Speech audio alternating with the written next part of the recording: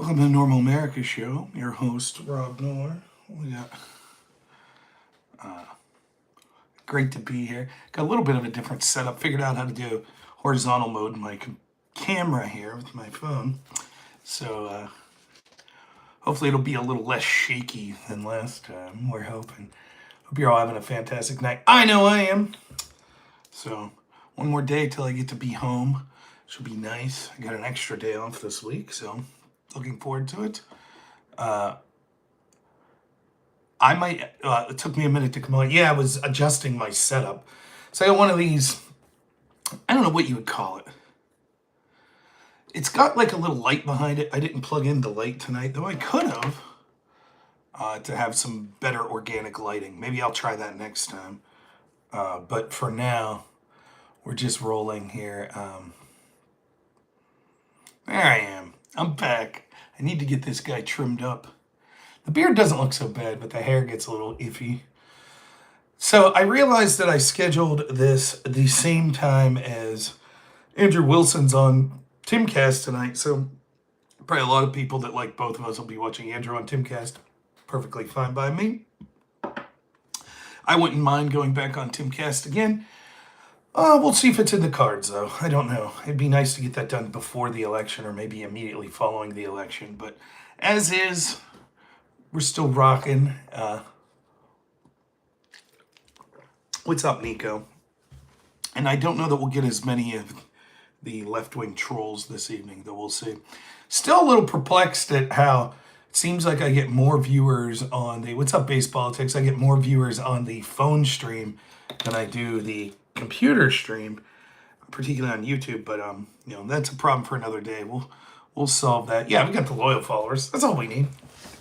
Now, I appreciate anyone, and I understand people have different people that they follow, and ever perfectly fine by me. But yeah, it's been a big news week. Again, it's one of those weeks that's not exactly exciting to stream. When you're talking about assassination attempts and things of that nature.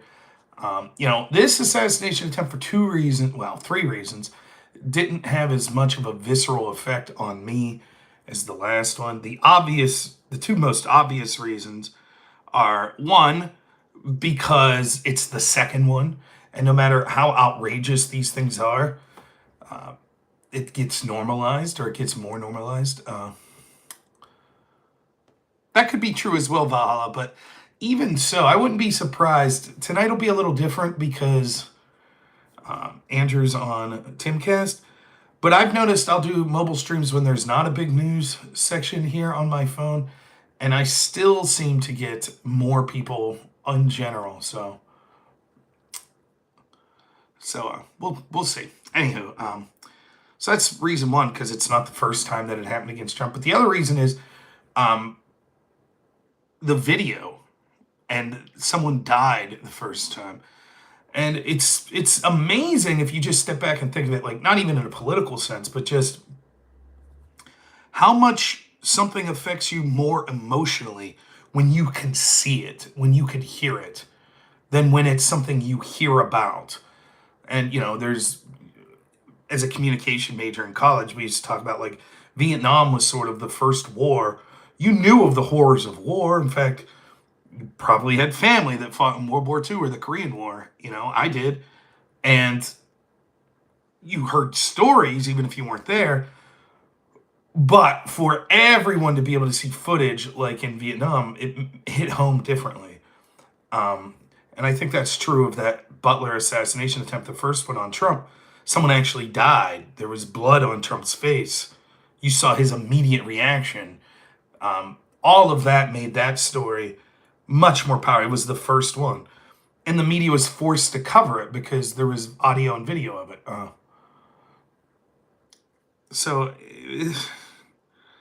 But still, it seems evident, and there's a lot to talk about with the second assassination attempt, as more and more information comes out that's sort of worth discussing here in the aftermath of what's going on. So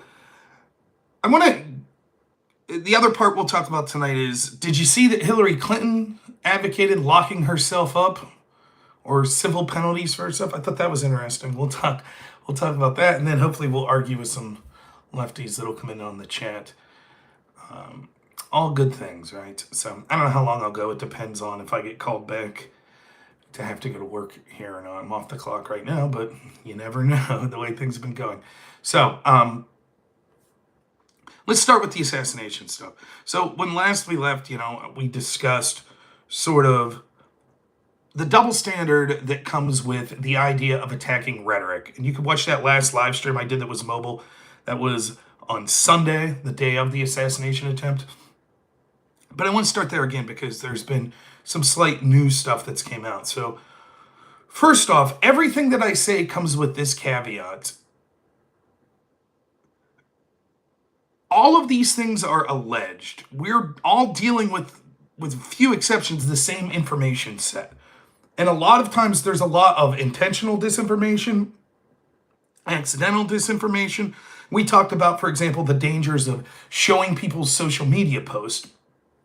Because oftentimes what happens after a shooting, someone will say, this is the guy, and they'll show a picture of him. Here's his Facebook page. And sometimes it'll even be someone with the same name. And it's like, well, that's not the guy. That's some guy who lives in New Jersey. It's a totally different guy. But you got to be careful because you send all this stuff. Or people will take the actual picture of the actual suspect and make like a fake page for them. And I saw that going around, that his Facebook page said he was LGBTQ and stuff like that. That seemed to be edited, seemed to be fake. So you have to be careful. And that's just one example. You could also make the argument that oftentimes law enforcement could be lying to us. That could be true as well. They could be burying things. It's difficult to sift through all this. It's not our fault that we're distrusting of places like the FBI. It's their fault. For example, the Nashville shooter, the Vegas shooter. It seems when there are right-wingers targeted, oftentimes law enforcement is very vague on motivations and who the shooter was. When it's left-wing groups that are targeted, oh boy, we know everything about the person. But regardless of it be intentional, it should be accidental, whatever, you never know for certain. You always need to be open to more facts. And so I just want to make that clear. I'm just going off the best information that I can get my hands on available now for the things that I'm talking about. Now, in general, we talked about the double standard of rhetoric. And this is what some of the people on the left don't understand it, and some of them understand quite well, but they intentionally engage in the double standard because they see benefit to themselves politically and because they feel morally superior. So they don't have to hold themselves to their own standards. Where someone like me is trying to have a world where we're holding ourselves to a similar standard. I try to hold myself to the same standard that I want other people held to. So I don't run around screaming, this person is stochastic terrorist. They should be held accountable because they said Trump was a threat to democracy. You don't hear me saying that. Heck, I even defended people like Destiny after going on Piers Morgan and saying Trump supporters F around and find out if they get shot at a rally. I sort of defended him. So that's not who I am. I have no misgivings, though, that many of the people on the left, even ones that I would give that benefit of the doubt to, would not feel the same for me. If it turned out that it was a Rob Noor subscriber that committed an assassination attempt, they would not be so charitable to me. I get that. But still, I tried to hold myself to my own standard, for better or worse. The argument that they're making is something like this. How dare you criticize our rhetoric when Trump's rhetoric's bad? But this is sort of infinitely regressive. They say Trump's responsible for bomb threats in Haiti or in Springfield by criticizing the Haitian community there. Or he's responsible for attacks on a Democratic senator's husband. Or he's responsible for people rioting on January 6th.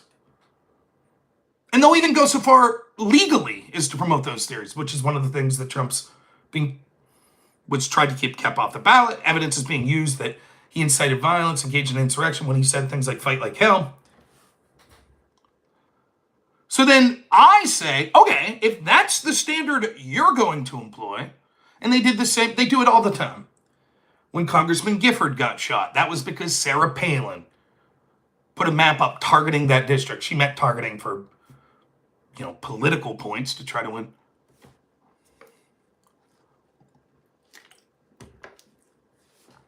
But that's the game. When they can blame right-wing rhetoric, they blame right-wing rhetoric. When it seems left-wing rhetoric would fall to the same standard, they say, that's not our fault. It's still your fault. If a Democrat gets shot at, it's Trump's fault. If Trump gets shot at, it's Trump's fault. You see? They are so good at crafting and controlling the narrative that they say, how dare you blame our rhetoric? Look at Trump's rhetoric. But if it was the other way, if someone would have had an assassination attempt against Biden or Kamala Harris, they would say, look what Trump's rhetoric led to. And if you said, wait a minute, look at the rhetoric that they've had against Trump, maybe they're responsible for their own attempt on their life because of their rhetoric, they would be like, that is insane. How dare you? Why should my standard matter? It matters to me, but I don't have any political authority. Shouldn't the standard of people like Joe Biden? Remember when Joe Biden tweeted out at the height of the riots, of George Floyd riots? Remember, all acts of violence occurring right now are happening under President Trump. Thanks so much, Roar. My boy Andrew's on Timcast tonight. How will he go? Updated my voter registration the other day, trying to be positive. Thanks. Yeah, Roar, I mentioned that. Yeah, Andrew's on Timcast right now. So if people want to leave and go over there and watch Timcast, I don't have a problem with that. But yeah, good luck to Andrew. I think he'll do fine. That's sort of the game they play. That's what we deal with. You can never hold them accountable. They're so slippery. Look at when I talked to Hutch. Go back and look at that exchange. So we had Hutch, just a small-time left-wing streamer.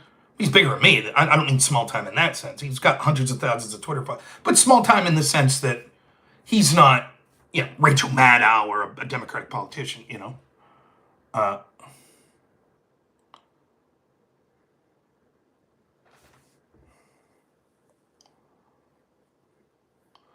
Thanks, Roy. Yeah. I appreciate it, man. I did, Sitch and Adam, you said they were, what was the claim here? Sitch and Adam did a reading of a Trump and basically calling it whining about Democrats saying stuff that could be considered violent rhetoric.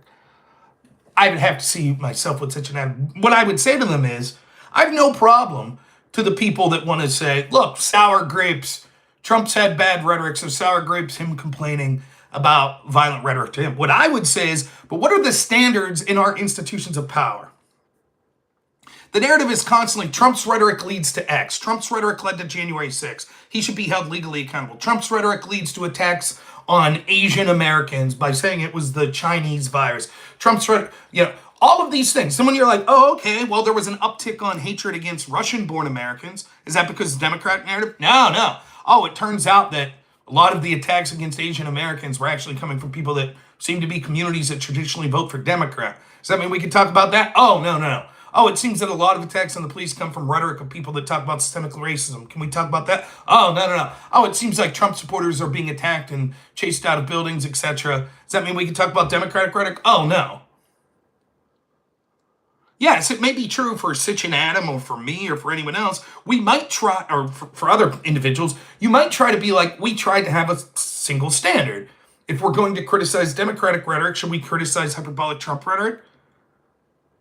But my argument isn't that. My argument is, that's fine. That is how I hold myself to my own standard. But why shouldn't Joe Biden be held to the standard?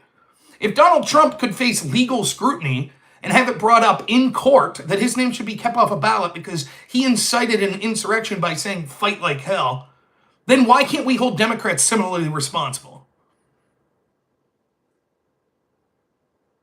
Why not? If Trump's team's responsible for talking about problems with Haitians in Springfield, Ohio, then why aren't Democrats responsible for talking about Trump being a threat to democracy, etc., after two assassination attempts? That's the point. Look, all things considered, I firmly believe that not just myself, but the majority of Americans think that Trump's record is better than the Harris-Biden administration. Better economy, better border. The problem is the narrative is geared to make Trump look like this unhinged threat. And so if the argument wants to be, well, the rhetoric's awash. Okay, fine. But that's not the argument. The argument is talk about Trump's rhetoric every day and blame him for any bad outcome that you could somehow attach to that rhetoric. And then, if there's an assassination attempt on Trump, say, how dare you suggest our rhetoric's responsible for that, and go back to talking about Trump's rhetoric.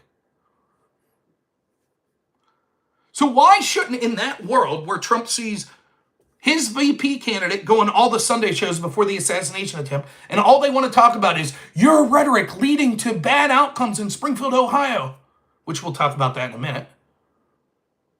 And then there's yet another assassination attempt on Trump. How is it out of bounds for him to be like, here's all the rhetoric that's been used against me? How's that out of bounds? Why shouldn't he do it?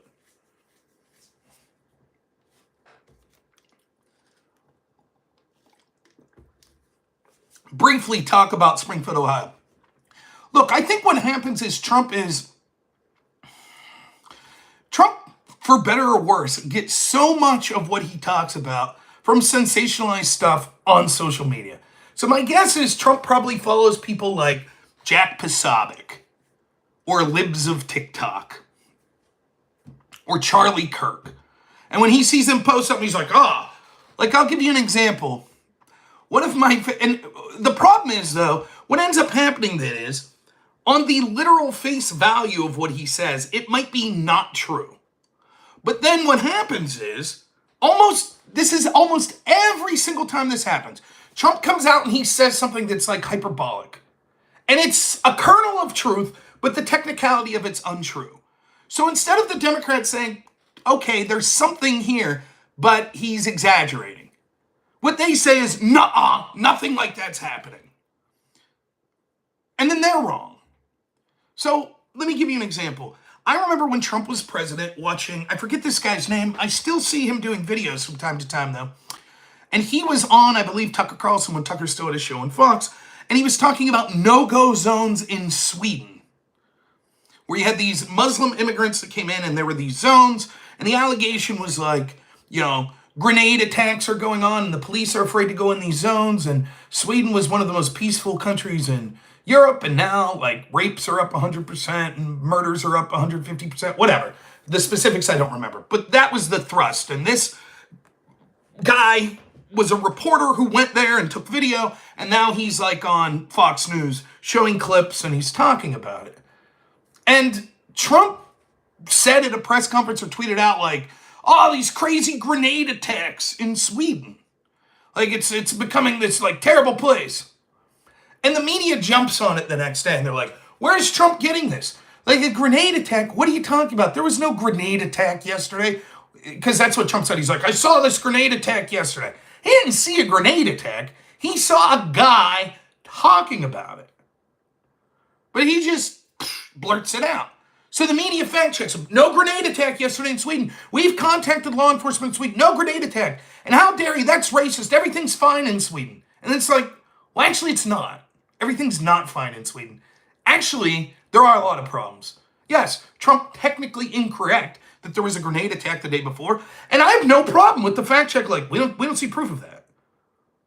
Right? We don't see. And that's, if the criticism of Trump in that instance with things like that is, this guy needs to be more presidential. And sometimes he shoots his mouth off and says declarative things that end up not being true. That's a fine criticism, one that I share to an extent.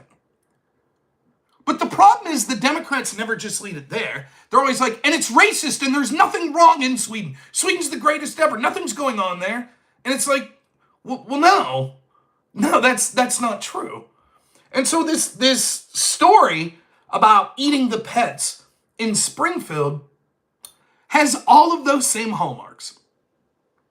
There are significant problems with mass amounts of immigration, be it legal or be it illegal or be it legal through things like legal asylum people that are all being bussed into these particular small towns. There are significant problems, including people dying in traffic accidents because a lot of these people in foreign countries don't know how to drive as well, housing crises, medical shortages, wages being driven down, homelessness increasing, violence that's occurring, some of our laws not being shared. These are real problems. Resources of other natures being overwhelmed.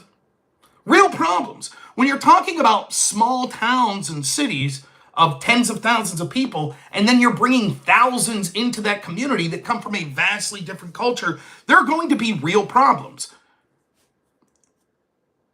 But no one cares. No one talks about that.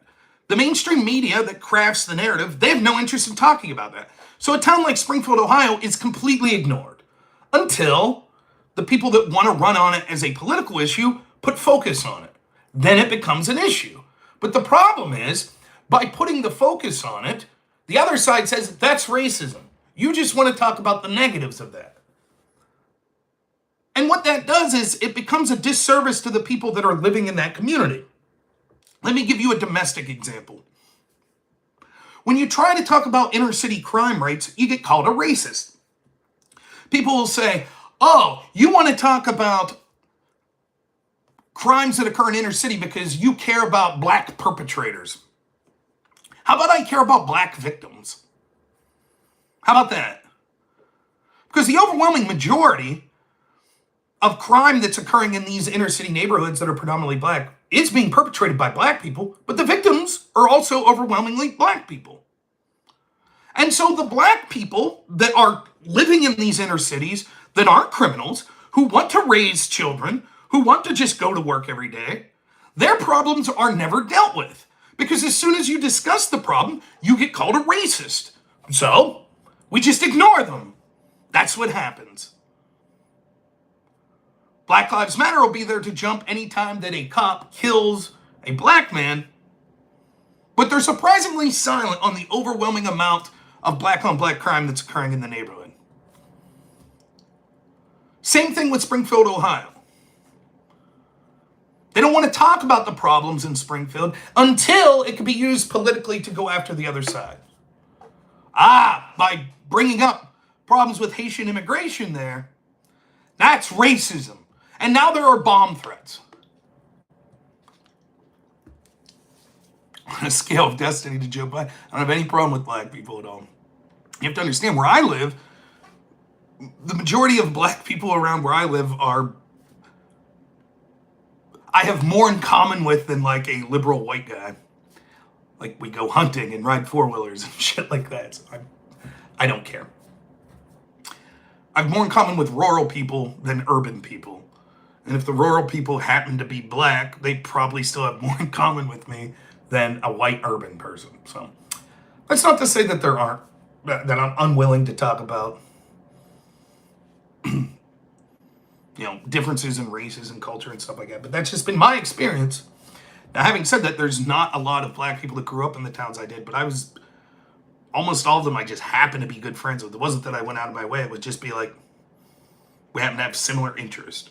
So when I used to bartend, there were two black guys that would come in all the time that were fanatical football and basketball fans. So they'd always sit there and watch the games with me. So I don't know, what's that put me on? Joe Biden to Destiny scale? I don't know.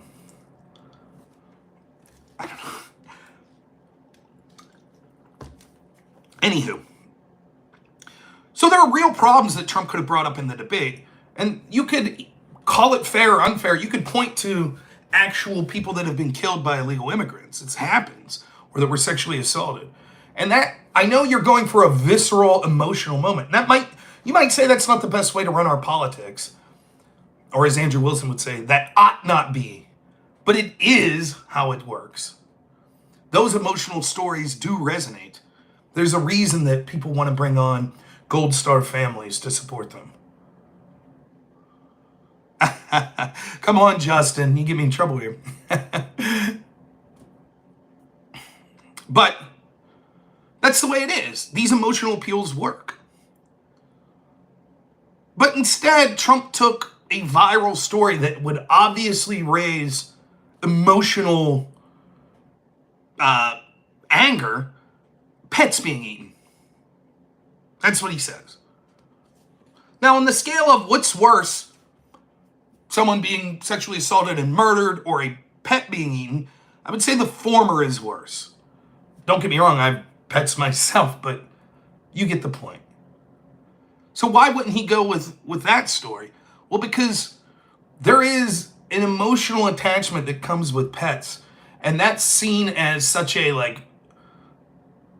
insane counterculture, or I don't want to say counterculture, insanely against our cultural values, the eating of pets, that it shows that we're bringing in people that are alien to our culture and the dangers that could have. In other words, even though sexual assault and murder would be worse, you understand that occurs even within our society.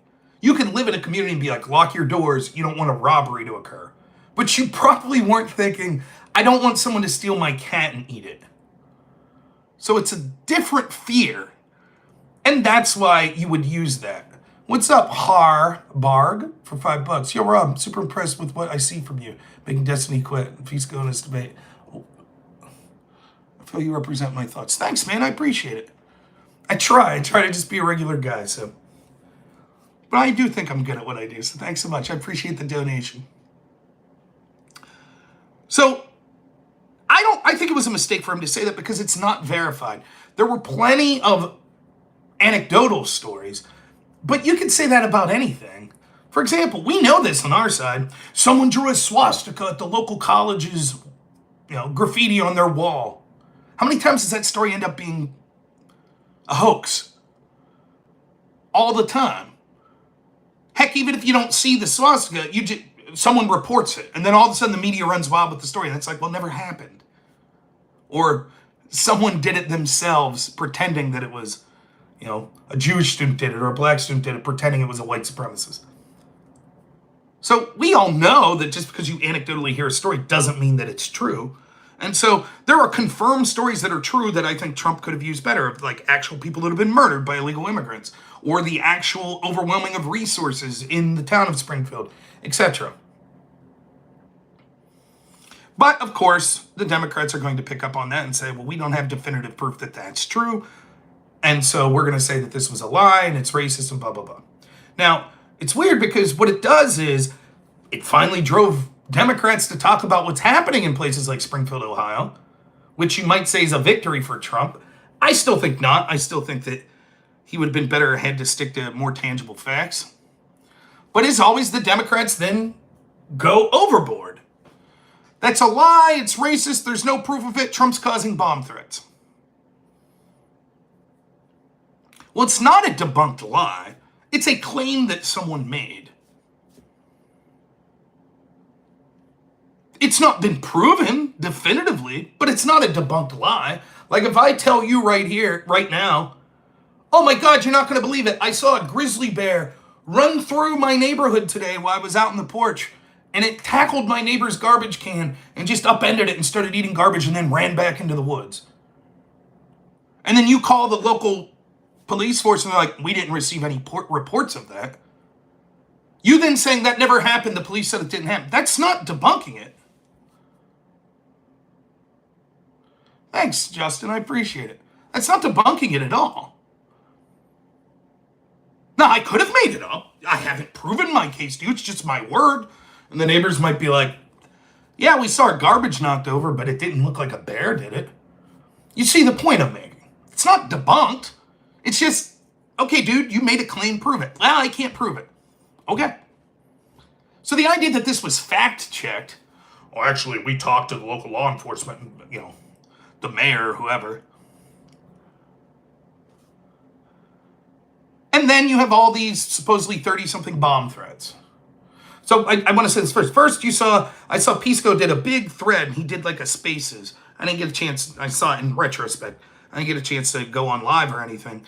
But, his point's basically, well, when Trump said this, he didn't have proof. No, he heard an allegation. For example, many people repeated, hands up, don't shoot. That was an allegation. Turned out it wasn't true. Turned out Michael Brown, the physical evidence show, wasn't in a hands up, don't shoot posture. By the positioning of where the bullet went into him, it was clear that he was charging. And the physical evidence showed that at one point he reached through the police car and tried to grab the officer's gun. And yet, before there was any evidence of hands up, don't shoot, other than just people's claims, that was repeated verbatim, which angered people, and we saw riots. Democrats no one stepped back and said, wait a minute, there's no proof of this claim. No one. And a litany of other claims. Nicholas Sandman, remember him? The Covington school kids?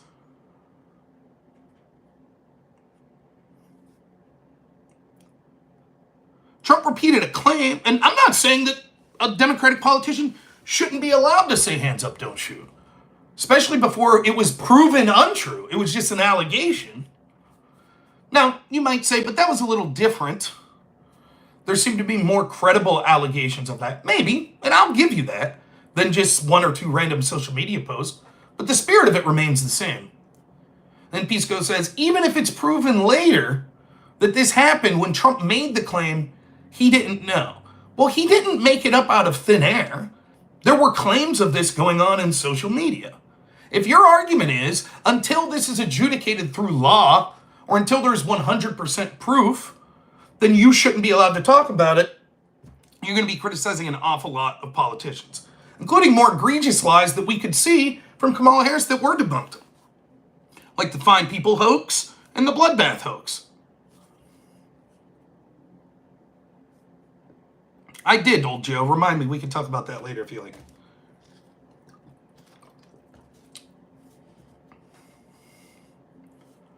Then we saw a video come out that, then we saw police report about geese. Well, that's not exactly a pet. Okay, true. So now what you get is, there's at least one report that shows that someone reported Haitian immigrants attacking local geese in a park in Springfield. Then there was a woman that ate a cat. Well, yes, but that wasn't Springfield and that person wasn't Haitian or an immigrant. Okay. So you can see that now directionally, okay, even if on the specifics, Trump can't prove it. There were allegations. There does seem to be more proof of other tangential things. Then we see someone says, here's video of them cooking a cat. Well, we don't know if it's a cat, which is true. We don't. I can't tell from that video if that's a cat that's on the grill.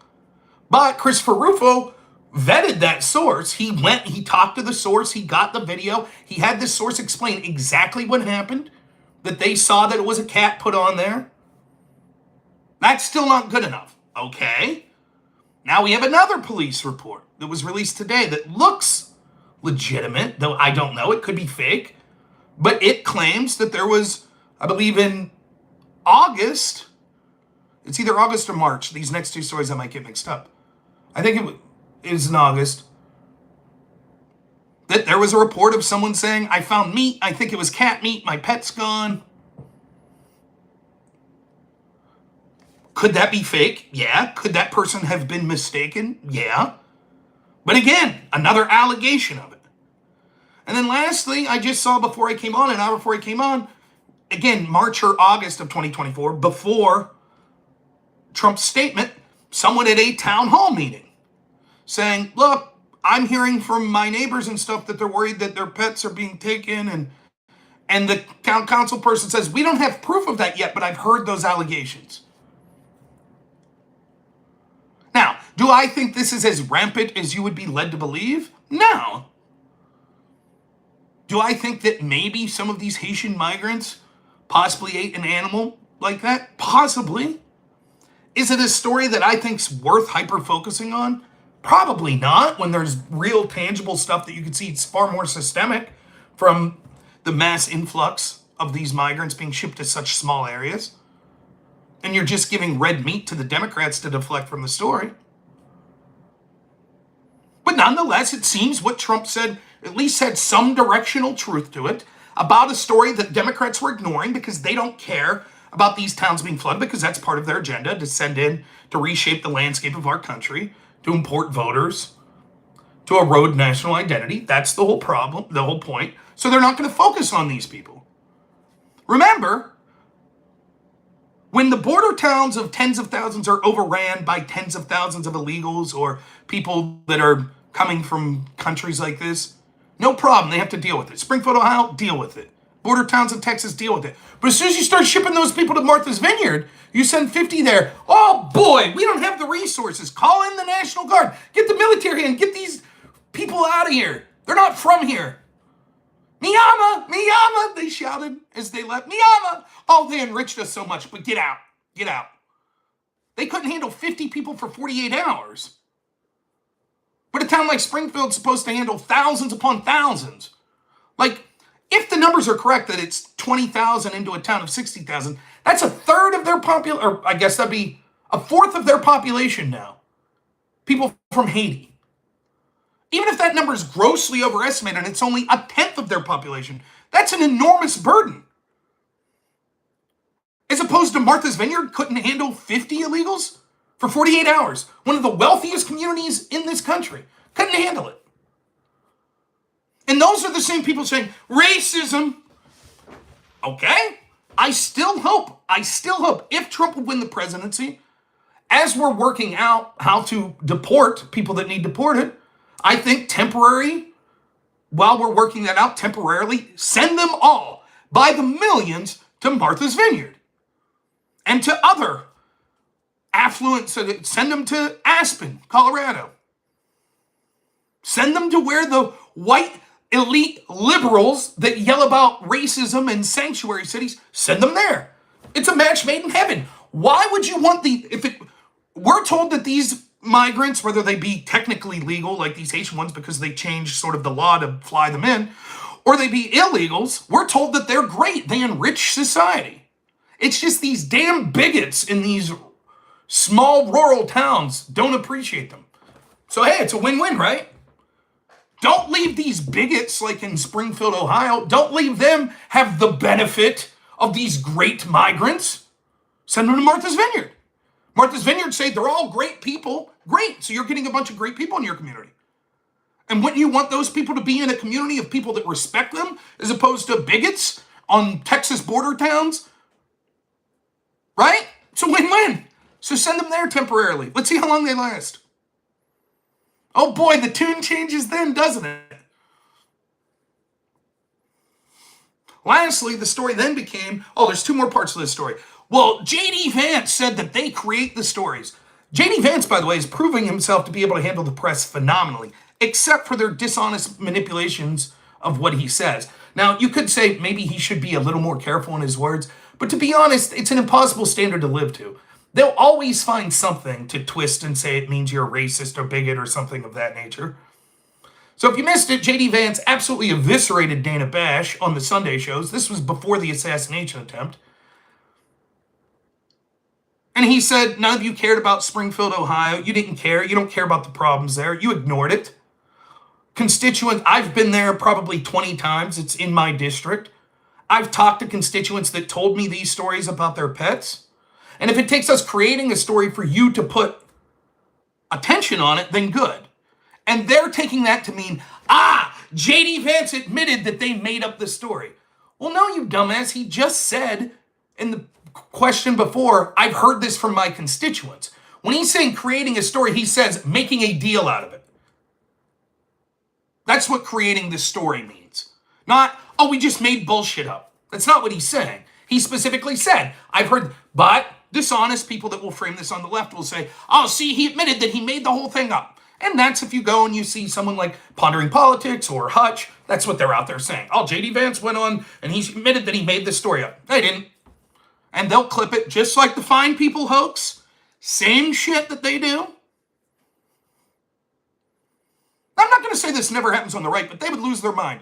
Remember that there was a clip that went viral a while ago of Biden using a hard N-word? He's reading from something. But if you just clip that and say, there, Biden said the N-word, they would be like, clearly that's in a context, but that's not how they treat Trump. That's not how they treat Vance. And then, of course, the final straw is, there's all these bomb threats, and that's Trump's fault. It's Vance's fault, and Trump won't condemn the bomb threats. Trump should have said, clearly I condemn any bomb threats, but let's see if they're actually real, if they're hoaxes, where they're coming from. This always happens with me. There is an allegation that people that like me are doing something terrible, and you constantly ask me to condemn it. Meanwhile, when we see verified things like the assassination attempts on me, never once are we asked the Democrats to condemn their rhetoric and things like that. It's completely different. Remember, Richard Spencer's endorsed Joe Biden and presumably Kamala Harris, though I haven't seen that. He was considered one of the biggest white nationalists in this country. How many times has Kamala Harris been asked to condemn Richard Spencer? And yet Trump was asked to condemn David Duke how many times? How many times has Kamala Harris been asked to condemn Antifa or to be asked to condemn Black Lives Matter, who she put bail funds out for after they burned down a police precinct? But Trump was asked over and over to condemn the Proud Boys, who he didn't even know who they were. Now it comes out that DeWine, the governor of Ohio, says all of the calls were a hoax. Now, let me throw a bone to anyone on the left that might be watching. A hoax bomb threat's sort of like an assassination attempt. Just because there wasn't a bomb doesn't mean that the threat itself isn't incredibly damaging. And if you need to figure this out, if you're a parent and you found out that there was a bomb threat at your child's school, I'll guarantee you're rushing home to make sure your child's safe. It will be small comfort that actually there wasn't a bomb there. You'd still freak out, rightfully so. Andrew's dying on Timcast. What's going on, Sparky? What are they talking about? He's disagreeing with Tim on something? I'll keep going, but you can go ahead and try to tell me in the chat what you're talking about, Sparky. Hopefully it's not that bad. Andrew usually does quite well, so. Hey, what's up, Prime? Good to see you. So the hoax portion of it, it's like, okay, there wasn't really a bomb. Right? Okay. But the interesting part was, who made the threats? Like, let's say hypothetically, before we get into anything, this would have been my initial thought. Well, who made the threats? Because let's say there was one bomb threat that was made after this, just for the sake of argument. That's not what happened. Apparently there were multiple. But let's say there was only one. And it turns out that it was a Harris supporter. And they did it to smear Trump. Is it still Trump's fault? The Democrats will say, yes, it is his fault. Because if he wouldn't have made the claim initially, then it wouldn't have inspired the left-wing person to make the threat to smear Trump.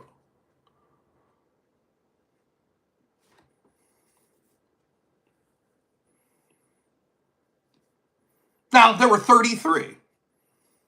What if it was all one guy who was a Harris supporter calling in over and over? Still Trump's fault? Because it seems like, now we'll get out of the realm of the hypothetical, what DeWine said is, they were all made from out of the country. What does that mean? So you mean it wasn't unhinged racist in Springfield, Ohio, inspired by Trump and Vance? It wasn't? Huh. Because that was the narrative.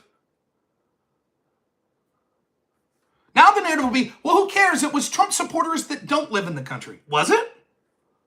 Isn't it equally, in fact, I would argue more likely, given the rich history of threatening hoaxes we've seen in this country over and over again, that this was groups of people that found it politically expedient to put hoaxes in so that they could be connected to being inspired by the Trump campaign.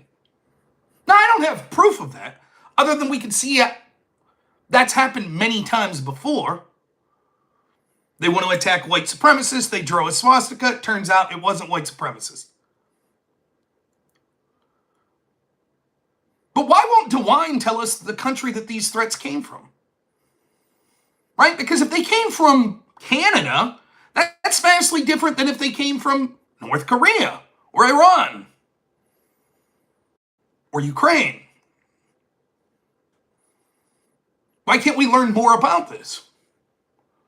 But no, the narrative is set. Nope, whatever it is, 100% inspired by Trump and Vance, they're to blame.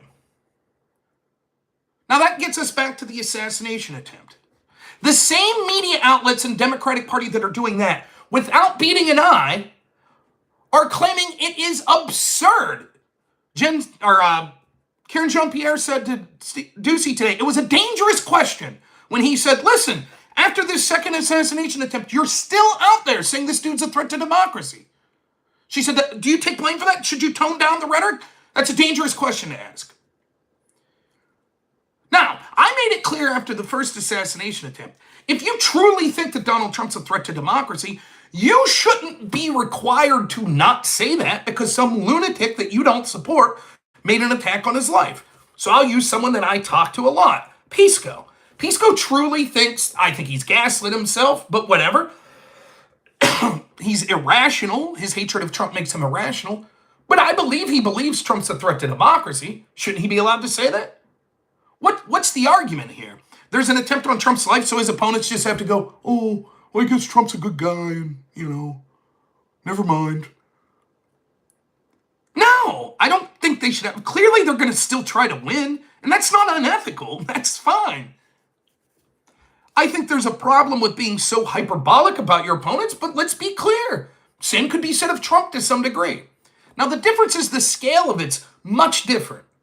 Even if Trump, the individual, might say hyperbolic things about his opponent that could lead to people doing crazy stuff, they're not really doing that crazy stuff, and it's far less extensive than what we see with the attacks that go on Trump, which have come from the intel community, academia, corporate America, almost the entirety of the Democratic Party or mainstream media, social media, on a massive scale.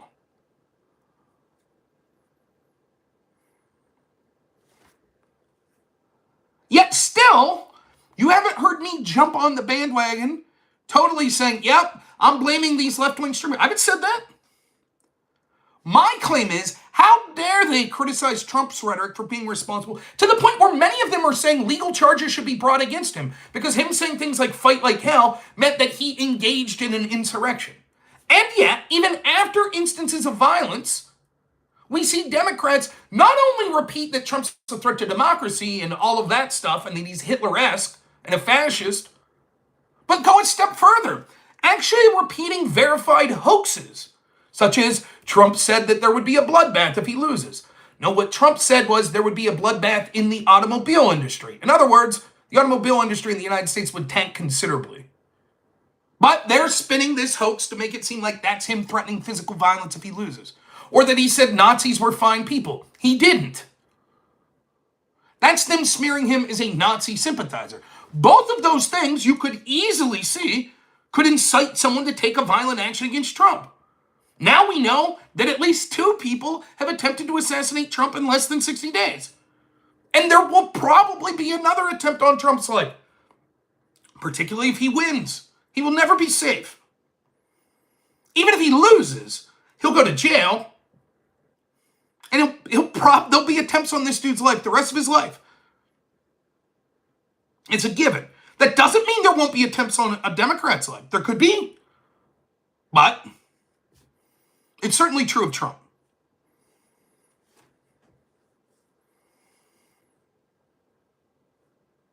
Now ask yourself, how would this be if the shoe was on the other foot? If there was an attempt on Kamala Harris's life? What would your favorite left-wing streamer be saying? What would Rachel Maddow be saying? What would Karen Jean-Pierre be saying? What would Jake Tapper be saying? What would, any of these people? What would the Biden administration be saying? It would be the biggest news story for 2 or 3 months. Every person that supported Donald Trump their rhetoric would be under a microscope. There'd be calls for censorship of people.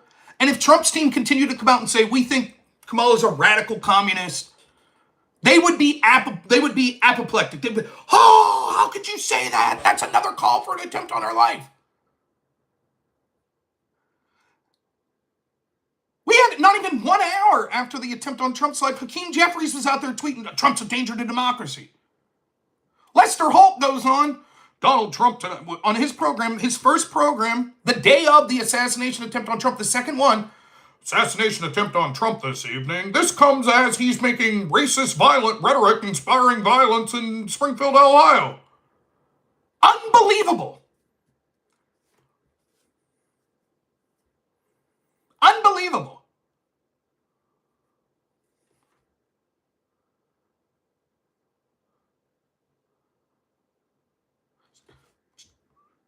Assassination attempt on Kamala, that'd be Trump's fault. Assassination attempt on Trump, that's also Trump's fault. And this isn't hyperbole. Go back to the panel show I did on Dylan Burns' show Friday, I believe it was. There's a streamer on there named I'm Really Important. He starts to make the claim. Look at the violence that was occurring when Trump was president. Talking about the Floyd riots. That's while Trump was president. But it was people that hated Trump. It was left-wing people. Doesn't matter. Trump was the guy in charge. Therefore, I said, do you think it would be the... So if we see violence now, if we saw a bunch of Trump supporters rioting right now, do you think people like I would be like, that's Biden. That's on Biden. Doesn't matter that these are Trump supporters. That's on Biden.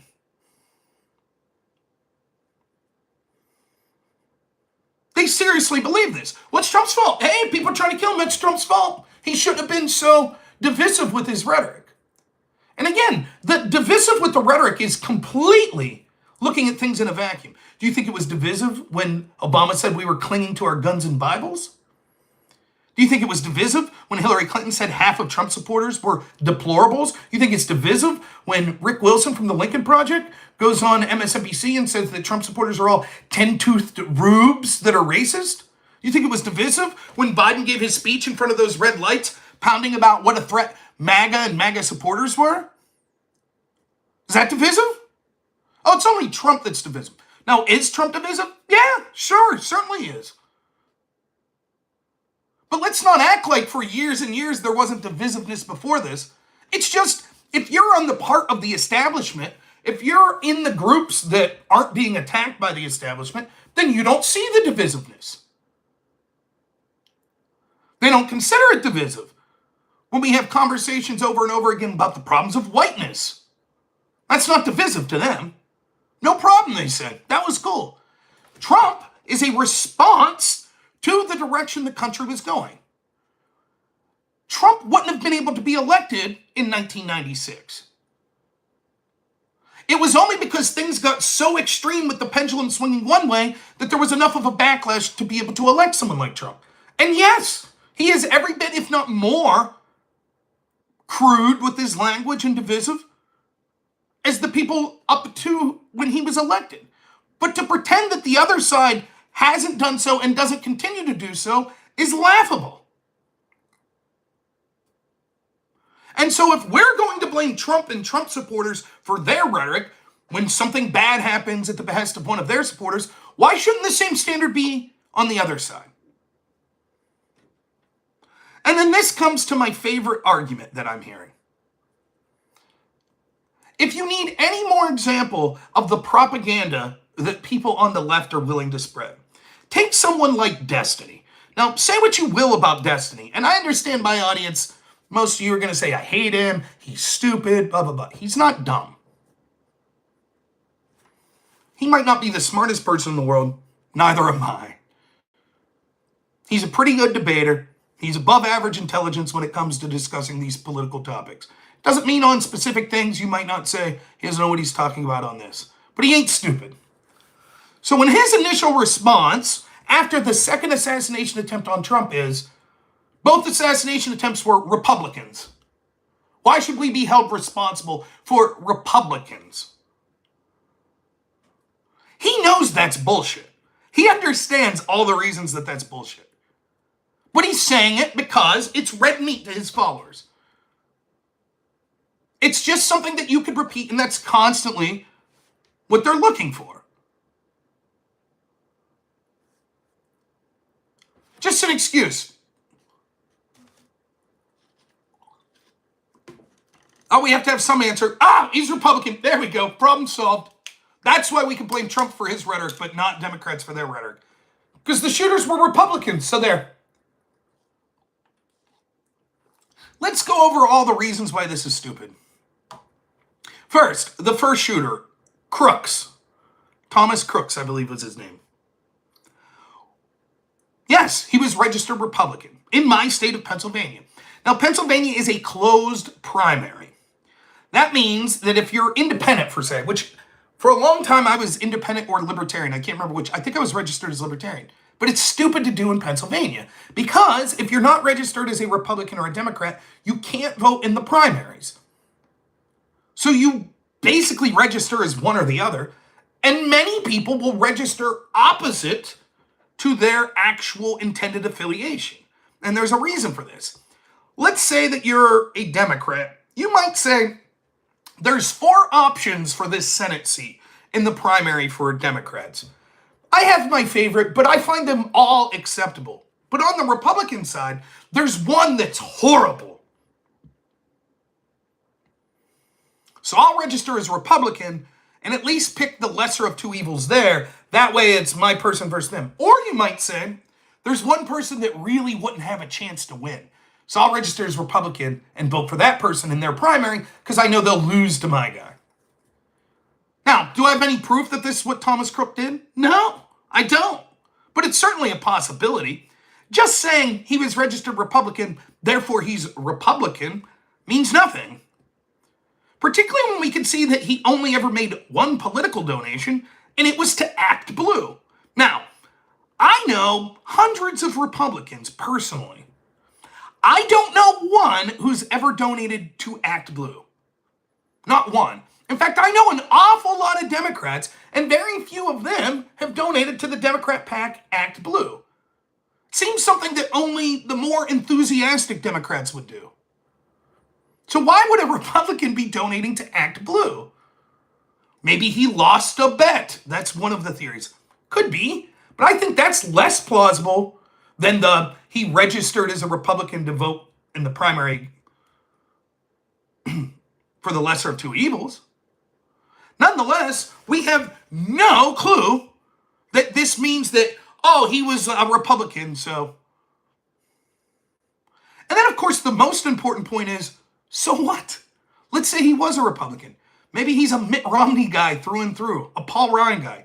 And maybe he's a huge Liz Cheney supporter, Adam Kissinger. So? You see, this is one of my favorite deflections that you see from the establishment bootlicker Democrat pundits. Well, James Comey was a Republican, so any claims that he would have been untoward towards Donald Trump is nonsensical. Well, Liz Cheney and Adam Kissinger were on the January 6th committee, and they're Republicans, so it was bipartisan. I don't know how to make it, and they never think, well, they're not concerned. It's just propaganda to them. Right, Ian. What's the argument? He's a Republican, so he must have supported Trump? That's why he tried to assassinate him?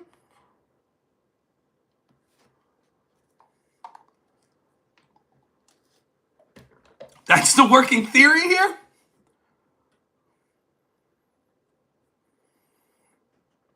I think the better argument with Kooks is his parents donated in his name or something. Nonetheless. Telling me to chill? Please. You have not yet begun to see me angry.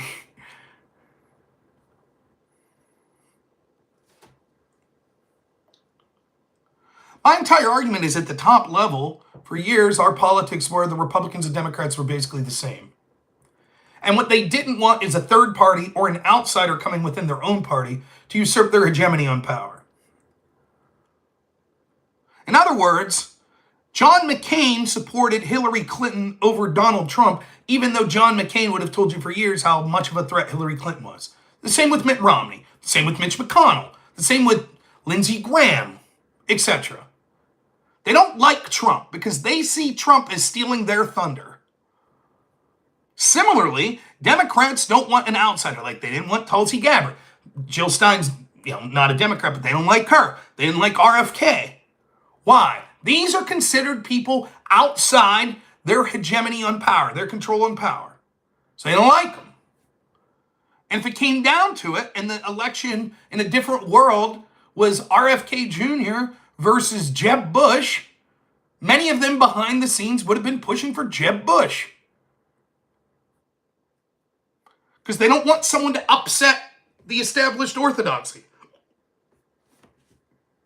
Which is why I would have voted for RFK over Jeb Bush, despite the fact that I'm a registered Republican.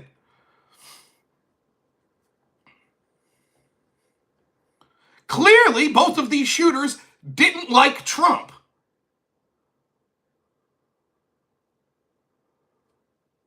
Who cares what their party affiliation was?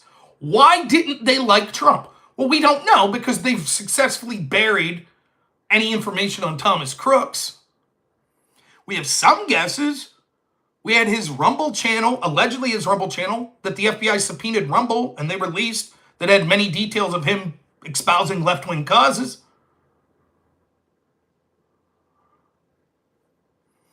Thomas Kooks, it could be anything because of the lack of information we were given. Maybe he was just a complete insane psychopath who wasn't political at all. Could be. Maybe he just wanted to take out the most famous person he could, and he saw an opportunity there. Maybe he was working with hostile foreign assets like someone in Iran. Maybe he was working with our own intel agencies. Maybe he was a fiscal conservative that was upset about Trump's spending. Maybe he was a Ron DeSantis supporter. Maybe he's a Biden supporter. I don't know.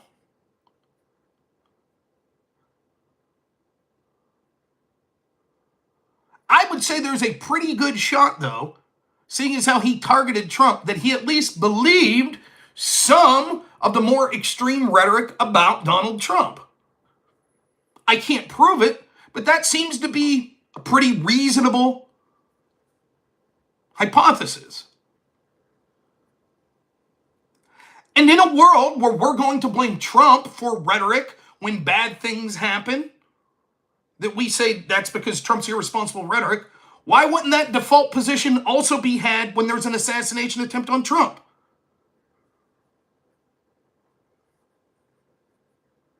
But instead it's written off. He was a Republican, therefore nothing to see here. Now we have this second person, this Ruth. Ruth is his last name. The alleged assassin, a would-be assassin. All of the same criticisms I just made about who gives a shit if he's a Republican remain. But with him, it's even more laughable.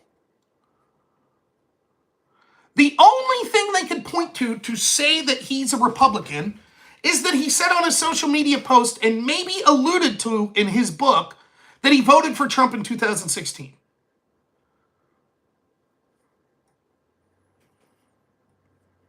Now, we don't have records of him voting. We do have records of him voting in North Carolina in 2008, 2012, then absent in 2016, and then we have records of him voting in 2024. So the idea that he voted for Trump in 2016, we have records that he voted, but not in 2016. Now, it could be that he voted in Hawaii. But nonetheless, as of right now, we don't have any proof that he even voted in 2016, nor if we do find proof, if records come about, do we have proof that he voted for Trump.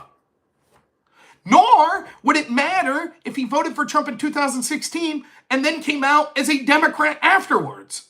Why would that matter?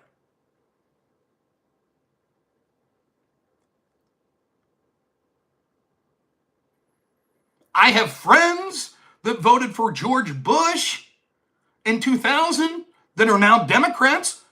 Does that not count? Audio, what's the problem? My audio not working? Or you? Does that not count? Oh, they're not really Democrats because they voted for Bush in 2000?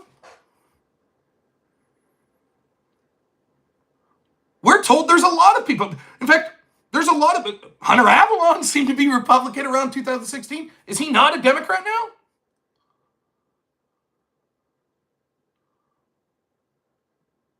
What's the standard here? So we just have his word. I supported Trump in 2016. Okay. Similarly, I put a post up on X that said, I voted for Biden in 2020. Okay, now, anytime something ever comes up about me, let's say I used to be a Biden supporter, but now I'm supporting Trump. And someone, a left-winger might say, that's horseshit. Look, let's go back and see all of Rob's live streams going into 2020. He's clearly saying he's voting for Trump. You all could say, no, see, he put a tweet out that said he supported Biden, so that's it. All evidence to the contrary is irrelevant. He said he supported Biden on a social media post, therefore he supported Biden. So if I go out and commit a heinous act, and you say, see, there's a Trump supporter, you all could say, nope, he said he supported Biden in 2020. It won't matter if you could see a Trump Vance sign in my yard. That wouldn't matter. He said he supported Biden on his 1 or 2 social media posts. Do you see the stupidity of this? Then, unlike last time, where we had 1 donation to Act Blue, we have like 19 donations from this guy, political donations, all going to Act Blue. All of them. So I'm supposed to believe this guy's a Republican who over and over again is donating to the Democratic PAC.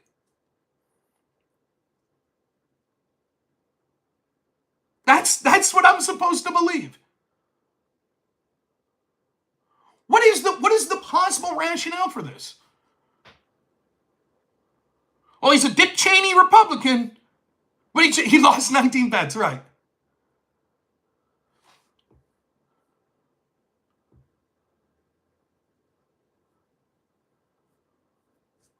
They say, but he had several posts in January, 2 or 3 posts, advocating for Vivek and Nikki Haley to team up and stay in the race.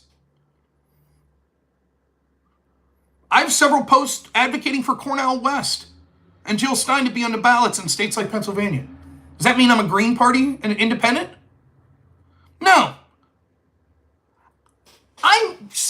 Oftentimes what you need to do is ask yourself, does this make sense? So one of the things we know about Ruth that seems to be pretty much undisputed at this point is, I'll just ask the audience here, those of you that have looked into this guy even cursory, what was his big political issue? Does anyone know?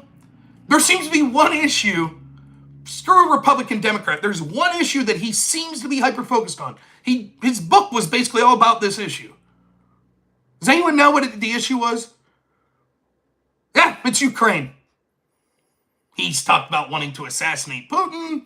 He's a big Ukraine guy. Claims, who knows the veracity of these claims, that he was trying to get fighters to fight for Ukraine.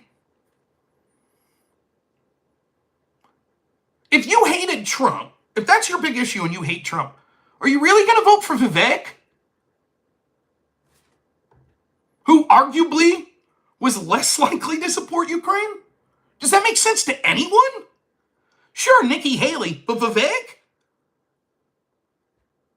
Does anyone think, maybe I'm wrong, can someone post me? Vivek speaking strongly of the need to keep funding Ukraine? I think he would be more likely to stop funding than Trump. Why would he all of a sudden be a Vivek supporter if that's his big issue? Can anyone give me a possible rationale? Anyone? What's the argument here? Now, the most likely theory is everybody knew that the longer Vivek and Nikki Haley stayed in the race, that it would harm Donald Trump. It would force more money of his and more time of his to go to winning the primary, and it would lead to a larger cycle attacking him. That's what was going on. That's 95% most likely why he's like, hey, Vivek and Haley, don't drop out. I think it's a pretty easy stretch based on not only his writings, but the fact that he attempted to assassinate Trump, that he didn't like Trump, and saying, I don't want the people running against Trump to drop out, doesn't seem to be a stretch that the reason he said that was he wanted Trump to be harmed.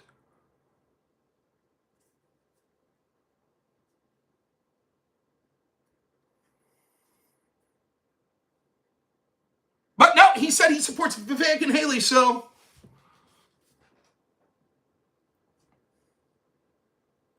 Then we have the fact that allegedly, the best information we have now, pictures of his vehicle had Biden-Harris stickers on it. What was that? Did he lose a bet there as well?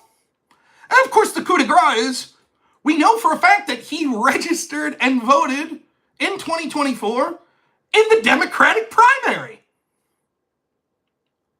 Now, with Thomas Kooks, we were told, well, end of discussion. Registered as a Republican, was Republican. Who gives a shit that he donated to Act Blue? End of story, he's a Republican. But with Ruth, registered, or he's unaffiliated registration-wise, but he voted in the Democratic primary. Well, that doesn't mean anything. Because he had this post saying he liked Vivek and Haley.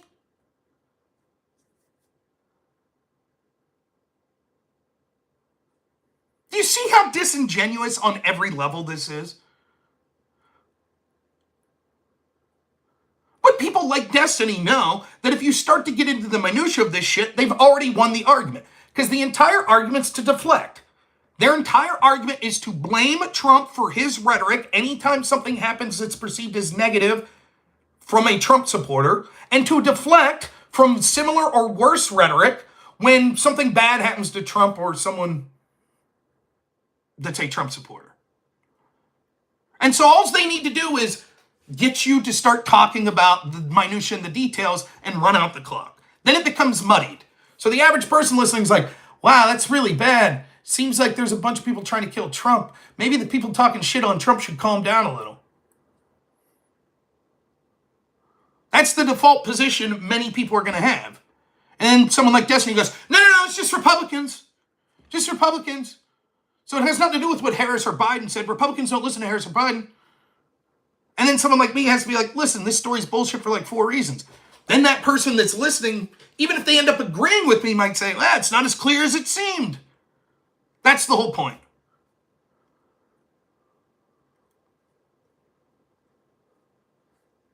Now, one more thing I wanted to talk about that sort of piggybacks off this, going back to the bomb threats in Springfield, Ohio.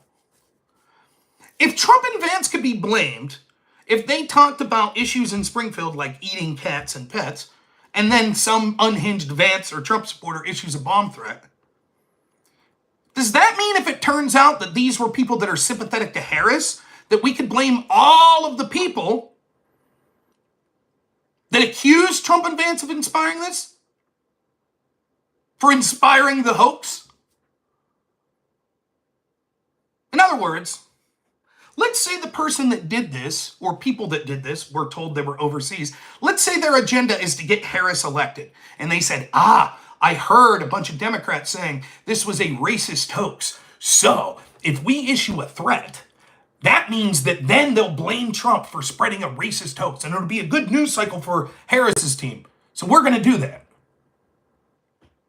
Does that mean that all those people that blamed Vance, all the media people, Dana Bash, etc., all the left-wing streamers, the Harris campaign, are they to blame? I just want to know what the rules are here.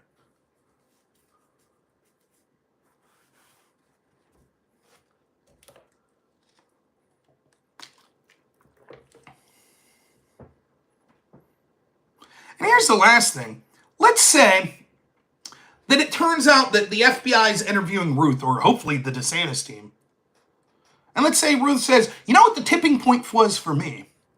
When I heard Trump say if he lost, there'd be a bloodbath. That's when I said, I need to do something. It's too late now. Gotta do something. Gotta arm myself and do something. That's a confirmed hoax. That's Democrats spreading a known hoax and lie. Or he says, when I heard Trump say Nazis were fine people, let's say that's what he says his motivation was. What do you think the chances are that Democrats will say, oh, our rhetoric caused that? What do you think? If you had to guess 0% to 100%, what do you think the chances are that they'll say that? What do you think the chances are that Harris will go, I'm sorry, I spread that hoax, or Biden, or any of their propagandists in the media? Yeah, it's 0%. That's exactly what it is. They would say, well, Trump did say that. And Trump's rhetoric's worse. That's what they would say. And you want to know how I know that? Because when a radical left-winger that was concerned about Obamacare shot up Republicans and Steve Scalise at a Republican ball field, how many Democrats said it was our rhetoric that's responsible? To my knowledge, 0.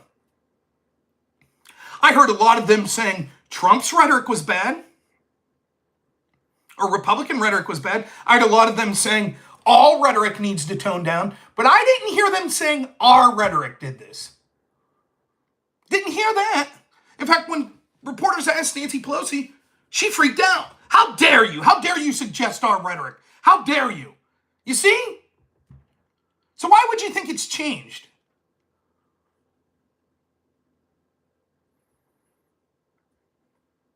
I understand politics is a game and it's a team sport. I get that. But the Democrat strategy against Donald Trump is he's this unique, unhinged, evil dude. And so when they're going to blame his rhetoric for January 6th or any kind of violence that occurs, remember, to this day, you'll get community noted on places like YouTube if you talk about the Great R theory. You're banned for talking about that for a long time. Why? Well, this dude in Buffalo shot a bunch of people of color up because of that. That shit got you censored. That was blamed on Trump and Trump supporters and Tucker Carlson. But when they do it, it's like, oh, come on, our rhetoric? How dare you? Now we're to the point where there's an assassination attempt on Trump. And that day, the media goes into overdrive going, yeah, but Trump's rhetoric. They didn't even take a day off. That's where we're at. They don't give a shit. Now, the truth is, my guess is, I have no way of verifying this. This is just my guess. People can tell me I'm full of shit if they want. I would guess that 1 out of every 4 people that are really involved in politics that are Democrats, like strongly voicing their opinion politically, I would guess 1 in 4 want Trump killed. And that would include people in the media, people in politics, people that are streamers. I'm not confident enough to point to one directly and say that person right there. But that's my guess. Just like when it came to COVID, there were an awful lot of Democrats that wanted you to die if you didn't get the vaccine. An awful lot. Again, I can't say this specific person right here. So I try to operate based on good faith, as people saw when it came to Destiny, who was saying shit that made many people think.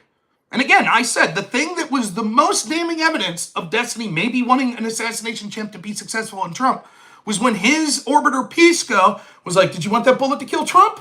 And he was like, I don't know what I could say. Well, the worst thing that could happen is someone tried and missed. That's right on the verge. If there's an assassination attempt on Kamala Harris tomorrow, and someone says, Rob, did you want that bullet to hit her? I would say no. Definitively no. Without question, no.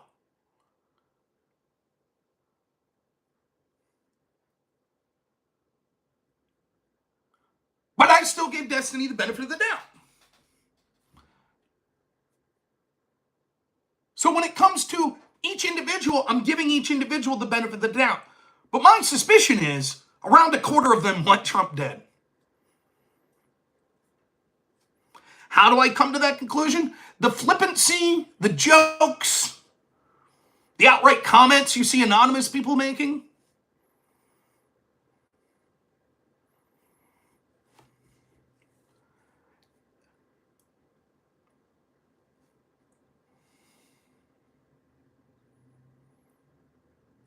I'll bet you, if there was an assassination attempt on Kamala Harris, and the perpetrator left a dossier and said, the reason I'm doing this is because all of these Haitian migrants that Kamala Harris is responsible for bringing in, I'll bet you, at the very least, there would be community notes on every fucking video that mentioned Haitian migrants. Anytime Trump brought it up on the campaign trail, it'd be the biggest news story in the country.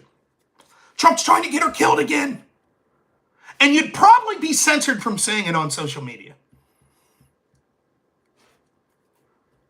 But even yesterday, I'm hearing people go on MSNBC repeating the bloodbath hoax without skipping a beat.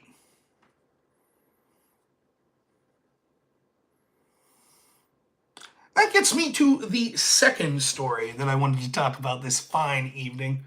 Did you all see that Hillary Clinton, where was she interviewed on? MSNBC? And she advocated for locking herself up. Did you guys see this? It was amazing. Really fantastic piece of work. Now, the first thing that people were pointing out was Hillary Clinton goes on paper fell off. Hillary Clinton goes on the day after an assassination attempt on Trump and proceeds to talk about what a danger he is. We've already talked about sort of that idea. But the more interesting part was, she was talking about the need to go after, quote, disinformation, in particular things like Russian disinformation. No doubt alluding to the Tenet media story. Oh, Russians are interfering again. And she said, we need to have a system where people are punished civilly or criminally for spreading disinformation online. Now, the most important overarching thing to say about this comes from the great Mike Benz. Mike says, I've been telling you the worldwide efforts that you see in places like with the DSA and the European Union and Brazil, censoring X, the worldwide efforts on censorship are coming directly from the US State Department. So what more that you need to know that the former Secretary of State is calling for the fining and criminal punishment of people spreading disinformation. And what is disinformation? Well, it is three things. Misinformation, which are things that are untrue, but that someone thinks are true.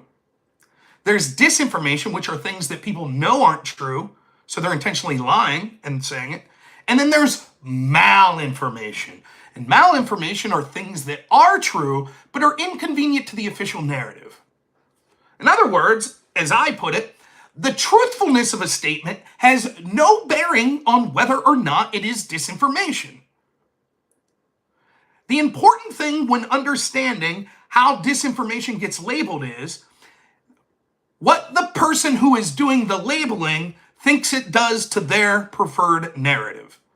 So, if the current administration thinks that you posting pictures of you in the hospital because you were injured taking a vaccine, if they think that harms their narrative, it doesn't matter if those pictures are real. It doesn't matter if your doctor tells you you just had an allergic reaction to this COVID vaccine. All that matters is that it hurts their narrative. Therefore, it's disinformation. Now, we've seen the argument, as I showed you a couple weeks ago in the video from the Atlantic Council, the argument being made that that should be censored from social media. Now the stakes are raised. Hillary Clinton says, not only that, we also need to consider civil and criminal punishment for people spreading disinformation. So it wouldn't be enough that your post about your vaccine injury not be allowed on Facebook. Maybe you get a knock from the FBI and a nice $10,000 fine. Or maybe you get to spend a month in prison, I guess jail. That's not what's being advocated, not by some fringe Alex Jones of the left, but by the former Secretary of State, who probably still has a lot of pull in the Democratic Party. That's not what they're advocating. Because, Russia might interfere in our elections again. Now, you might be saying, but Rob, how is that Hillary Clinton cheering for herself to be locked up? I'll ask people again, as I have dozens of times on this show, what was the most impactful Russian disinformation in the 2016 election? What was it? Was it Russian $50,000 ad buys on Facebook in Pokemon Go? Is that what it was? I want to be the very best, like Clinton never was. To frame Trump is our real test. To arrest him is our cause. Not bad, just off the top of my head, huh? Nope, wasn't the Pokemon Go ads. How about the suspected Russian spy primary sourced Steele dossier that was paid for by the DNC and Hillary Clinton campaign that was then used by our FBI to illegally spy on Trump? How about that?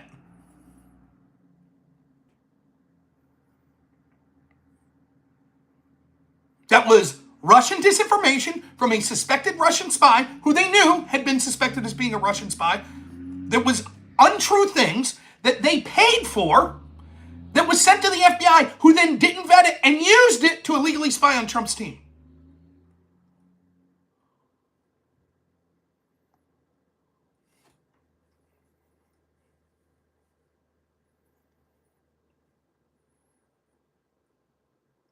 Repeated ad nauseum to this day. People still repeat the Russia collusion narrative. From the low-level anonymous people you see posting on Facebook and X, to the streamers that I deal with, to even bigger streamers, to media pundits, to politicians. What's their penalty? Did Hillary give a recommendation on what fine they should receive, herself included? Surely, if I should possibly face civil or criminal punishment for coming on here and telling you things that I think are true, but that are deemed disinformation, surely paying a suspected Russian spy for disinformation that you then send to the FBI that's used to spy on your opponent, surely that would be a much higher crime, right, Hillary? So what exactly is she advocating for here? Criminal punishment? I guess she's finally a fan of the lock her up chants?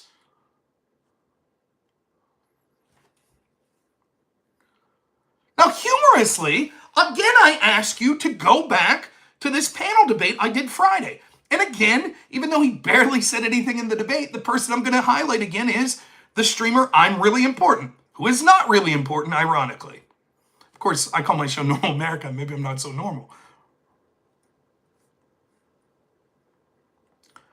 IRI got to give the last closing statement, and so he brings up something new, which will apply to my friend Andrew Wilson, who's on Tim Pool's show tonight. He brings up the Tenet Media thing. For those that don't know, what's being accused is Tenet Media, which Lauren Southern was part of, Benny Johnson, I believe, was part of, Tim Pool was part of. Lauren Chen was the person that was facilitating contracts with these people. They were getting hundreds of thousands of dollars. Apparently it was from Russian nationals that worked for the news site RT. And so the allegation is they were either intentional or unintentional Russian dupes. We talked about this. Now, according to I'm Really Important, I am a Russian stooge, I believe was the word he used, because I was interviewed on Tim Pool's show. I didn't receive any money. They did pay for a hotel for me for 2 nights, and they did give me a sandwich. But I didn't even get an appearance fee or anything of that nature, nor did I ask for one. I didn't expect it. But that enough, says IRI. Russian stooge. Now, this is on brand for him because if you don't know the lore, I hate that. I should not use that term. I hate it. It makes me sound like a nerd. Other people use it, so then I use it. Ugh. If you don't know the story behind it, how about that? I talked to IRI a couple years ago, in particular about the Ukraine-Russia situation, and I was talking about the story of the day was the Ukrainian biolabs. And the story was that there were several biolabs in Ukraine that had, according to Russia, hazardous materials that could be threatening that the United States was involved with, running these labs. And that was considered debunked. That was Russian talking points. It was bullshit. Only it wasn't. It's true. And I was able to prove that it was true. And then it will be, it gets to questions like this. Well, are those weapons or are they just agents that are being worked on for different, substances that are being used on for different things? I was like, well, I guess it's your perspective.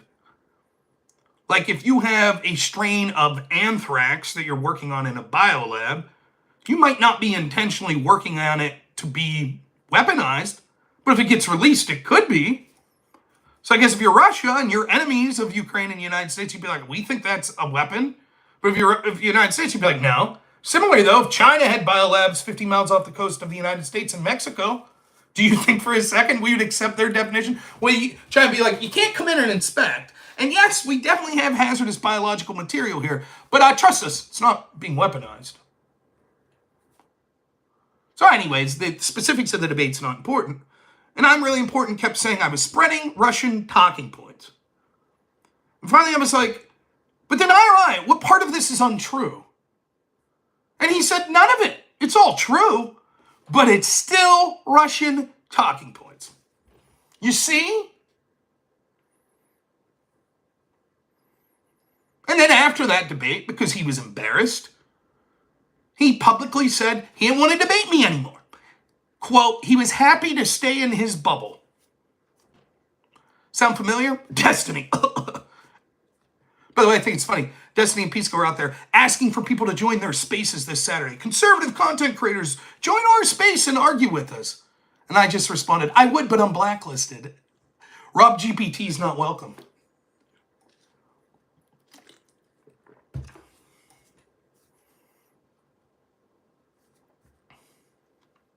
Funny, right?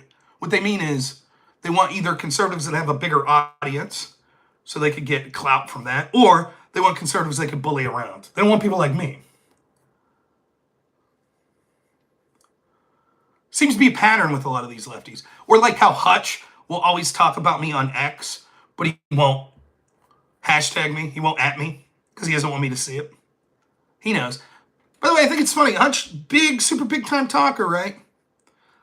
Doesn't do so well when he's like debating me though in person, huh? How'd that panel go for him? Didn't have much to say, did he? They know.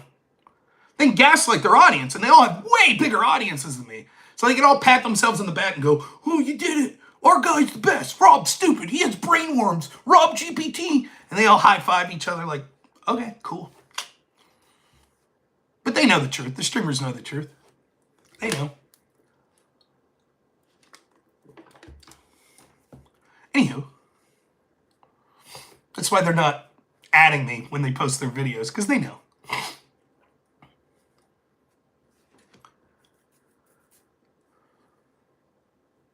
What are some of the things that we were told in the tenant media that were Russian disinformation in the court filing? I forget what you call it. The brief that was released that sort of explained. Indictment, is that what it is? Some of it had to do with the Russia-Ukraine war, okay. Some of the claims were things like talking about inflation being too high. You see, IRI gives the game away. It doesn't matter if what you're saying is true, Rob. It's still Russian talking points. And so then if you say, well, Russia wants Trump to win, and so therefore talking about anything that could help Trump win is Russian talking points. Roar, thank you so much for the $5 donation. The people that donate are the best. They're better than all of you non-donators. Now, Roy, you're always great. Thank you, man. I appreciate it. $5 donation says, all right, I'm back in real life. Was wild. Well, Andrew, they did get into a bit of debate. Andrew couldn't help himself, but a decent show. What did I miss? Oh, you missed everything. It was the greatest show ever.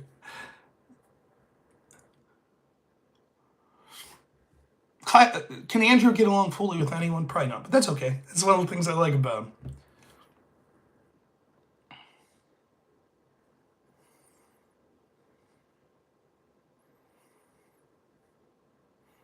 So then we'll say, well, anything, if we're going to censor disinformation, and it doesn't matter if something's true or not, it can still be malinformation if it goes against the preferred narrative. And if the preferred narrative is Russia's the enemy, and if Russia wants Trump to win, and if Trump says inflation's really bad, vote for me, well, then if you talk about inflation being high, that's Russian disinformation. You see? Get it? Yeah, this is the same shirt I had on the other day, which I apologize for. But I'm at work and our dryer shit the bed today, so I washed this one Monday night, and so same shirt. It's work. I only have like 3 shirts here. But thanks, I'm glad you like it.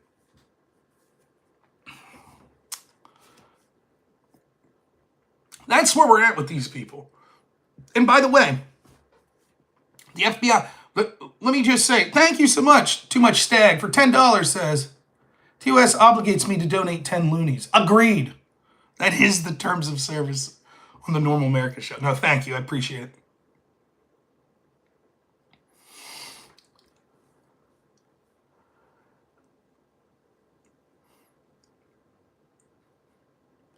Do you think that tenant media is the only one that's getting funding from outside the country's sources that are non-disclosed? I mean, we talked about this during the 10. I'm glad now that all of a sudden that matters. Because, you know, we had the vice president and then president's son admit that he was working with, quote, the spy chief of China, We had indictments that showed that he was lobbying for hostile foreign agents without filing the proper paperwork. Yet for some inexplicable reason, the FBI chose not to charge him with those FARA violations. But they will charge random Russians from Russia Times for sending money to Lauren Chen. And they'll do it 2 months before an election. Why? Well, just like in 2020, because it helped set their favorite narrative. Russia, Russia, Russia, Russia. And so then they do that, and they say, we're just charging crimes. That's all we're doing, charging crimes. And then like little sheepdog, all the establishment bootlickers go, people like Rob are Russian stooges. They're Russian agents. When they talk about Kamala Harris being bad, that's Russian disinformation. And I've talked about this. Do you think people that are being paid for their political opinions, such as through organizations like Progressive Victory PAC, are they certain where all their money's coming from? We talked about Act Blue. It seems investigation after investigation shows there's a lot of very suspicious donations that go to Act Blue. So if Act Blue is paying streamers or some PAC to pay streamers, how do they know where their money's coming from? I'm all for transparency. Don't get me wrong. I think there's a decent argument to be made. If someone was paying me $100,000 for a video, I might say, where's this money coming from? But it's amazing that I'll get smeared with this accusation because I did Tim Pool's show. Now, never mind. Destiny did Tim Pool's show. Cenk Uygur did Tim Pool's show. The Krasensteins did Tim Pool's show. Are they too Russian agents? How's that work? Or just me? Because I happen to have opinions that don't align with the current establishment. Isn't that interesting? Only I get smeared with that? Hell, I even had someone on X tell me, quote, I was the face of Tenet Media. The face of them. Because I did one show. So I'm the face of Tenet Media. By the way, I've reached out to Tim Pool, his producers, Ian Crossland, etc. many, many times before that story broke, and I'll reach out to them again after. It's not going to stop me from reaching out to them. Asked them to do the show again. I've gotten 0 responses. I've reached out to Lauren Southern to do a show. 0 response. Odd for someone who's the face of Tenet Media. I can't even get an XDM or an email response. That's how unhinged these people are.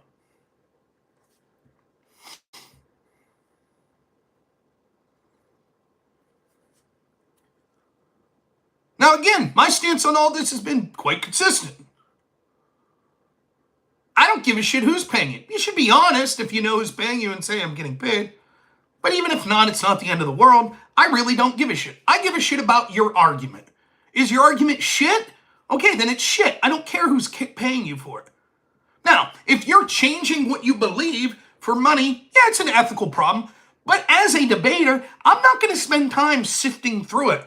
Are you paid for this opinion? Blah, blah, blah.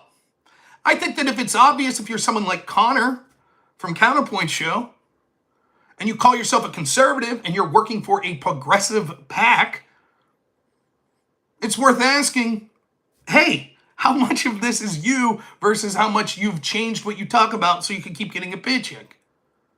But I still engage with Connor's arguments. As far as people in the debate sphere that are taken any sort of seriously, I might be small time compared to many of the streamers, including conservative ones. There's certainly people much larger than me. But I think I've made a name for myself in people that follow the debate sphere that know that I'm pretty damn good, and probably one of the better conservative or populist ones. I'd say I'm right up there. And anyone who's honest would say as much. My guess is I am of that crew that's reached that certain level. So who would I put on that level with me that you would see expecting to go toe-to-toe with someone like Destiny? Andrew Wilson, Lauren Southern, Tim Pool, litany of other people in that category. I am by far the most broke. I don't even think it's close. And I work 70 to 80 hours a week.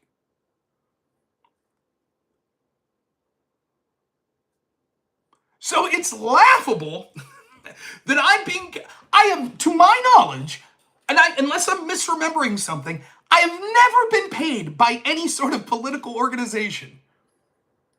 I get super chats, I get subscriptions.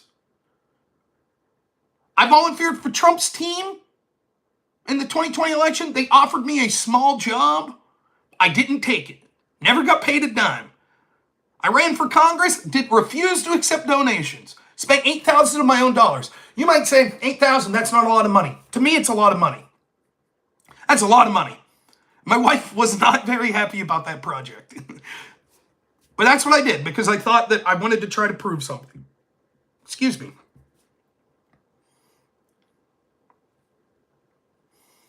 Now, this isn't a pissing contest. Oh, I'm somehow more virtuous or ethical because I'm broke. That's not what I'm saying at all. Make your money, man. Good for you. But the idea that somehow my opinions are influenced because there's some financial stake, I have things to financially gain, is fucking laughable.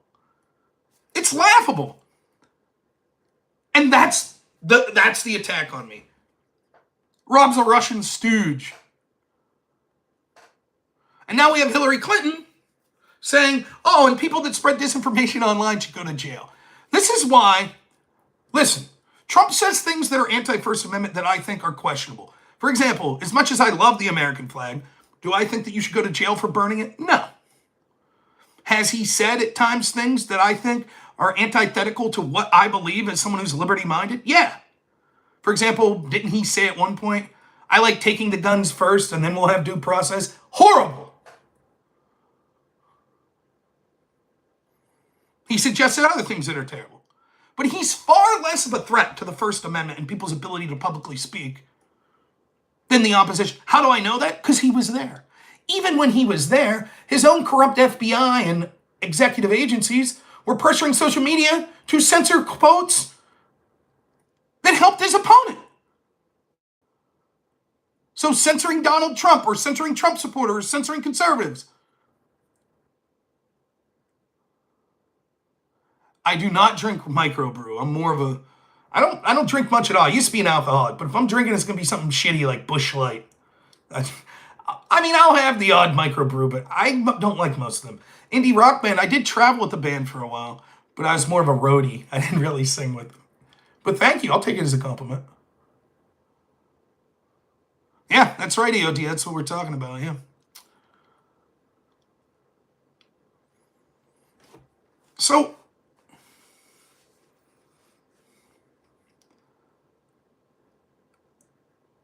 Trump may have impulses that aren't my favorite impulse. But the difference is, all of the agencies that actually would be able to implement or enforce all this shit hate him. So when I see like the John Burks of the world, they're like, I don't give a shit, burn it all down, I hate Trump.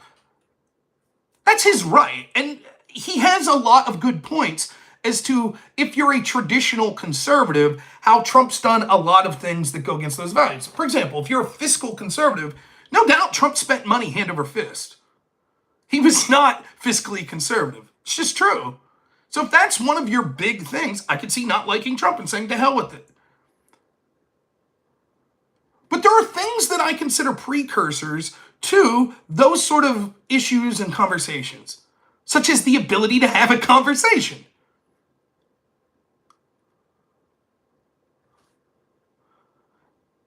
If Kamala Harris wins and they put in a disinformation czar and they decide to censor and civilly and criminally punish people that issue disinformation, and they define disinformation as disinformation, misinformation, or malinformation, which is true things that they don't like, and they say anything could be malinformation if it, what is it?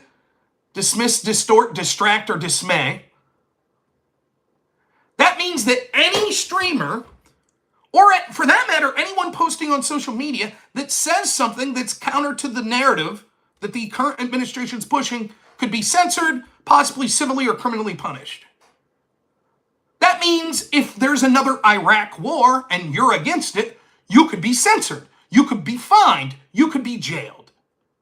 So how will the DeSantis fan, John Burke, And I just bring him up because he's someone I respect and I'm sort of friendly with.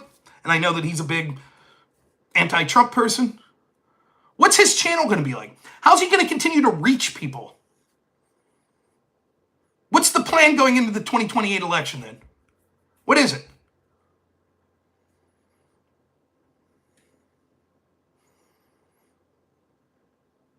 But Rob, it'll never happen. Really? How many nonviolent January 6 people have had their lives ruined?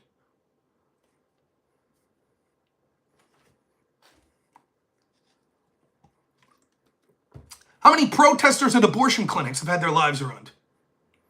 Why don't we take a look to countries that are similar to us, like the UK? How's free speech going in the UK right now?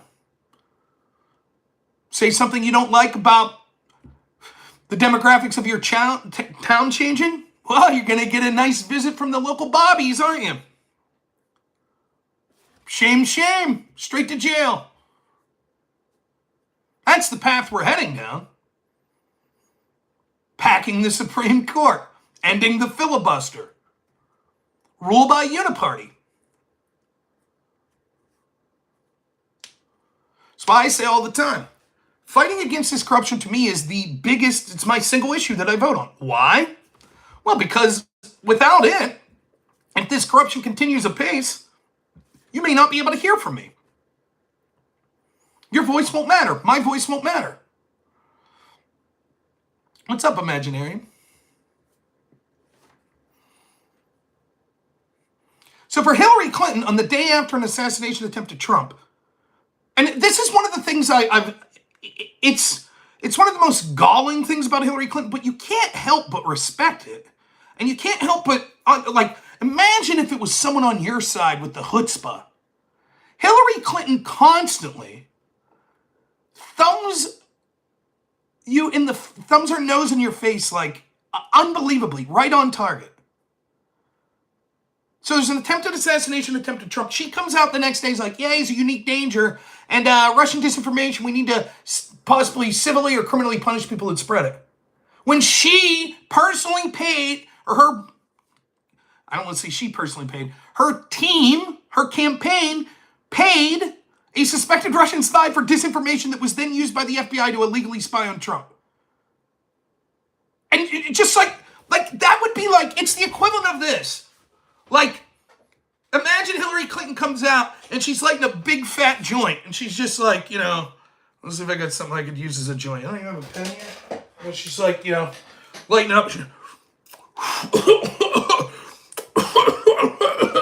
Yeah, I think we should lock up anyone who smokes weed for 20 years in prison.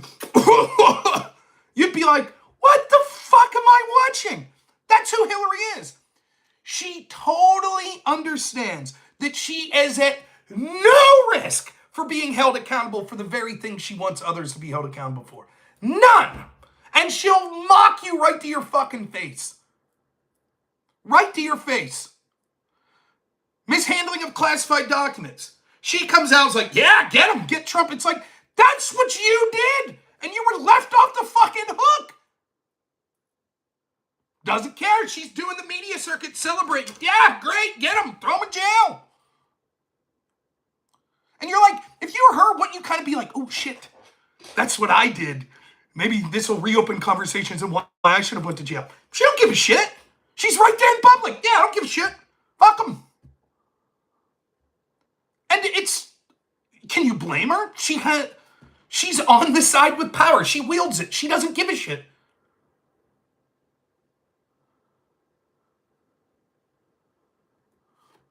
She does not care. And imagine being a supporter of her. How refreshing. Yeah, I don't give a shit. Rules don't apply to me. Next. Oh, what's that? I'm under investigation by the DOJ? And the head of the DOJ, the Attorney General, is meeting my husband in secret on a tarmac? I don't give a shit. What are you going to do about it? Nothing. Oh, we deleted subpoenaed emails? And I was like, oh, what do you mean? What, like with bleach? What? Huh? What are you going to do? Nothing. You ain't going to do shit. Hillary Clinton not only paid a suspected Russian spy to get dirt on Trump, and then used the major story of Trump's trying to work with Russians to get dirt on me. Thank you so much, Roar, for $10. Says Hillary's so bad, and it's the grossest example of power getting away with so much BS. Anyone who likes her is a threat to democracy. Yeah, it's funny. So she not only did the whole paying for the Steele dossier from a suspected Russian spy, while simultaneously, I mean, again, it still blows my mind. To me, this is the defining moment, even before COVID or any of that shit. We spent 4 years that the biggest story in this country was that maybe Donald Trump colluded with Russians to get dirt on Hillary. And the way the FBI tried to prove that was Hillary colluded with a Russian to give them dirt on Trump. Let me repeat that. The accusation was that Trump's team worked with Russians to get dirt on Hillary. And so the FBI sought to prove that by using dirt that Hillary Clinton got from Russians on Donald Trump. And they got away with it. Not only did they get away with it, but then the Russia shit affected the 2020 election, and now it's affecting the 2024 election. And Hillary Clinton's right there. Now they're up in the stakes. People should go to jail. People should be fined. Shamelessly. And no one has the ability to call these fucking people out. No one in the Republican Party makes it that simple. It's that fucking simple. I'll debate anyone in the country on it.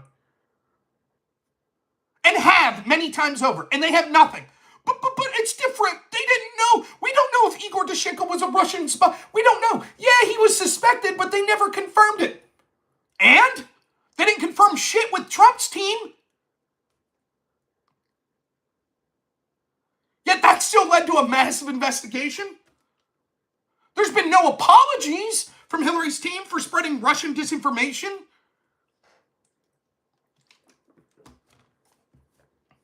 That's the best argument they have. Well, of course, if you're going to accuse your opponent of colluding with Russians, the best source would be Russians. Sure. And I guess if I'm accusing you of breaking into my house, the best way to prove it's to break into your house to find the shit that you stole from mine, right? And that's okay. No need to investigate. When the officers come and they see me in your house, I'll say, officer, you have to understand, I'm not stealing. Well, I am, but I'm just stealing shit that I think they stole from me to prove that they stole from me. And the officers will go, oh, absolutely. Yeah, no problem. Carry on. In fact, let us know if you find any evidence. We'll use it to lock them up.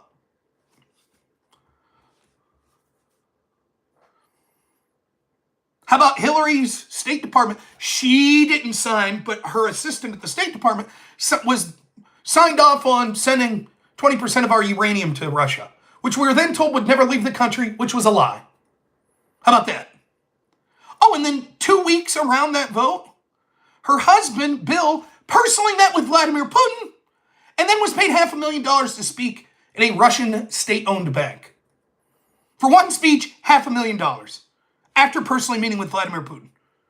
Right around the time of the Ukrainian One deal. Imagine had that been Trump and his family. And yet still, and all the, like, if you look into the stories of this, some of these stories were breaking early in the 2016 election. And so there's solid, like, people have written about this, that internally Hillary's team realized we have to turn this weakness into a strength. We'll accuse our opponent of doing the very thing we're accused of. We're accused of working with Russians. We'll accuse them of working with Russians. And it was so effective, 8 years later, we're still doing it. And 8 years from now, we'll still be doing it. I'll have less hair in my head, more gray in my beard. And I'll be on here streaming going, Jesus, I hate that, we're on the second term of the Harris administration, and my God, the borders are porous. People are flooding in. We have to do something. Fentanyl deaths are at record highs. Inflation's killing us. And people like, I'm really important, will be like, oh, that's a Russian disinformation. Thank God we can now civilly fine people. That'll be the story 8 years from now, and 12, and 16 years from now. If it ain't broke, don't fix it. Yes, you could partly blame Trump and company for not effectively arguing back at this, but the The scales were tipped so hard against them. You would think that good people in the Republican Party elsewhere would have done something about this. And what have they done? Bupkis. Continued to fund the very agencies that promulgated the hoax. Over and over and over. Continue to go to the media outlets that promulgated the hoax. That's what they've done. Nothing. And so it continues. And it'll keep continuing.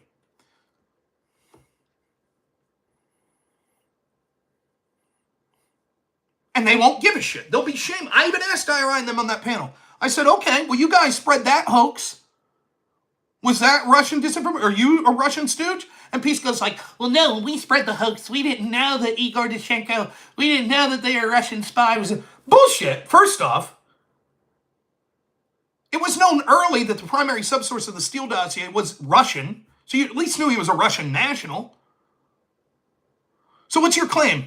You didn't know exactly who it was, that he was a suspected spy? You didn't know that it was disinformation? Okay, then how the fuck can you criticize anyone? Even if you think I'm wrong about the stuff I'm saying, clearly I'm not personally being paid by Russia. Clearly I don't think it's disinformation. Yet that makes me a Russian stooge. And here's the best part. I'll ask you all, what do you think the chances are, deep down, that those people, the IRIs of the world, and the Hutches of the world, and the Piscos of the world, and the Destiny, and all those, what do you think the chances are that they still believe the majority of the Steele dossier? What do you think the chances are? That they still believe the overall thrust? Yeah, Trump and his team was illegally colluding, or at least unethically colluding with Russians. What do you think the chances are? Yeah. Now, they can't publicly say it. Some of them will, some won't, because they're like, well. So they still believe the Russian disinformation.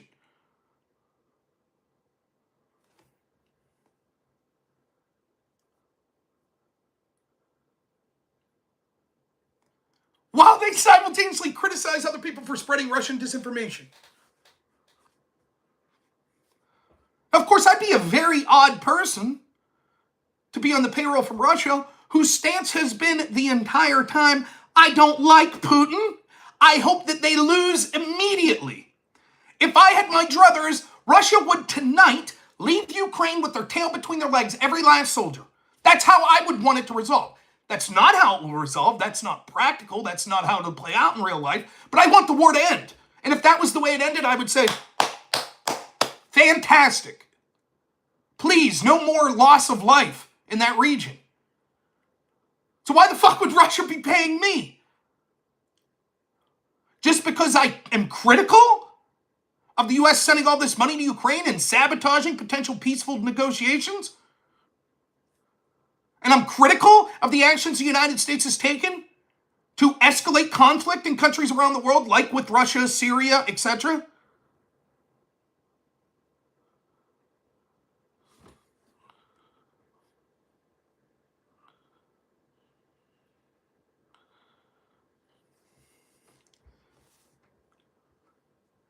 It's absurd, but it doesn't matter. They're not interested in winning facts. They're interested in winning the propaganda battle. And it's something that I have to get better at doing. Because when I debate someone, I'm actually interested in the facts. So when I did this panel the other night, and I told people this was my strategy, I'm sticking to one or two points and I'm making them over and over and over again. That's what I'm going to do. Because if I'm debating me, if I'm analyzing me as a debater, how would I win a debate against me? I'm easily distractible. If there is a point where I am making a good point, if someone brings up a red herring, I'll chase it. I take the bait. Why? Because the point for me and why I debate isn't to win a game. I want to win. I want to look better. I want to convince people.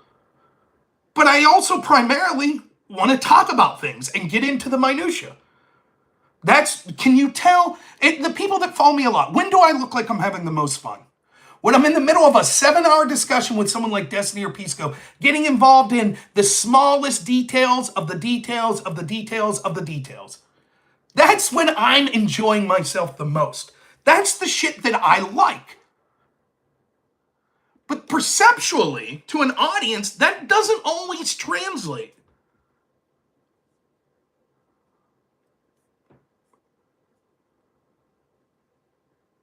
Whereas many of the people I debate, they know that if they are on their back foot, all they need something catchy and glib. Rob GPT. Rob's a Russian stooge. These are Russian talking points. That's it. Trump, January 6th. That's it. You see?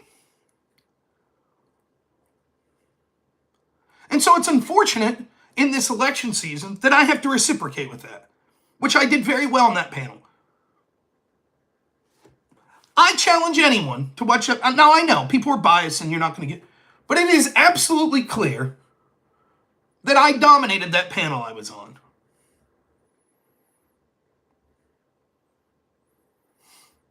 Absolutely clear. That's why they kept going to Gibbs and asking Gibbs questions specifically. And even at times targeting Andrew. It's not that Andrew wasn't doing well. It's that Andrew was talking about stuff that they thought arguably they could poke little holes in. What do you mean Fed policy? What exactly? What are you saying? Well, what Andrew's saying is very simple. The Fed created a bunch of money that caused inflation. How do they do that? How do they create money? Blah, blah, blah, blah, blah. All irrelevant. Did they create the money? Yeah, they did. Okay. M2 money supply up 50%. The specific mechanism they use is irrelevant. They did it. That caused inflation. Next. But instead, we got a nice little 15-minute discussion on it. I don't begrudge Andrew or even Pisco for having that discussion. It's fine. But I'm not going to... Nope. I'm sticking to very simple. Oh, of course I'm most happy with my family, of course. But I mean when I'm debating. That's what I love. I love debating and I love getting into those little details. And that's what people don't understand about me. They're like, Pisco's such an asshole. Why do you like talking to Pisco? Because I found him, more than anyone, was willing to get into these little details on shit. And I like that. Because I learn. And that's the shit that I'm interested in. It's not always the most interesting for the people that are watching. Oftentimes they think, well, he's being bad faith. Probably. Okay. I don't care. I'm having fun going down these rabbit holes.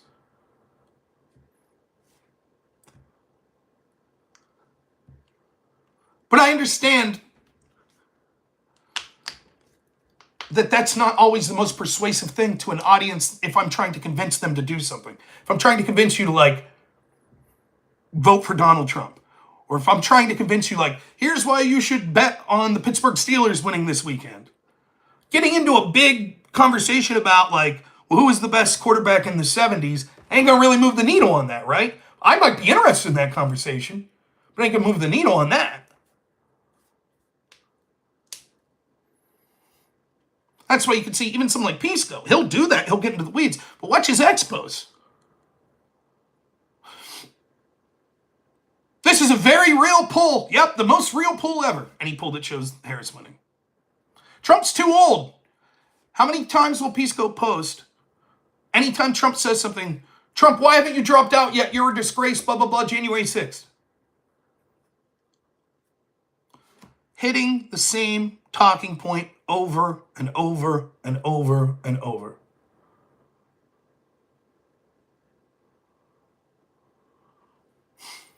And it's effective in driving home a simple message. And by the way, that's not unethical. I don't mind people doing that on X.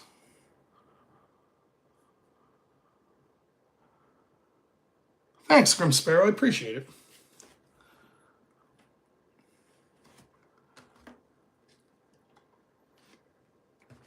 But there you go. That's where our future's heading. Hillary Clinton wants people civilly and criminally punished for spreading disinformation. And what's disinformation? Whatever the fuck her and our allies say. Remember, the Hunter Biden laptop was disinformation. Only it wasn't. But it was, because they said so.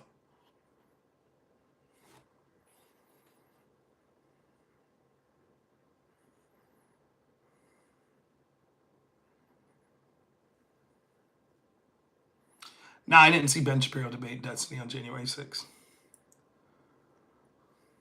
Of course!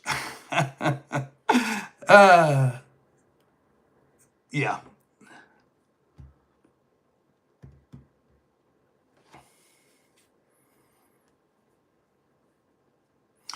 Yeah, give a like button, a subscription, that'd be nice.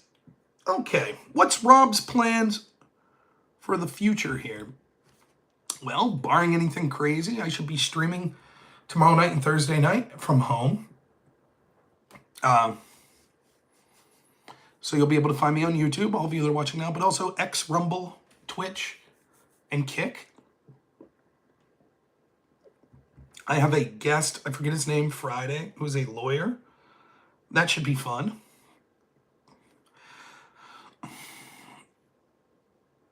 How does a person start out in the debate sphere? Do you have to be a streamer? No. I mean, the easiest way to start out in the debate sphere, I guess the two easiest ways would be panel shows.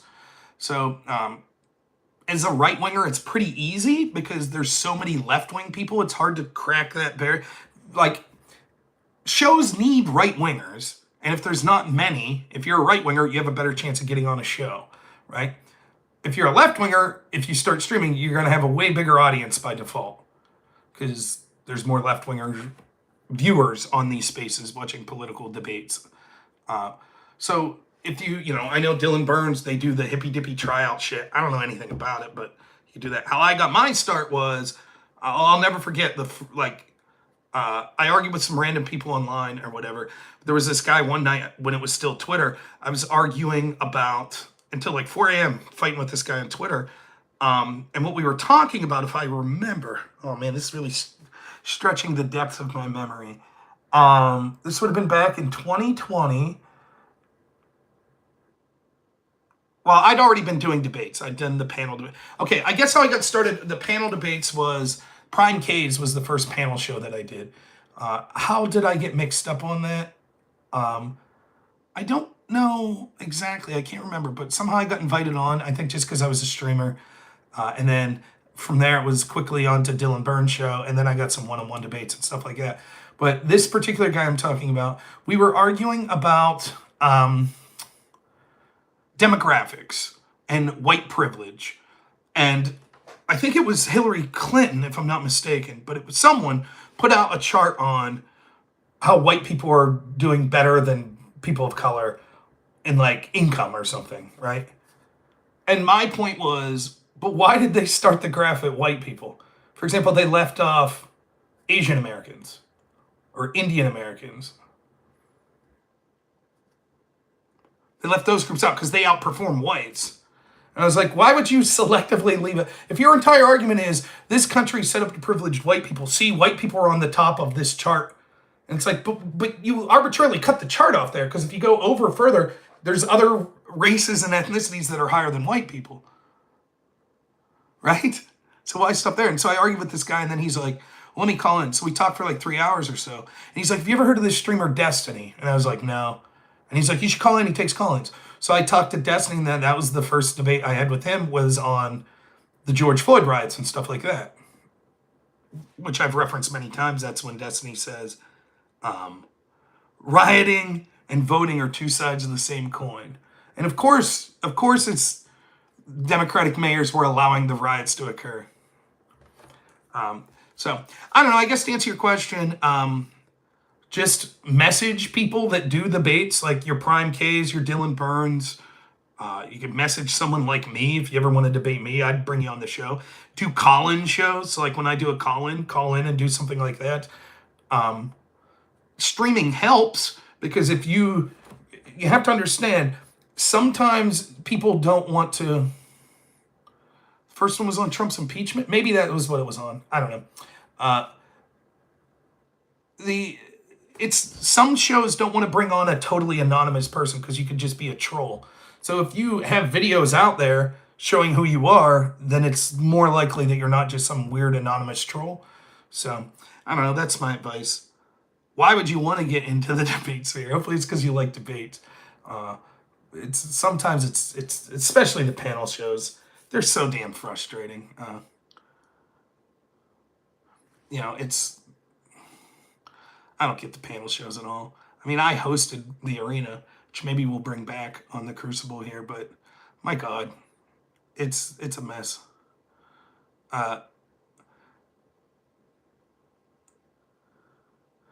Yeah, man. Yeah, good luck to you. If you like debating, I mean, consider if you're in college, join a debate team. That's what I did. I had a lot of fun. But yeah, panels are shit shows. But it's the easiest way to get started because they need a lot of people, and a fresh face usually works for people. Yeah, and sometimes the panel is intended to be a shit show. That's certainly true.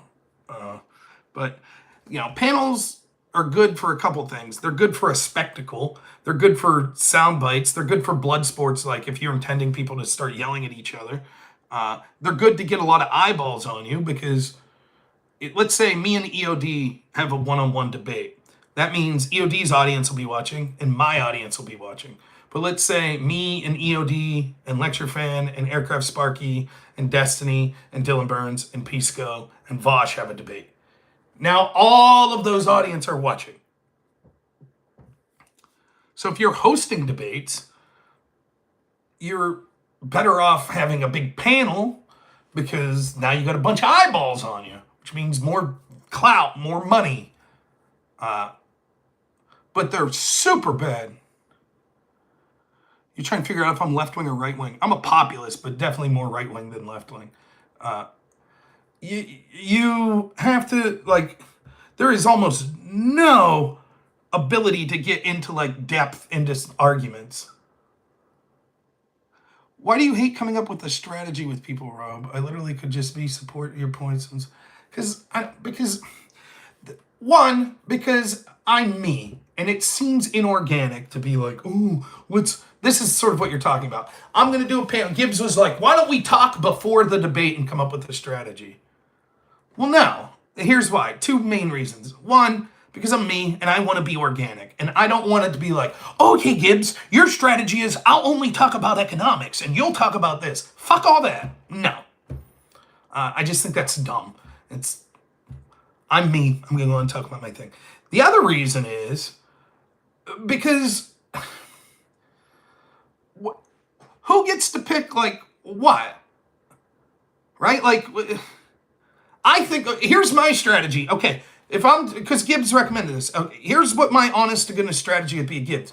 Gib, you sit there and drink and don't say a word. Cool? Now, is that fair? But that's really what I want the strategy to be. Because I'm arrogant. And I think that my arguments are the best. I'm at work. This is just decorations at my work office here. I think it says, what's it say? It says, bed and breakfast, you make both. Which is true. You can see I don't have the bed made here now. So, I don't know. The whole, and the other reason, and this is the most important reason, is because I'm lazy, which I am. In some ways, I'm very hardworking. But in other ways, I'm incredibly lazy. It's a weird paradox. So, for me, this is a hobby of mine. You know what I like doing? Coming on here, clicking stream, and streaming. That's what I like doing. Anything that is outside of that for my channel, I consider work, which I don't really like. So, for example, editing my own videos, I think that sucks. Making thumbnails, I think that sucks. Sending emails out to people and trying to get guests and stuff for panels, I think that sucks. And that includes calling people and talking strategy on what to do in upcoming debates. I also think that sucks. It's a huge waste of time. As far as I'm concerned, it really grates on me. It really does. Irrationally so. It really does. And I've told this story, right? Back in the day, it's not a bad idea that you had this guy, what CTV, what was his name? Conservative Thinking Veteran. I like CTV. But he's like, CTV's like a fun guy. He's not necessarily the best debater. He's got a funny voice. I have a funny voice, so I don't say that as an insult. I like CTV's voice. But he's like, oh, Rob, I was thinking, here's what we should do. First off, this government stops needing to tell these fuckers that we can't smoke weed. That's number one. Secondly, here's what we need to do. We need to have a union of conservative speakers, and then we'll all get together and strategize on what to say. And when people need panelists, we'll say, okay, we're talking economy, we're sending Aircraft Sparky. We're talking immigration, we're sending Gibbs. I don't have any fucking interest in that. More power to you. More power. But for God's sakes, no. Oh my God, what a nightmare. I can't think of something worse for me. That would involve like calls every week. And I'd just be sitting there like, yeah. Or, hear me out, let's just send me on any topic. How about that? Because you know whose opinions I want to talk about on any given topic? Mine. That's who I want to talk about. Now, I think that I would be one of the best on any given topic because I'm me. I might be wrong, but I'm biased to thinking the arguments I'm making are good arguments, which is why I'm making the arguments. But even I'm able to admit there are certain topics that there are people that are better than me on. Absolutely, okay?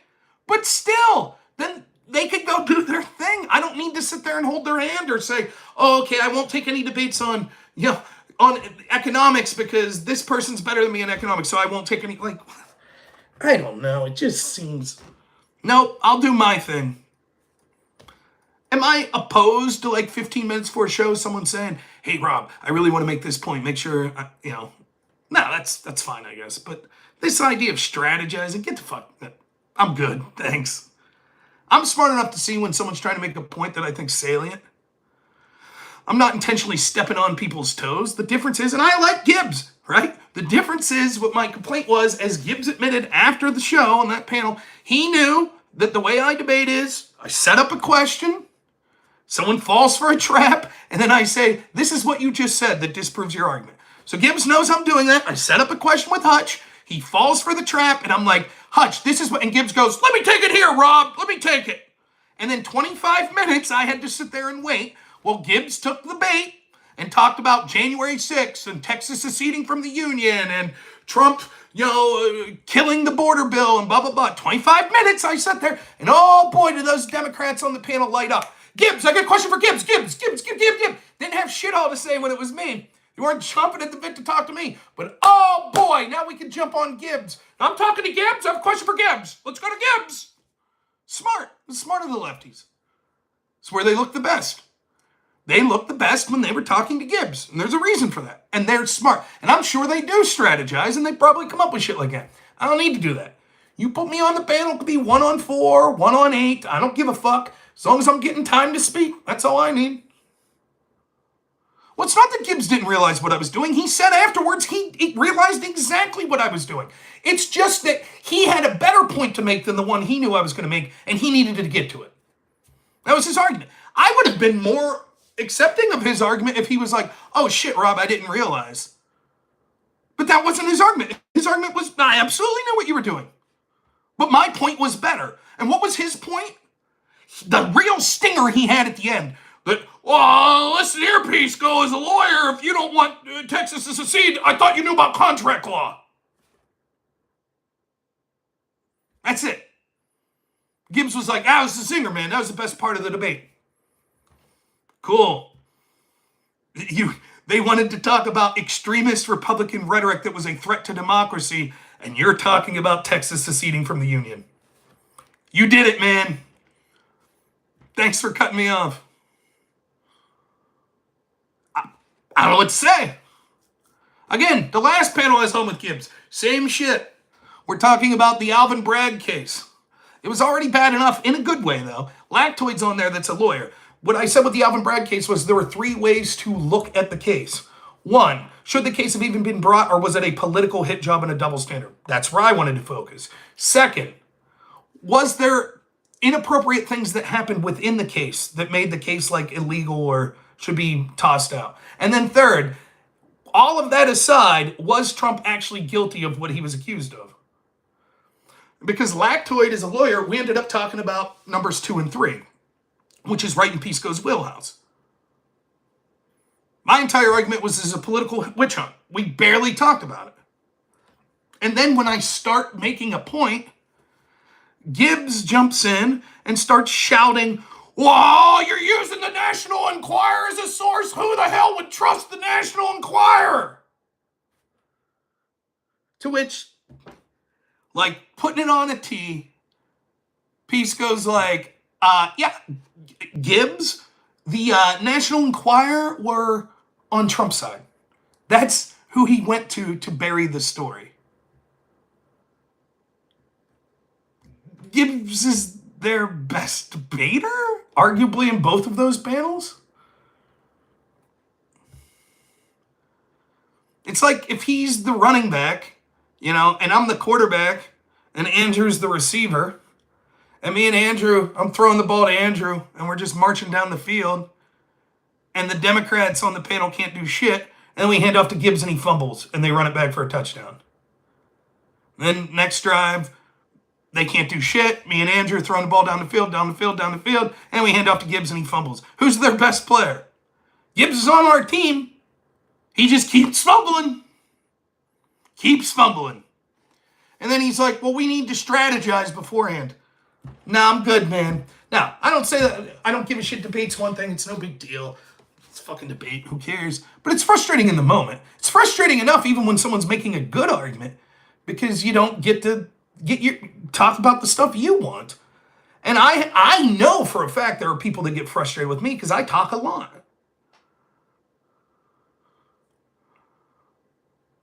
So I get it, But with Gibbs, it's just like I really, really, really did my best in that debate.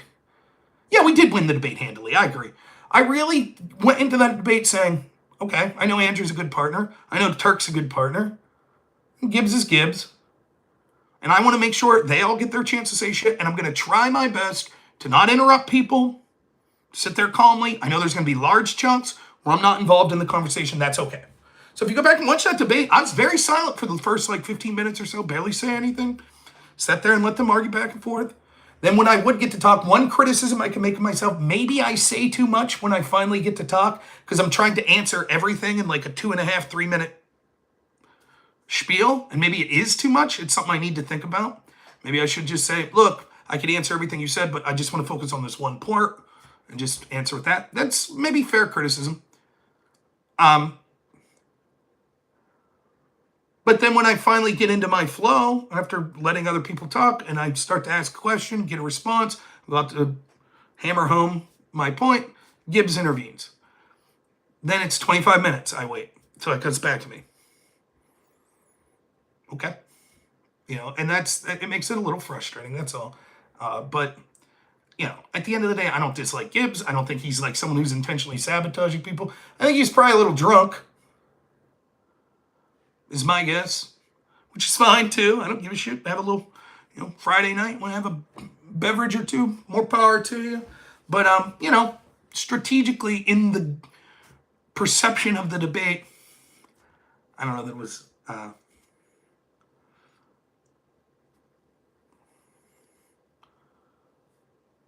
and again, it's just Gibbs. It's not even that some of the stuff he was saying was wrong. It's just why talk about it?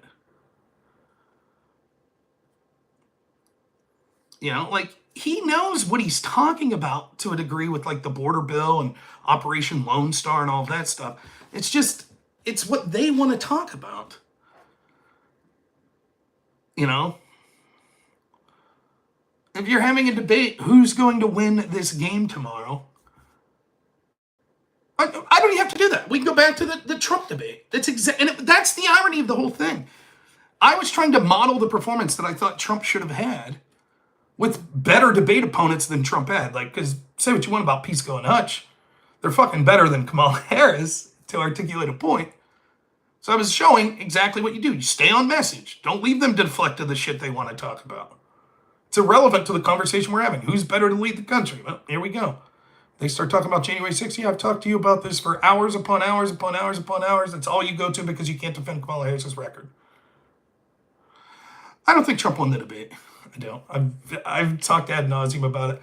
I think even going back to the debate at this point, after an assassination attempt and all that stuff, I'm ready to move forward. But the opinions disagree, I guess. And so the way to beat Trump in a debate is say this. Who would be better for the economy? Kamala Harris could say, well, I'm great for the economy. The economy is something I'm good at because, the thing about economies is they're economic and they're economies. And so, there's money in economies. And I was born in a middle-class family. And sometimes when I'm in the South, I like to talk with a Southern drawl, Sometimes I like to do that when I'm in the South. But then when I'm in the North, I don't talk like that as much, And so when it comes to economics, economies are really the thing that economics need to focus on with economies. And Trump has a small dick.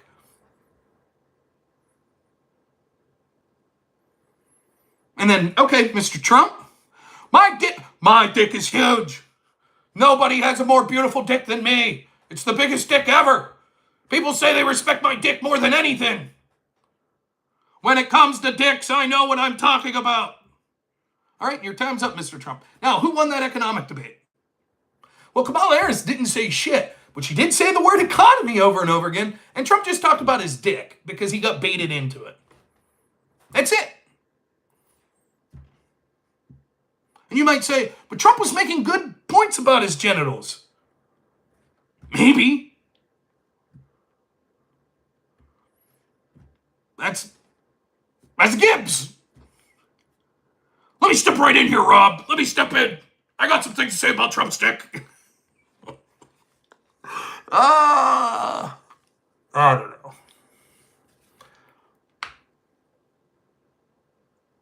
It's not a bad point, God's favorite aunt. I mean, debates mean something. It could have meant so much more to Trump. Could have been a huge opportunity. I think it hurts him a little bit, but people won't remember it next month. No one's going to give a shit. But had he taken the opportunity to really drive home a lot of these points, look, say what you will about debates meaning nothing. Tulsi Gabbard's evisceration of Kamala Harris probably caused her to drop out in the Democratic primary in 2020.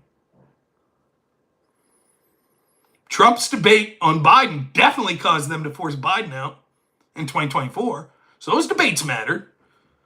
As it was, I don't think it was a crushing defeat or anything for Trump. He just didn't do what he could have to help himself. Didn't get a notification this time. That's a bummer. So, I don't know. But all love to Gibbs. I don't mind. It's fine. I just got distracted because it's like, well, then why didn't you coordinate with Gibbs? How do you think that would have went? What would it look like? Gibbs would be like, I want to talk about Operation Lone Star. And I'd be like, why don't we just keep it to Kamala's record versus Trump's record? No, I got good shit to say. Okay. I predict Vance. I would put money that Vance is going to sound much better than Tim Walz. We'll also have a couple pre-planned zingers, but Vance is quick on his feet. Hey, and people were down on Vance early. I said, I like him. Now, that's how he talks and stuff like that's one thing. How will he actually govern? We'll see. But I think that he's smart and he's good. He's not as good as Vivek, but he's good at pushing back on these media narratives. And the left will try to gaslight you and say, oh, he's weird. Bullshit. So, the VP debate will be interesting. It'll be arguably the most important VP debate in modern history, if only because it's going to be the last debate. Most of the time, the VP debate doesn't mean anything because you have presidential debate, then a VP debate, then more presidential debates. So it kind of gets lost in the shuffle. But this will be the last chance for the two sides to debate. So it's probably going to be more important than the regular VP debates. But is what it is. All right, it's almost 11 o'clock. So plan for this week is I should be streaming tomorrow. I don't know what we'll talk about. Thursday, maybe we'll do a call-in show. Friday, I have a guest. We'll see if I can line up some debates or some shit. I don't know. We'll take all comers. We don't care. I want to give a shout out to my excellent editor, Black Elk. If you go to YouTube and you see the little edited videos, ABC rigging the debate, we talked about that. Now, I know that there's this supposed affidavit, but what do we really know, Beans for $10. Thank you so much, man. Really appreciate it. Or lady. Been a fan for a few months. Hope you make it to the big leagues. Thank you. I hope I make it to the big leagues, too. If I don't, that's okay, too. Sometimes I'll talk about this before I leave here. So that's it.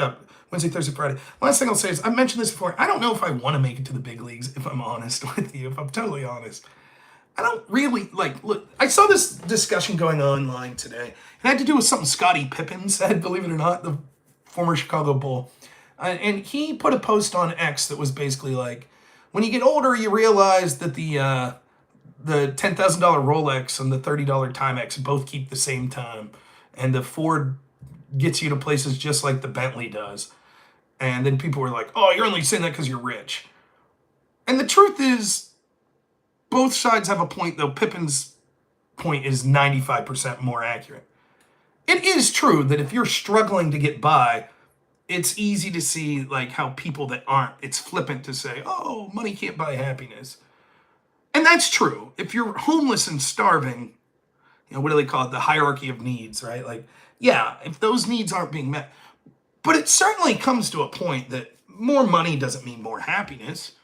You should get money. It'll help you do things, but it's not going to give you happiness. If you're a miserable sack of shit person and you get a bunch of money, you're going to keep being a miserable sack of shit. You're just going to be concerned about your money all the time. I've seen it, I don't know that I want to be rich. I don't know that I want to be big time. I don't. Like, I got to tell you, it's sort of miserable at times, even interacting with bigger streamers, because like the attention's not necessarily, like, there are some fucking unhinged lunatics out there, Do you want it? Do you want to be Rand Paul and have your neighbor fucking breaking your ribs? Do you want to be Tucker Carlson and you go to work at Fox News and Antifa people are beating on your door while your wife's cowered in the closet? Is that shit you want? I want to be a dad. I want to be a husband. That's what I fucking want. That's it. I want my kid to be happy and healthy. I want my wife to be happy and healthy. That's it. I want to be a good neighbor. I want to be a good brother. I want to be a good son. It's simple shit. I don't need the world. I don't need a fucking yacht and a third house. I'm happy with my little $85,000 house. I'm fucking driving my piece of shit 2013 Dodge Journey. I'm happy. Now, if the Journey breaks down, yeah, then it sucks. I need money. My vehicle's broken down. But I don't need a Maserati. I don't need it. I don't need to have 100,000 people watching me. I'll shoot for it. If I get there, I'll probably be happy that I got there. But I'm not dwelling on it. I'm not dwelling on like, oh, if I don't make the big time. I have fucking 100 people watch me tonight. That's huge. When I started streaming in 2018, 2019, my goodness. A live stream, if I had more than 5 people watching, I was like, that's awesome. I'd get like an adrenaline rush, like, holy shit, there's like 10 people watching me tonight. Now it's like 100 people, that's cool. It's great, So I do appreciate the kind words, though, I do. And, it's humbling, it really is. I really don't want to let people down. It's one of the like irrational fears I have. They're like, I wonder if fighters feel this way. You think Lennox Lewis is like, well, shit, I don't want to leave the British people down. When he's heavyweight champ, like, I can't lose. Or Conor McGregor with like the Irish, I got to win for Ireland. So many people are looking at me like, you're the man. You got to win for us. Like in debate, it's even in some weird ways, it's even worse because it's like ideas. It's not. Boxing, you're not thinking, oh, I could fight like Conor McGregor. You're just like, yeah, he's my guy. I want him to win. Or sports. But debate, it's like, I have these ideas that this guy also has, so he has to win this debate. So sometimes I feel like, shit, I hope I don't let people down. Now, maybe it's just the arrogance in me, but I don't think I let people down very often. I think I usually do pretty good. So I'm happy. I'm happy for that. I really am. But,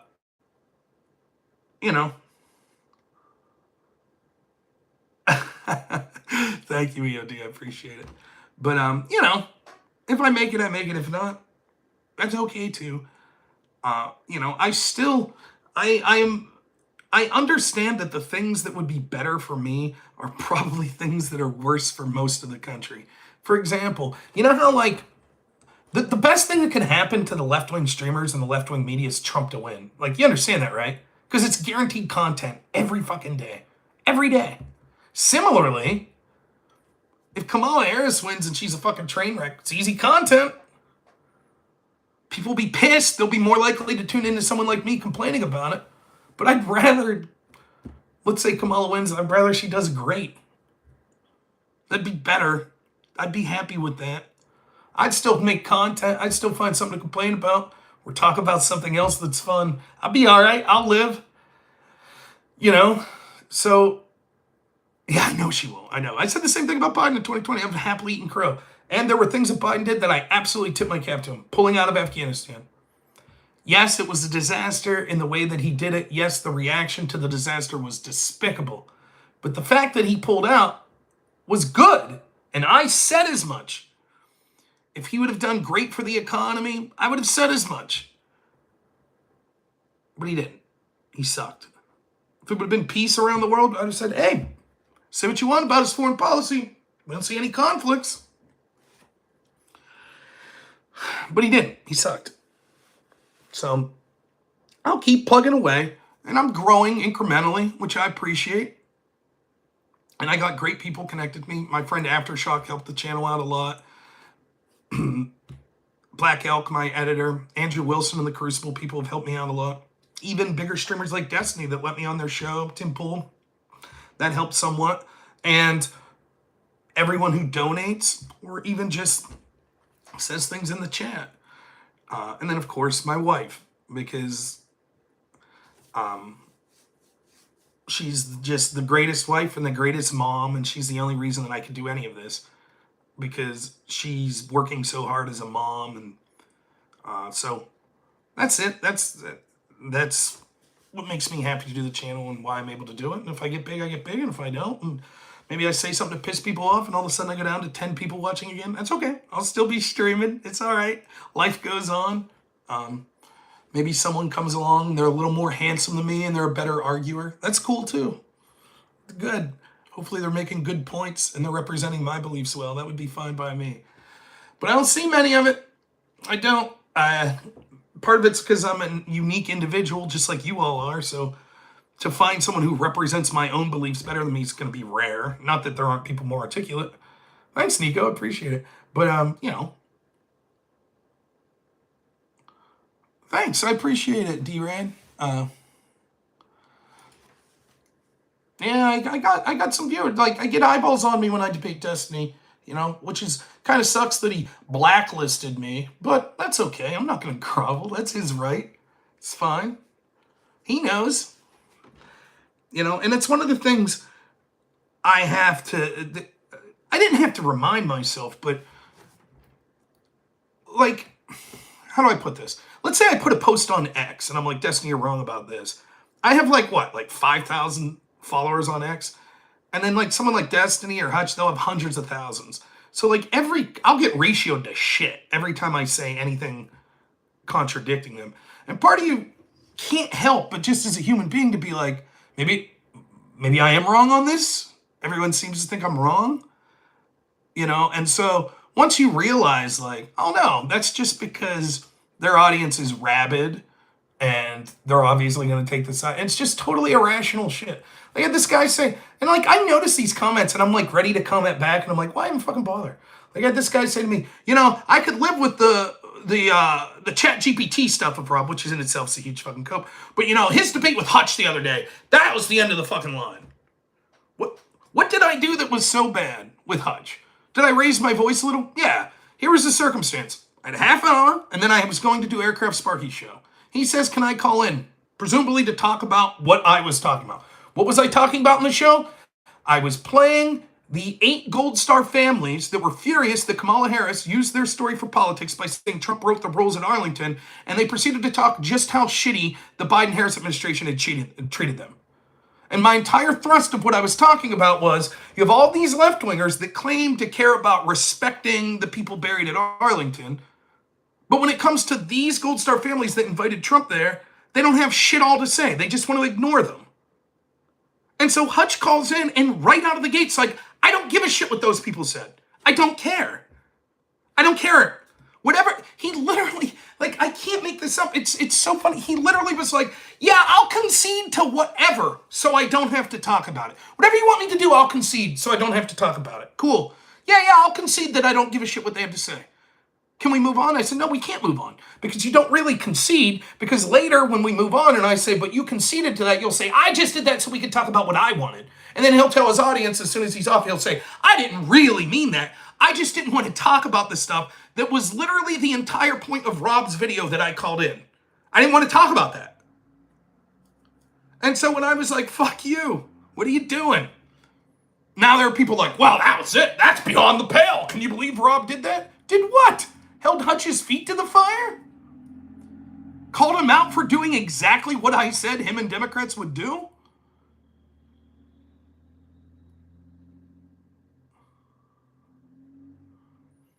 Yeah, there's no problem. I think there are people that like both me and Destiny. I think that he does his audience a disservice by blacklisting me. But I know why he did it. And I've said this many times. It's the same with someone like Vosh.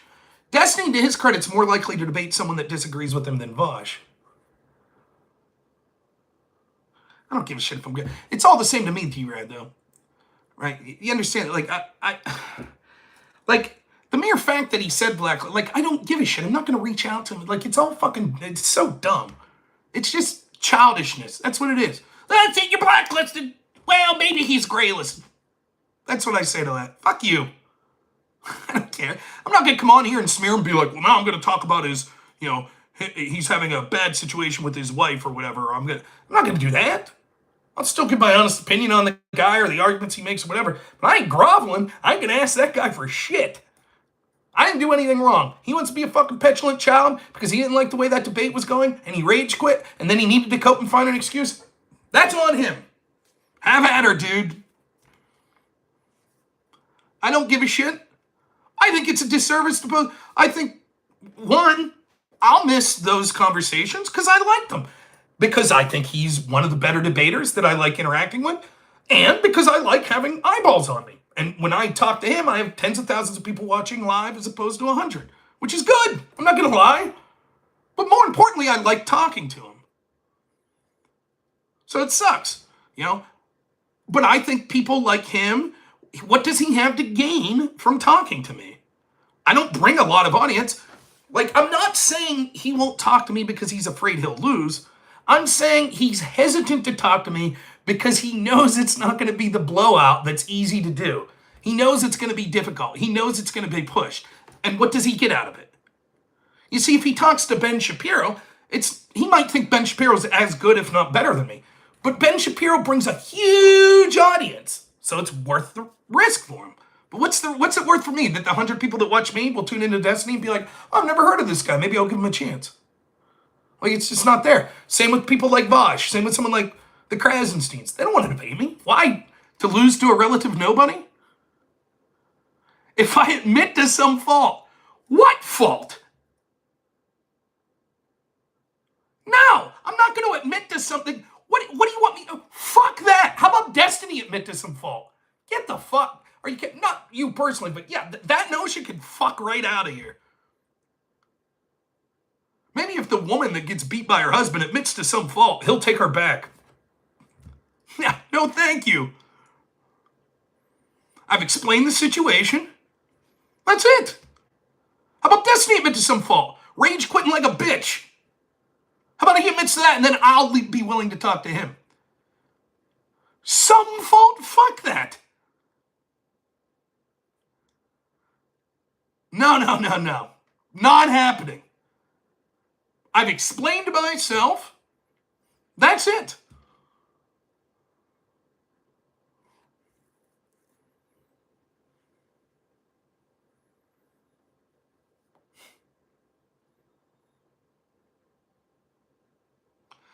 Yeah, Destiny did say I was blacklisted on like a show afterwards. I don't give a shit. I really don't. That's why Pisco went on to argue with him initially. He was like, I don't think Rob should be blacklisted. Whatever. I really don't give a fuck. I still wish Destiny well. I really do. I don't give a shit. You know? I think he's doing his audience a disservice because it's got to be boring to them to just talk to the same old people, the big old circle jerk all the time. What are you going to do, go on Spaces and talk to a bunch of people that don't know what they're talking about? Random conservative people? Okay. It's fine. All the accusations of me being bad faith. I'll say again, find me any streamer left or right that's willing to, on zero preparation, zero, because I worked for 11 days straight, go on, debate a guy on the very micro-specific topic that he wanted for 5 hours. 5 fucking hours. Let him control the entire direction of that debate. He debated Andrew Wilson, said Andrew Wilson was bad faith because he wouldn't define what insurrection was. So I go on and say, okay, here's my definition of insurrection. I don't want you to say that I won't define it. You thought that was bad faith. Here's the definition. 5 hours. And still, I'm told afterwards, bad faith, bad faith. Okay. Sure. Then what's my incentive? Oh, Rob, if you just apologize a little, and then next time mind your P's and Q's. Don't win the argument too well, or he might get upset. Fuck that. What's the point of talking to someone if I have to walk on eggshells? No, thank you. I don't give a shit if it means 2 million people watching me. I don't give a shit.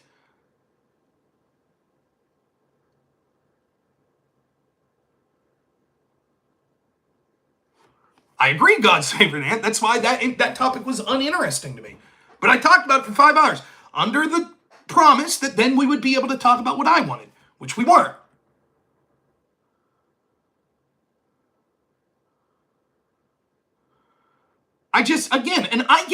This is what people don't understand. I gave Destiny the benefit of the doubt. Of course I was going to say he rage quit, because he did.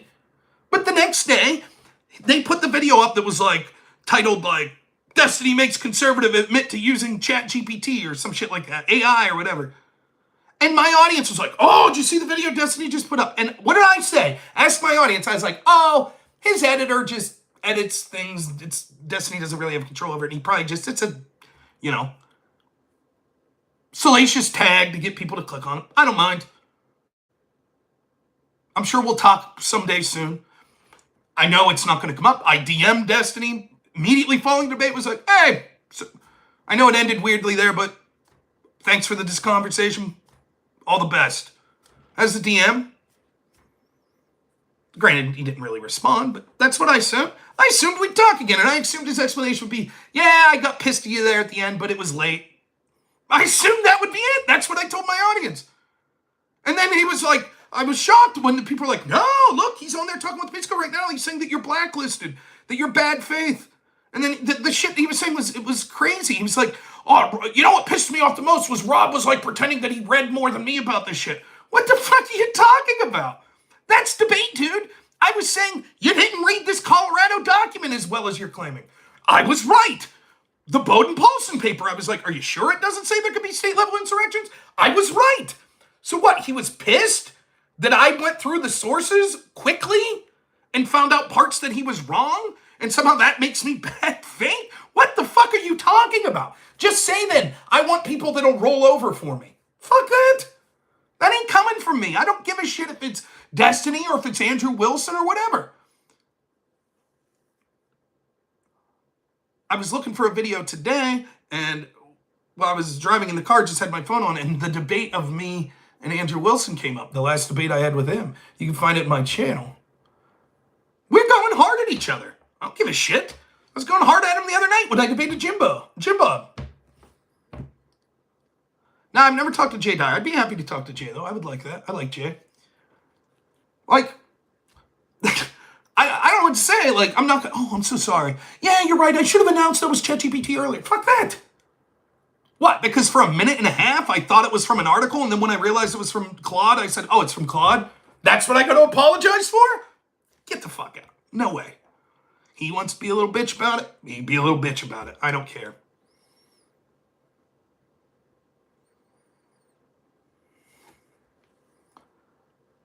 By the way, who here agrees with me? Particularly on those topics, Pisco's a better debater than Destiny.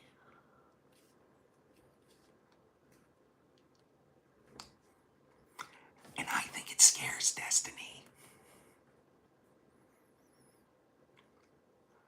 That's what I think. And I think someday there'll be a fallout over that. Mark my words. There will be a fallout. Just saying. But if I'm judging objectively,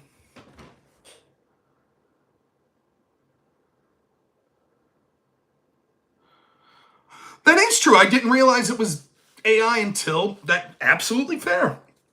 But that's really the criticism. It took me a minute and a half. I thought it was an article, and then when I realized it was AI, and he asked, I said, oh yeah, it's AI. That's it? That's nothing.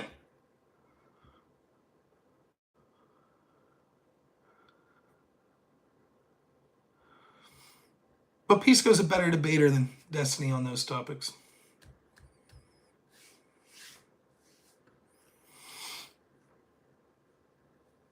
And Pisco's sort of relegated to a sidekick role. And someday that won't be enough for Pisco. Someday they'll eventually clash. And all I'm saying is, you could say, maybe Rob Knorr and Andrew Wilson will eventually clash.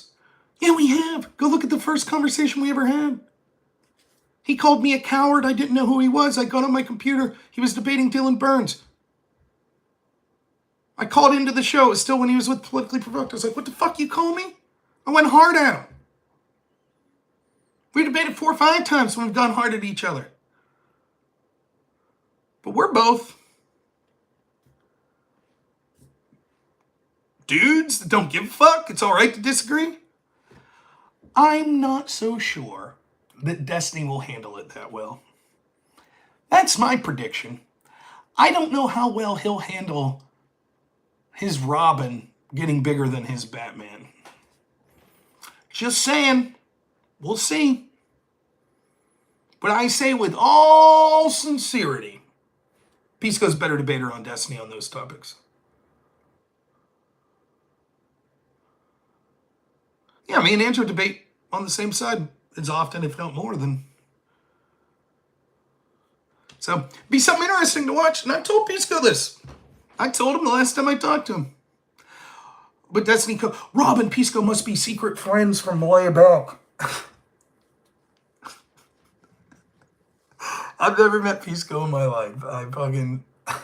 I never had a conversation with Pisco off air in my life until probably 2 months ago. If you want to clip this, I probably shouldn't even say it. I should fucking keep my mouth shut.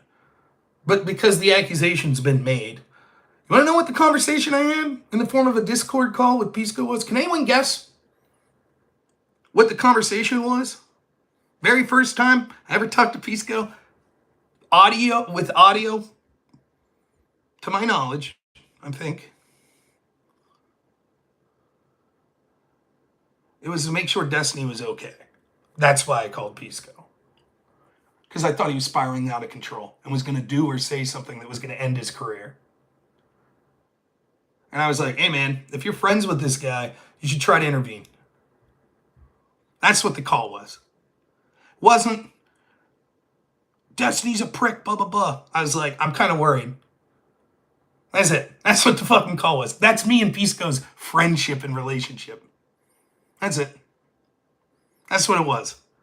I didn't talk about it. I didn't come. I said, I don't want people thinking that like me and you are colluding behind the scenes. I'm not saying this in any type of debate or in any type to try to get sympathy, to try to fucking have my side win or anything like that. I'm just saying as a human being, that guy looks like someone who's spiraling. That's it. That's it. That was the fucking call. I said, I don't know. And then it wasn't behind the scenes, but it was. I talked to J-Stock. I talked to Lonerbox. People that were around Destiny's orbit. And I was trying to be like, can you guys? I was actually concerned. And I like Destiny. Not as I'm his buddy that I think I'm going to fucking all of a sudden be drinking a beer with the dude. Or that we would get along in real life. We probably wouldn't. I think me and Pisco would probably get along in real life. Me and Destiny probably wouldn't.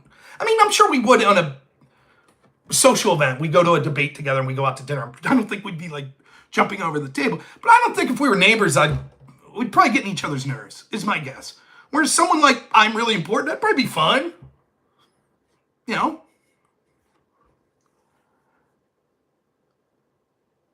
But that's, now it's like, and then I've since talked to Pisco two other times, one kind of tangentially about just that sort of shit, not really Destiny, but like the need to tone down rhetoric and shit. And then the other time was setting up this debate with him on the semantic legal definition of the term insurrection. That was it.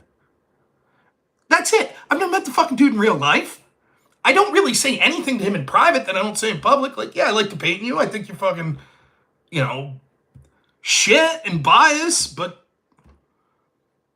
that's it. And then Destiny's got this big conspiracy theory that the reason Pisco's like, hey, I think you're fucking sort of out of bounds on rage quitting. I think it was a rat move to rage quit and then like fucking go off about Rob's blacklist because AI, blah, blah, blah. And Destiny's like, I don't know what's the fucking Rob and Pisco. My theory is they're like friends that go way back. What the fuck are you talking about? That's it. It can't be that Destiny's wrong, that Pisco thinks Destiny's just wrong. Can't be that. Has to be more to it.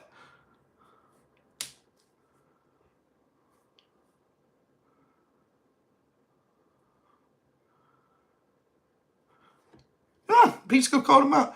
And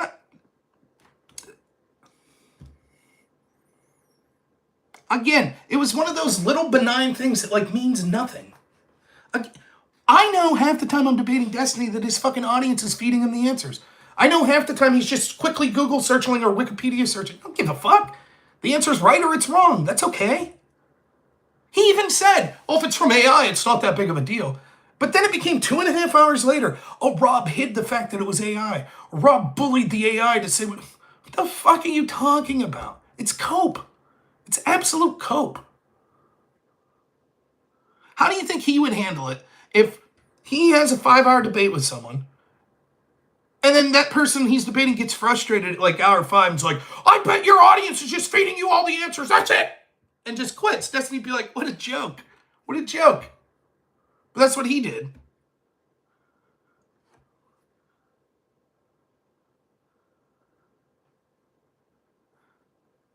I don't know. But I only bring it up because people was like, if I would apologize to him. Yeah, this is not going to be an apology. I have nothing to apologize about. I don't have some secret friendship with Pisco. Like, I'll tell you right now, for those that are interested, here are the people that I've streamed with, that I've talked to behind the scenes. Let's be frank. Sarah Kane, Drone Tech, Aircraft Sparky, CTV, Aftershock, Black Elk, who's my editor, John Burke, Andrew Wilson, I don't know if I mentioned him, and then his producer, Mr. E.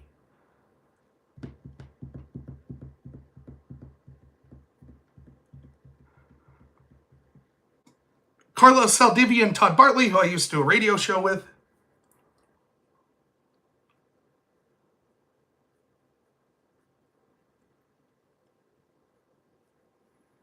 That's it. Yeah, Andrew. I mentioned Andrew. I probably talked to out of those, the people I've talked to sort of more than once or twice would be Aircraft Sparky, Aftershock, Black Elk, Andrew Wilson. That's it. Oh, no, I don't think I've talked to Lecture Fan. I guess maybe you could say that. I think I've talked to him for like 30 seconds before we went live on his radio show. But no, I've never really had a conversation with Lecture Fan off the air. And then, of course, I should mention Pisco. I guess I forgot him. That's it. And I've never met one person I've streamed with in person, ever. With the exception of Carlos Saldivia and Todd Bartley, who I did a radio show with. But I sort of knew them before I was doing the radio show. So that's it. I have not really made like actual real life friends from streaming. I don't have like some weird little clique. Like, I'm not saying that's wrong if you do, but like accusations that I got some like behind the scenes network, RobCon. Maybe we'll set something up to get my house in order here. Maybe next summer. I don't know if I want you weirdos coming to my place. Yeah, we'll set something up. That would not be a bad idea. It's actually, it would be interesting. Oh, and I did one time, I've had DMs with people, but as far as like audio calls and shit, I did tell Wick, who apparently lives in Pennsylvania, he said he wants to do a real life event. I said, I'll do that, no problem. Sure. So, but I don't know. I just thought the accusation was so weird. Like, well, Rob and Pisco must have this like friendship or whatever. No. I've probably said worse shit about Pisco than I have Destiny. The whole Jamal Bowman, like, it was such a fucking disappointment to me because Pisco is my favorite person to debate because he has a similar interest to me. He likes to get in the weeds in these like scandals, like the Burisma shit. So a lot of times when you debate people on the left with that shit, they don't even read anything and they're just like, oh, it's all bullshit. It's all Russian conspiracy theory. Pisco actually like be like, no, here, and which makes me have to make sure that I'm read up and sometimes read up even more after I'm done talking with them so I can actually learn more about it. I like that shit. That's it. Like, yeah, I hear you, Nico. So the whole Jabal Bowman thing, people remember that watched me. I was fucking so disappointed in Pisco for that. For those that don't know, long story short, Pisco got nailed dead to rights that he said Jabal Bowman was basically full of shit if he said he didn't intend that alarm to go off. And he also said that lying to police is a big deal. So when the police report said that Jabal Bowman said he didn't intend for the alarm to go off, bam, dead to rights. Jabal Bowman lied to police. Right, Pisco? Pisco says no, because I think when he said he didn't intend for the alarm to go off, what he really meant was he did intend for the alarm to go off. And I can't tell you, up until even 4 months ago, every time I talked to Pisco, I fucking talked about that. I was like, you sack of shit.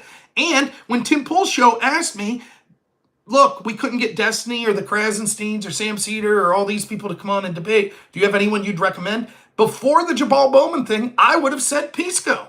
That's what I would have said. And I told Pisco that on stream one day. But I was like, fuck that guy. That was so bad faith. I'm like, no, fuck him. Didn't say he was blacklisted, just said, I'm not going to fucking go out of my way to help you. That's so shitty. We had a few interactions where that got brought up and one or two where it didn't after that. But we didn't, say anything in private. And we barely interacted as much as we used to on X until I got worried about Destiny and sort of, I didn't want him to say or inspire someone to do something shitty. I did not. And I had no connections to anyone that maybe knew him in real life. So I was reaching out to J-Stock and to Lonerbox. And people like that I knew were around him and was like, hey, remember I did that whole thing with J-Stock? I was like, can we, we should probably start off by saying we're not cheering for assassinations. And like, what Destiny said here about the, to Pisco about, I'm not sure if I wanted that bullet to kill Trump. And they were like, well, and I'm sitting here like scratching my head. I'm like, what the fuck? Why is it so hard to get people to say, of course we're against assassination. Why is that so hard? Why is that so fucking hard? Because deep down, I don't want to believe that I'm talking to people that fucking want me dead and buried. I don't want to believe I'm talking to people that if it becomes politically expedient would be like, fuck that guy. Do what you need to do to take him out. I don't want to believe that. That's who I am deep down. I don't want to fucking believe it. I had my audience telling me like, Rob, you're giving people like Destiny way too much benefit of the doubt. Way too much. Fuck him. He wants you ruined. I still don't believe that. I don't believe him blacklisting me means he wants me ruined already. I'm not saying that. But that was my motivation. It wasn't some deep fucking ulterior motivation that was like, ooh, I'll get in good with this crowd. Fuck all that. I don't need good in with them. I was just like, I'd like to be in a space where I could talk to people and don't have to worry that them or large portions of their audience are like, yeah, fuck it. Take people out with physical violence. That's it. That's why I don't have any fucking interest in talking to Vosh 99% of the time. I'd still love to debate him and crush him. But when he's out there saying, I want a world where Patriot Prayer is getting shot out windows, why would I talk to, what's the incentive to talk to people like that? Fuck off. G rage quit, bastard. That's it. And so like the implication, ironically, that's what it took. Like I just DM'd Pisco and was like, hey man, you should probably talk to Destiny and tell him to like take a step back. And Pisco was like, yeah, man, of course, like, I just want, he was like, of course, to talk to him. I don't think it's bad. To Pisco's credit, he was like, I don't think Destiny wants Trump shot or whatever. And I was like, oh, you got a minute for a call? And basically, it wasn't like it wasn't like a mental health call or anything. I was just like, yeah, just, I was like, dude, if anyone knows about fucking having bad election cycles and news cycles, it's me. Like, you don't want to fucking say something that you'll regret for a long time later. That's all I'm saying. Pisco's like, yeah, I got it. No problem. Yeah. That's it. My voice is like nails on the chalkboard. I don't know if you're talking to me, D-Red. I made a claim, provided no substance, then moved on. Are you talking to me or probably someone else? I don't know. Did I make a claim, provide no substance?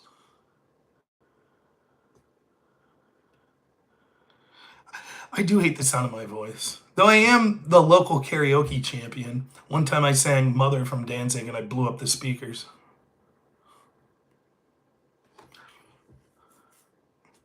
Oh, EOD rage quit. That's what, okay. EOD's one of the best, though, man. Agree or disagree with him on this meta argument you guys are having, but still feel bad that they banned him on Twitch.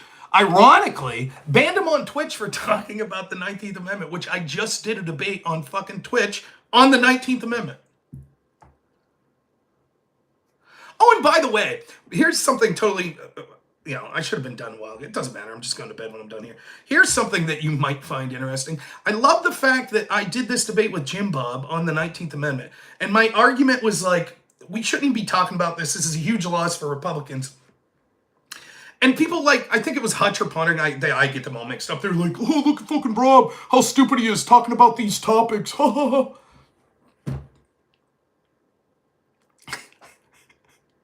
Right, and saying that it was a dumb topic. Oh, Jesus. Even then, it was like this one time, what's this guy's name? Vadim. Me and Andrew Wilson debated Jeff Garriepi and Sean Last on sort of tangentially white nationalism, and we are arguing against.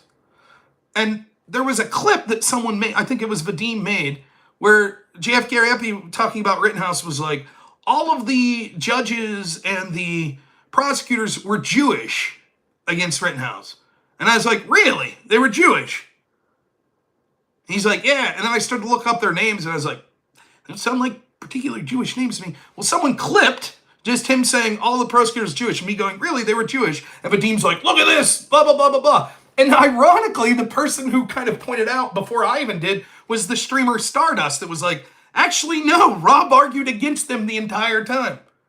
But the impression that was put out by the little clip is, oh, here's Rob, white nationalist, complaining about all the Jewish people. It's like, these fucking people, they're so ridiculous. Just clipping shit out of context or whatever. It's a fucking joke. It really is. But, I don't know, anything else? Any other stupid drama stuff people want me to bitch about? Any other streamers you're wondering? I guess I got a little bit...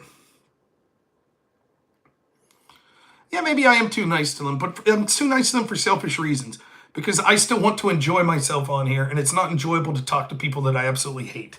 So I try to see the best in the people I know I'm going to talk to.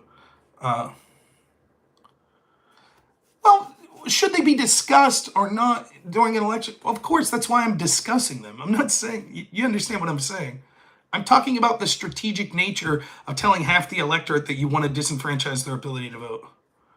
Have I talked about Tim Pool, Russian influence? Yeah, I did. I talked about that a lot, even a little bit tonight, to be honest. Yeah, I'm trying. 100 viewers right now. It's pretty badass. And 80 with the thumbs up. That's a good ratio, man. One thing I'm really proud of my audience, it might not be the biggest audience, but I think I get a lot of good interaction. I think sometimes, I'm not accusing anyone of anything, but sometimes you'll tune in, particularly on Twitch, I see this more. You'll see someone with like a huge number of people watching and there's almost no audience comments. Would I talk to Nick Fuentes? Yeah, I'd talk to Nick Fuentes. No problem. I've talked to Groypers one time and they just called me fat and piece of shit and blah, blah, blah. But I would talk to Nick. Sure. I don't mind.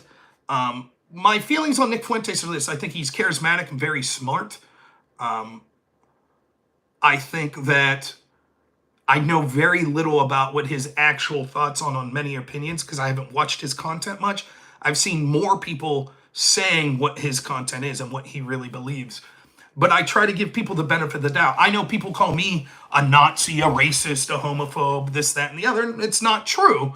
And so I'm not going to judge him based on smears. Now, maybe he is anti Semitic. I don't know. Maybe.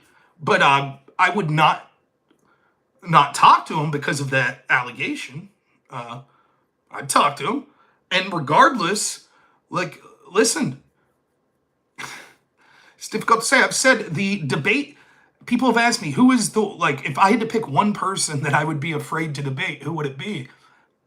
And I have an answer.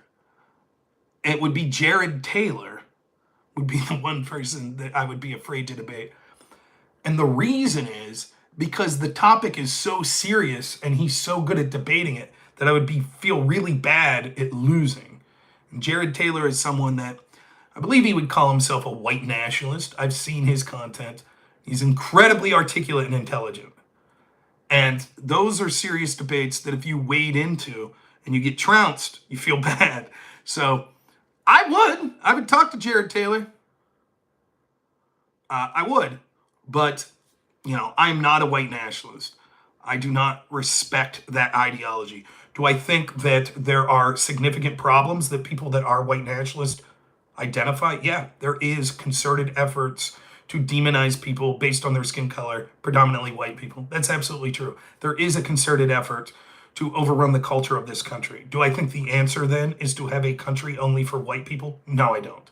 Do I think that that means that any person of color is like a piece of shit that I should prejudge based on being a person of color? I do not think that. People are saying that's what Nick thinks. Maybe. I don't know. I talked to JF Gary Epi. I believe he lives in Canada, so he can't say that he's a white nationalist, but I suspect he probably is. Would I want to live in a non-white majority country? Probably not. But I guess it would depend. Which one? Hypothetically, 1,000 years from now, if 70% of the people in the United States aren't white, but they behave very similarly to like people that I respect with conservative values, then sure, I wouldn't give a shit. But if you're talking majority non-white countries now, like maybe countries in Africa, South America, no, clearly I prefer the United States. So again, I would try to see the good in them, just like I talk to communists, which I have no love for their ideology, and I try to see the good in them. And so it is what it is. I don't think that being a white nationalist means you're irredeemably evil or anything like Jared Taylor is irredeemably evil or anything like that.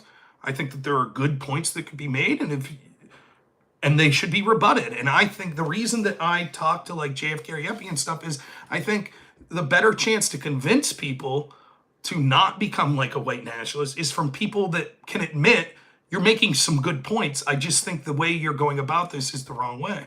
Whereas if you come in from the perspective of you're a bigoted piece of shit racist, I'll never talk to you, or the worst person in the world, you're not going to change anyone's mind.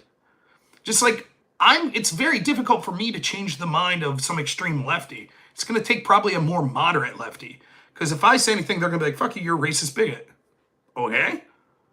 So, I think there's utility in those conversations. And there's nuance.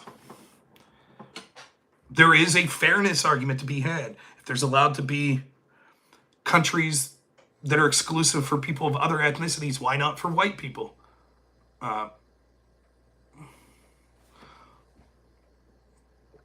What would I tell a female? But again, I don't think that means the United States should be white people only, or that I would want it to be. What would I tell a female black friend who isn't super educated on politics but believes Trump is a racist and a misogynist? Well, I would say that the stories of him are massively overblown. That many black civil rights leaders like Jesse Jackson were huge fans of Trump before he got involved in politics. That he was well liked, including amongst women like on The View, before he got involved in politics. And many of the stories are hyperbole that were brought out just to smear him. The truth is, Trump is a crude person. He says crude shit. But oftentimes what happens is they selectively point out certain things that he says to a black person or to a woman and say, this proves he's racist. No, that's sort of how he talks to almost anyone. And if he is a racist or a misogynist, he's a very bad one, because black Americans were doing pretty good under him, as were women, when he was president. So no, I don't believe in the misogyny or racism claims of Trump. I think it's more racist what you see his opposition in the Democratic Party doing. Kamala Harris pandering to black folks when it benefits her, using her blackness as sort of a reason to vote for her, to shame people that disagree with her. That sort of pandering I would find offensive if I was in a minority group and that pandering was occurring to me. I think Trump basically treats all people damn near the same. And if you don't like that and you think he's rude or crude or whatever, that's fair enough. That I wouldn't even dispute that. Where's JF's wife? I don't know. Drama I'm not concerned with. I think JF's another dude that's a very smart dude, who's very challenging to debate, because JF. I have no doubt that JF Gary Uppy's IQ is much higher than mine. That doesn't mean that he's right or that he wins every debate or anything like that. He's a very smart guy. And the other thing is, I don't know about Nick, JF was actually a pleasure to debate. Very polite, lets you speak, isn't yelling and screaming. Interactions I've seen with Jared Taylor are very similar. Now, I understand the counter argument to that. It's like, oh, of course, they come with a nice suit and tie on and sound pleasant because they're really these horrible people. I don't think so. Let me put it this way. There are certainly black people I've dealt with that want a form of black nationalism that I've met in real life that I can sit there and have a burger with and talk to. I don't think they're irredeemable. I completely disagree. So why would it be any different with the white nationalists for me? And before you say that's not true, you haven't met those people, go to a college debate tournament. I debated people that routinely told me what all white people should die. Now, I don't think they meant it literally, but you get the point. So, anything else? But yeah, I'd talk to Nick Fuentes. No problem. I think, regrettably, some of the people around Nick are sort of a clown show, at least some of the ones I've interacted with. But that's okay too. Not everyone needs to be the best debater, but I think that sometimes that could be detrimental to your cause. But on the other hand, Nick's got way more support and viewers than me, so he's doing something. So who the hell am I to criticize that sort of stuff?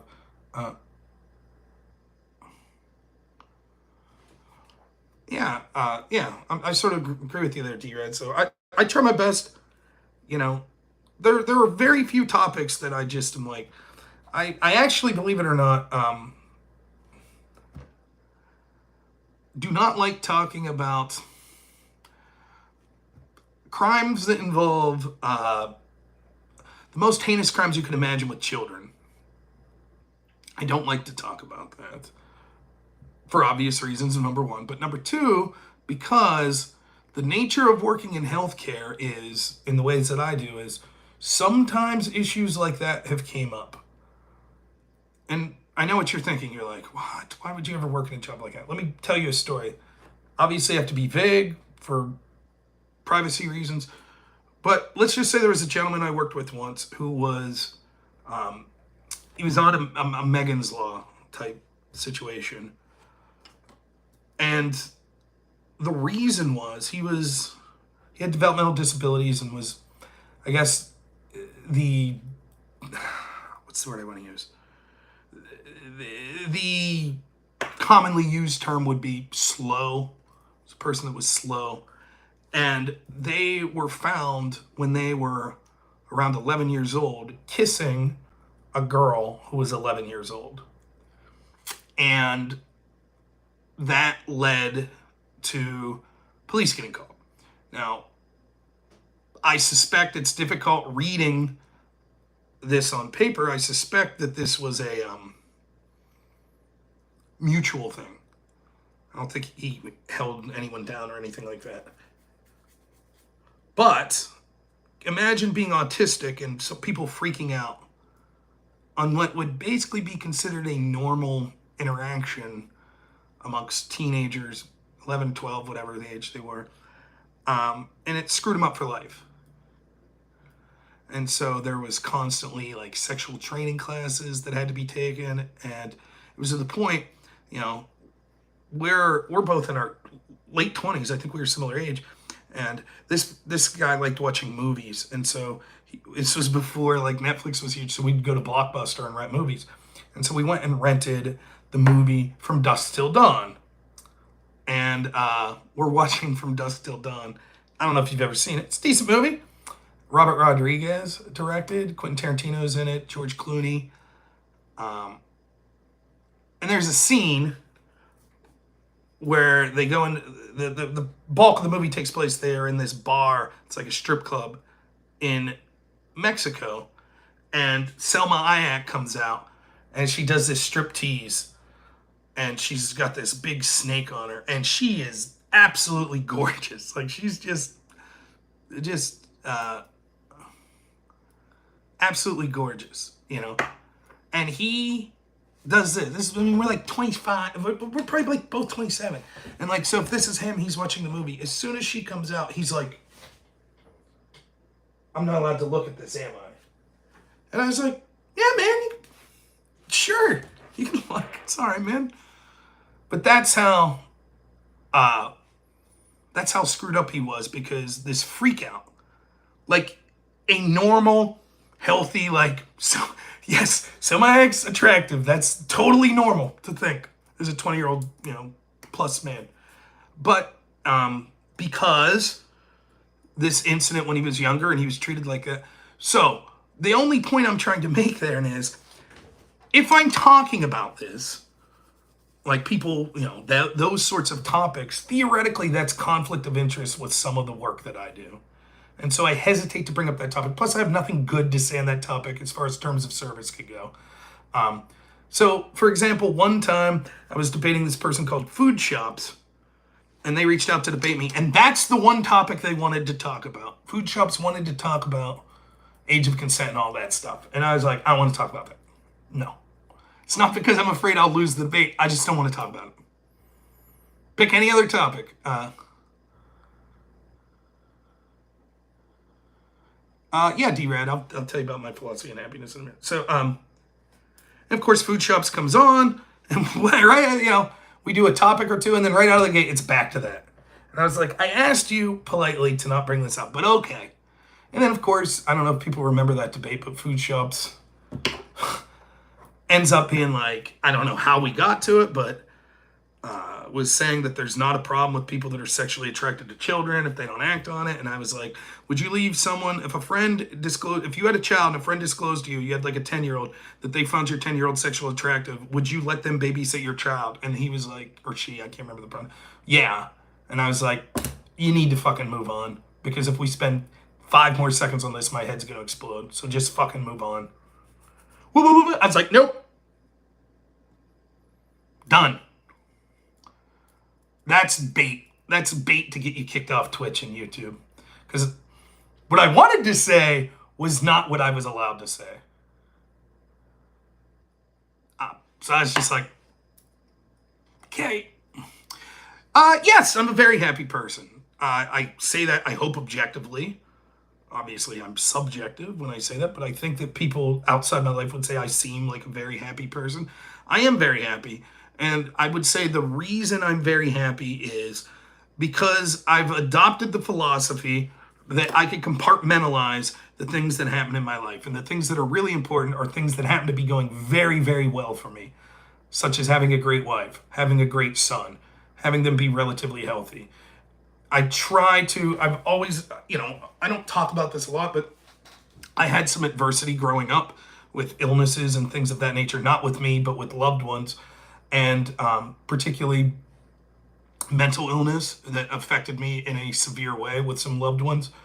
And I remember being about 14 or 15 when I just started to tell myself, like, all you could do is control how you react to a situation. You can't control the chemical makeup of your brain. You can't control illnesses or bad shit that happens in your life. You can just control how you react to it. So I could either be a person at this point forward in my life that says I was dealt a bad hand and so I'm going to blame that for everything, Or I could be a person that says, fuck it, look at all the things I have going for me good in life. And that's how I've tried to approach my life since I've been about 15 or 16 years old. And I think it's worked out really well for me. And I try to be my biggest critic, and I think that helps keep me grounded. And that's basically it. I come on here, it's cathartic. I argue with people and stuff. Then I go and I hang out with my wife. I'm not going to say me and my wife never have arguments or stuff. Of course we do. I'm not going to say my son never frustrates me. Of course he does. My job frustrates the shit out of me. I work 70, 80 hours a week. It fucking sucks. I like my job, but it sucks to put in that many hours. But I'm incredibly lucky. I'm amongst one of easily 99.9999% luckiest people that have ever lived. Like, absolutely don't deserve. If I die tomorrow, I was given too much. And I'm not just saying that as some philosophy. I'm trying to trick myself. It's the honest to God truth. I'm not as good a person as my life has came out. It's really incredible. I don't deserve my wife. I don't deserve my son. I'm just super lucky. So it's easy to be happy because it's like I won the fucking lottery in life. And so I just constantly remind myself that it's all of the people in my life, my family, like my in-laws are great. My mom and dad are great. My brothers and my sister are great. My son's great. My wife's great. My neighbor's great.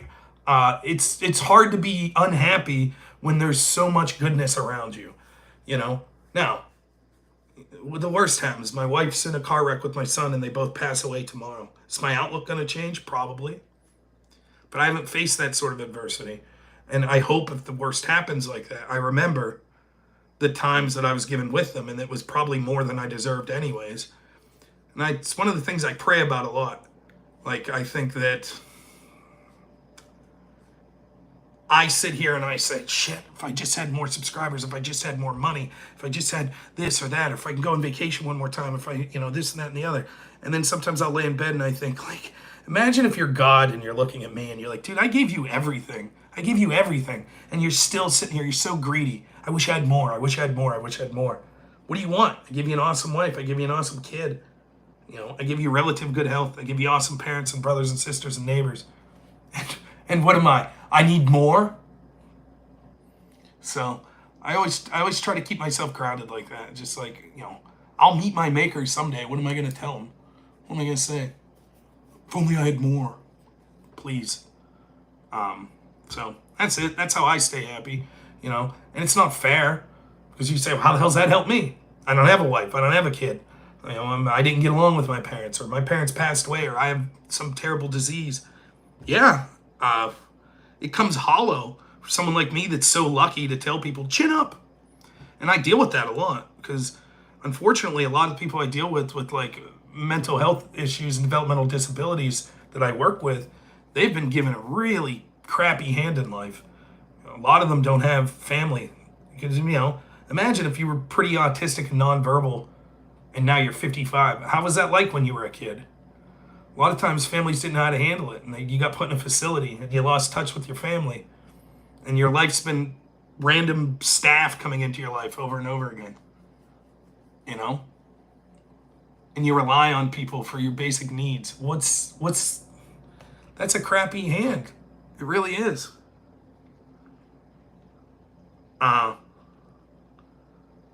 And it's easy for someone like me that was born much luckier to say, oh, you just got to stay positive. And I know that. And it's really tough at work. It's really, really tough because I think it comes off as arrogant and glib, when you talk to people that, have all these medical conditions and you're telling them like, oh, you just got to stay in a good mood. I don't know. So I don't presume to give a lot of life advice because of that. I don't know. I really don't. I've been lucky, so it's easy. It's easy to give life advice when things are going well for you. So I just try not to, I guess the only advice I'd give is just find connections to people that respect you and that like you, and take a look at your life and try to be honest and say, what are the things I have to be appreciative of, and focus on that as opposed to the things that, that you got a shorthand on. That's it. That's my secret to happiness, Now I'll go scream at some lefties till my fucking face is red. But let it be known, if something would ever happen to me, I don't want people to be super bummed out or anything. I was a very happy guy. I really was. So I hope that comes across. Could I describe a typical day at my work? Sure. Um, so my job is working healthcare with people with developmental disabilities. Particularly, what I've done in this field is people that have maybe traditionally would be in a psych center or some sort of institutional setting, and they'll purchase or rent a home, and then it becomes that person's home, and then you have staff like me that come in. My job is not to diagnose medically or anything like that. My job is to help the person that I'm working with achieve the goals that they've set forth in their life. Hypothetically, I'm trying to work myself out of a job because you want to give people as much independence as possible. So if it's possible and you have a client that needs some help at first, but through your interactions with them, they could become more independent, theoretically, you're working yourself out of a job. Now, many of the people are in a situation that they'll always, unless the odds are really beaten, they'll require some sort of staff. So most of the time, you're in long relationships with people with these types of facilities. So the mileage could vary significantly on what an average day of work looks like. When I first started in this career, this was an average day of work. I worked with a gentleman who was the most physical, strong person I've ever met. So, for example, one of the first days, we had to move a recliner that this gentleman had, and it was steel reinforced. I don't know how much this thing weighed, but it took me and another guy to drag it across the room so we could sweep. Later that day, I watched the client pick it up over his head and throw it through a wall. And there were horror stories of that house. I can explain to you what happened if you like. I was in that house, and there's a bunch of state regulations. So a lot of the finances for taking care of people like this come from taxes and from state. And I support some of it, but some of it's wasteful. But anyways, this person was very limited verbally. They had seizures constantly, a lot of medical problems. And they were supposed to be staffed 2 or 3 to 1. Oftentimes, that company was letting me out on an island by myself because they couldn't find people willing to work with this person because there was a lot of violence that occurred in the house. And I was put in the hospital several times. And other people got it worse than me. So what I quickly realized, the reason I stuck with the job was no one cared about this guy. No one in his life. And I was an alcoholic piece of shit. Like I really was. I can't remember if I just met my girlfriend, who's now my wife. Maybe I had, no, this was before I met my girlfriend, and I was just a drunk. I was. And so I got this job, and I remember thinking one day, like, who the fuck am I? I'm just some drunk. Just a fucking drunk. That's all I am. And I'm the only person that remotely gives a shit about this guy I'm working with. Like, to everyone else, he was just a burden that you had to deal with. Like, everyone. Every doctor, every maintenance person that had to come in the house, every executive at my work, every single person this guy ever interacted with was just, I just got to get to where I don't have to interact with him. Just get through this moment with him right now. And it bummed the shit out of me. And where I was just like, what? Like, imagine that. Like, no one's ever, like, tried to like this guy. Not that I saw. And it was hard. He was very strong and had a lot of outbursts. And so it was a weird situation. I always tried to remember, like, even when things got rough there, it was like, I have to stay here because who else will? Who else would ever be in this situation? Who else will do it? And I'm just some fucking drunk. And the most frustrating thing was the doctors. I tell you a story. We had a bad situation with this gentleman where we had to go to the emergency room, and he attacked some police officers in the emergency room. It was very serious. It was a mess. And the emergency room in our little town, there's not rooms. They basically have curtains that you draw. So if you could imagine, you have 4 beds, and then around those beds aren't walls, but just curtains. So imagine you're sitting, strep throat or the flu, you're sitting in one of these emergency room beds, and all of a sudden the curtain next to you, you hear this life and death struggle, which is what happened. He was attacking a police officer, and it was grim. And tasers ended up being used. It was a very grim situation. And I understand the frustration from the hospital. I do. And the police officers understood the frustration. However, maybe 2 months later, I had to go into that hospital for a work-related injury. And the doctor came out and said to me, "Don't you ever effing bring that guy in here again." That's what he said to me. And I just looked at him and was like, that's maybe the most unprofessional thing I've ever heard. I couldn't believe it. I was shocked. Like, I understand the sentiment, but you're a doctor, and I'm not even here with that guy. And that's what you came up to me to say? And I started to realize, like, holy shit. Like, no one gave a shit. No one. And it was a nightmare. It really was. It was a weird situation. There was a month, I'm guessing this was around 2008. So the rule is, each company has different rules, but this company, the rule was, if you don't get, this actually might be state law in Pennsylvania, you have to get at least 5 continuous hours of sleep, or they have to pay you for the whole night. And so this client was manic and wasn't sleeping, and so they might sleep an hour here or there. I would get some shut-eye when I could. The problem was, because of the level of violence, if you were sleeping and he woke up, you might be in a bad position. So you almost got no sleep. So there was a week in July of 2008, I believe, where literally I got paid for 160 hours in 1 week, which is every hour of that week I worked. Because there was about a month period where I lived at that house. And this particular week, because we were only getting an hour or two sleep a night, I just got paid 24 hours, 7 days, straight through. So I was making $11 an hour, $12 an hour, and I was bringing home checks that were like 2-week checks that were like $6,000, which to me was huge money. It was, and I wasn't spending any money because I'm at work. That's all I did was at work. And like I said, I was an alcoholic at the time, so it was like weirdly good for me to not be home drinking my face off. But you can only deal with that mentally for so long. Just every day, like no sleep, every day, extreme situations that you're put in. And so that was it. That was me entering this field. Eventually, that gentleman got put into a more restrictive facility. That particular company, I ended up having a falling out with. I won't go into the details. But so I worked with that company maybe a year after that. And I was the contact for that client. So I would go to the facility that he was put in once in a while to visit because he didn't really have family or friends. Then I left the company. So about a year, maybe 2, I don't know. Maybe I'm screwing up my time. Sometime after that, I had a friend that still worked at the company who got promoted to supervisor. And he called me and said, that gentleman had passed away, the gentleman I took care of. And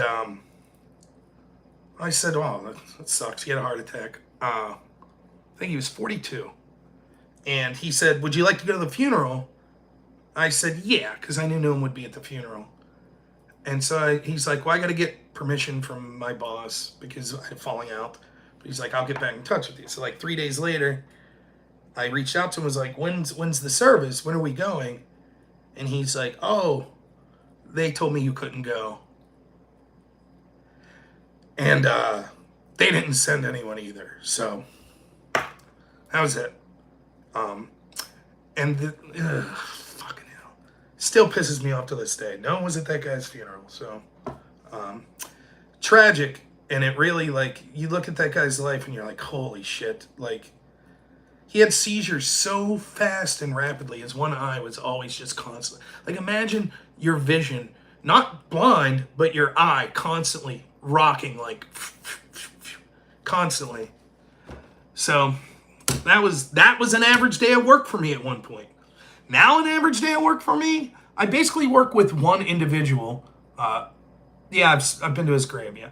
I got to visit, I basically work with one individual, though I obviously do overtime and I work with other individuals. I've been with about one individual for 11 years who is the kindest, sweetest guy you ever meet. His hobbies, his hobbies are all the shit I like. Like, we watch football, we watch movies. He particularly likes scary movies. His favorite music is the 80s. He loves 80s music.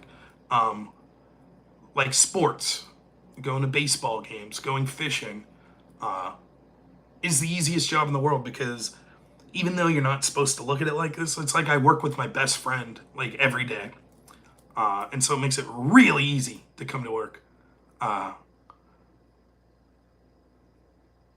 Yeah, I see WWE, yeah. So it's like night and day. I the problems I have now are the complete opposite end of the spectrum, like becoming complacent. You have to constantly remind yourself. Like, here's what I tell people, right? Let's say me and EOD, right, are gonna. I call EOD and he lives in my town. I say, hey EOD, the new Twisters movie's out. Let's go see the new Twisters movie. He's like, cool. There's no theater in my town anymore, so I'm gonna have to drive 40 minutes to this movie. I say Friday, 5 o'clock, it's playing. You want to meet out there? Yeah, let's do it. So I drive out. I get ready. I drive out 40 minutes to the movie theater. I'm in the parking lot. He texts me and he goes, I changed my mind. Nope. And I'm like, oh, something come up? Nah. And I'd be like, well, dude, I drove out of here. Why didn't you tell me an hour ago? What'd you drive? I just didn't feel like it. I'm going to be like, fuck you, man. What the fuck? But that shit happens. That shit happens in this line of work. Because no matter what, no matter how friendly you get with someone, it's a therapeutic relationship. I'm being paid to be here. And that means they're running the show, not me. They're not obligated to watch the Steeler game because I want to watch the Steeler game. It doesn't matter that it's the Super Bowl. I really want to watch it. Doesn't matter. None of that does not matter. It is not about me and what I want to do. It's ultimately about what the person that I'm working with wants to do. And sometimes you drive to the movie theater and they say, I want to get out of the car. No. And if it's just a friendly relationship, you're like, dude, what the hell are you doing? What do you mean you don't want to get out of the car? Of course we're getting out of the car. But you have to check yourself and you have to remind yourself, like, okay, all right, let's see if we can delve deeper. Why don't you want to get out of the car? What's going on? You know, I think you'll really like it. I think we'll have a good time. But you don't have to if you don't want, man. It's up to you. But I think it'll be fun. You know, you wanted to see this, you know. It's just different. And I always have to remind myself that we could constantly be working on things, right? Like there's constantly new goals that he might have that we could be reaching for. And it's one of the things I think people fall into a trap. They set goals for people. It'd be nice if you lost 20 pounds. It'd be nice if you stopped smoking. And sure, that's fine, health goals. But what about what they want?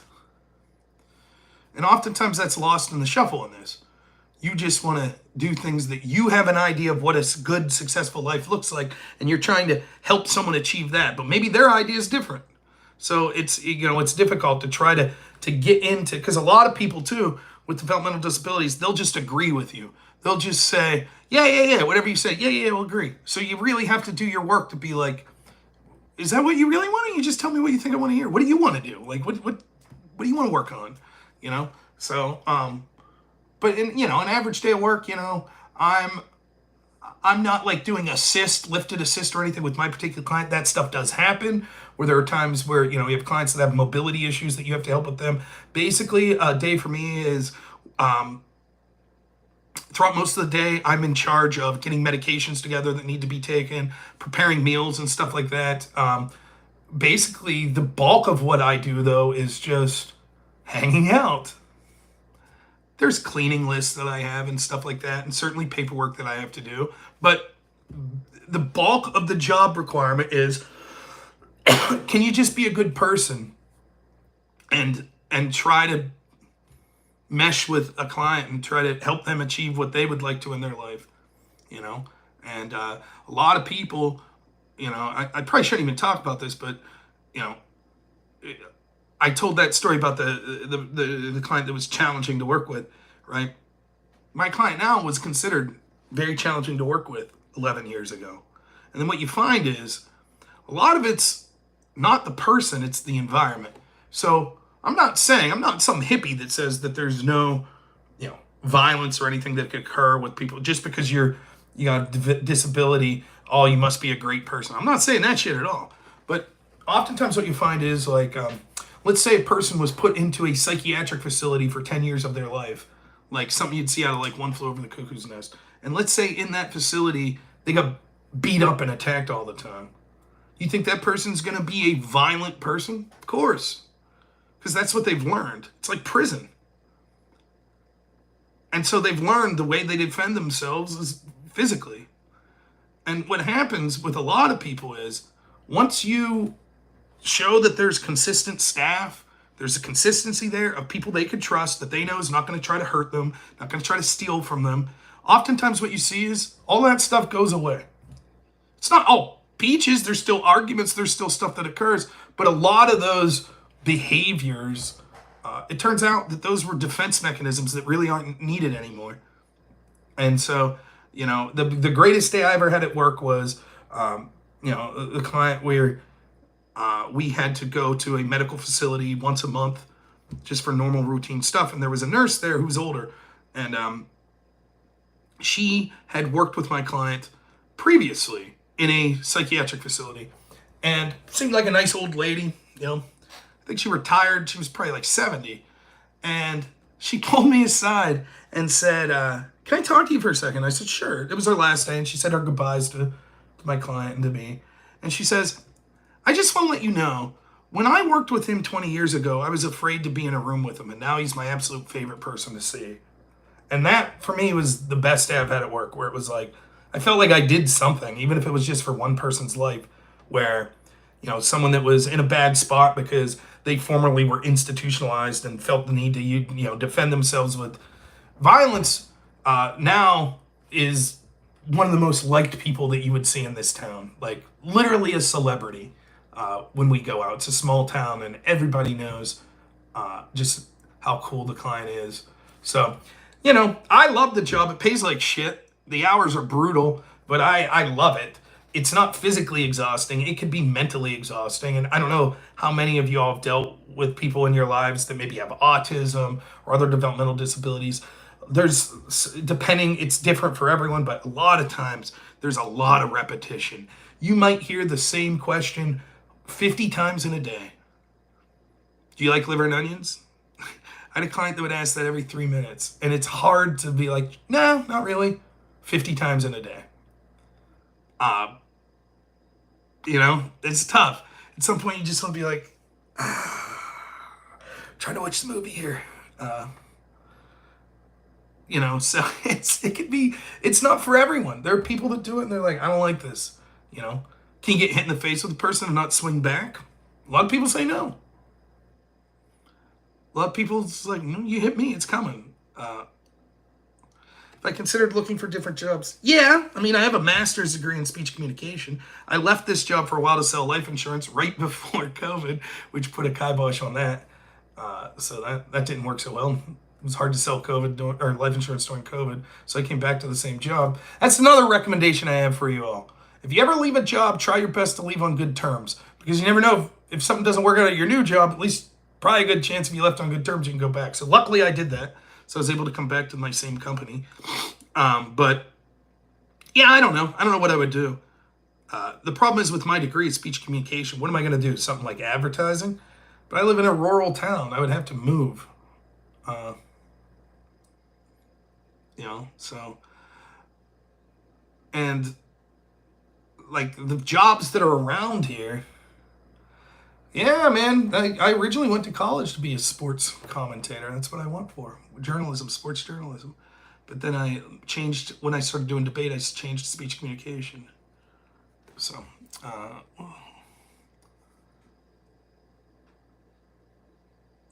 described the average African-American life for a long time during your prison analogy. Maybe. I don't know. I'm not black. I don't know. It's one of the things I think about a lot. This idea of white privilege and shit. Maybe. There's white privilege, there's black privilege, straight privilege, gay privilege. But I'll tell you this, I didn't have to worry about getting shot walking to school. And I grew up in a poor neighborhood. I don't know what that would be like. I don't know what toll that would take on you. That fucking sucks. And that's something I hopefully will never know. So I can't relate, but I understand that I don't know. So, a lot of these inner city communities, it's like, I can't imagine. I freak out with my kid, like when he climbs up the big slide at the local playground. I'm like, ooh. So how are you going to send your kid off with a backpack? There's gang violence and shit. I don't know, brutal.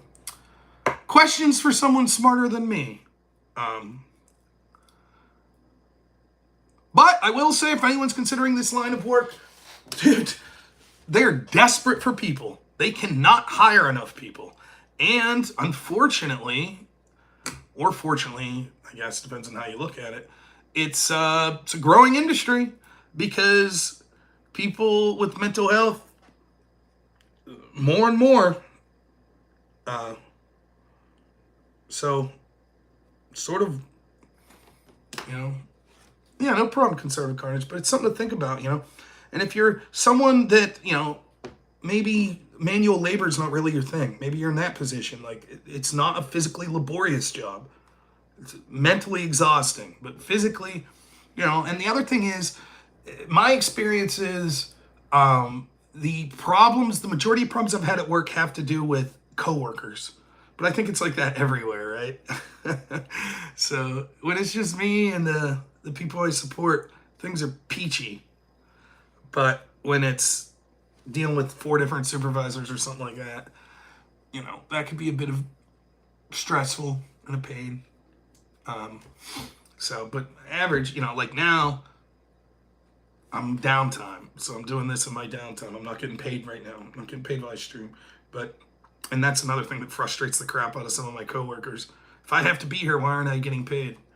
Is it possible to start more than $12 an hour? Yeah, my company starts you off at $15 an hour now, and then once you're here for 3 months, you get a raise. I think that's like maybe 50 cents. But they do offer an incentive program where if you take these trainings, you could get, for every 50 hours of training, you get $1 an hour bonus. So if you're a little energetic and you decide to do those trainings, within a year you'd be making $18.50 an hour, which is not a lot of money. But if you live in this area, it's doable. So, you know, like before I bought my house was $85,000. It's three bedroom. That same house, if for example in Pittsburgh, would probably be a $300,000 house. So here it's 85,000.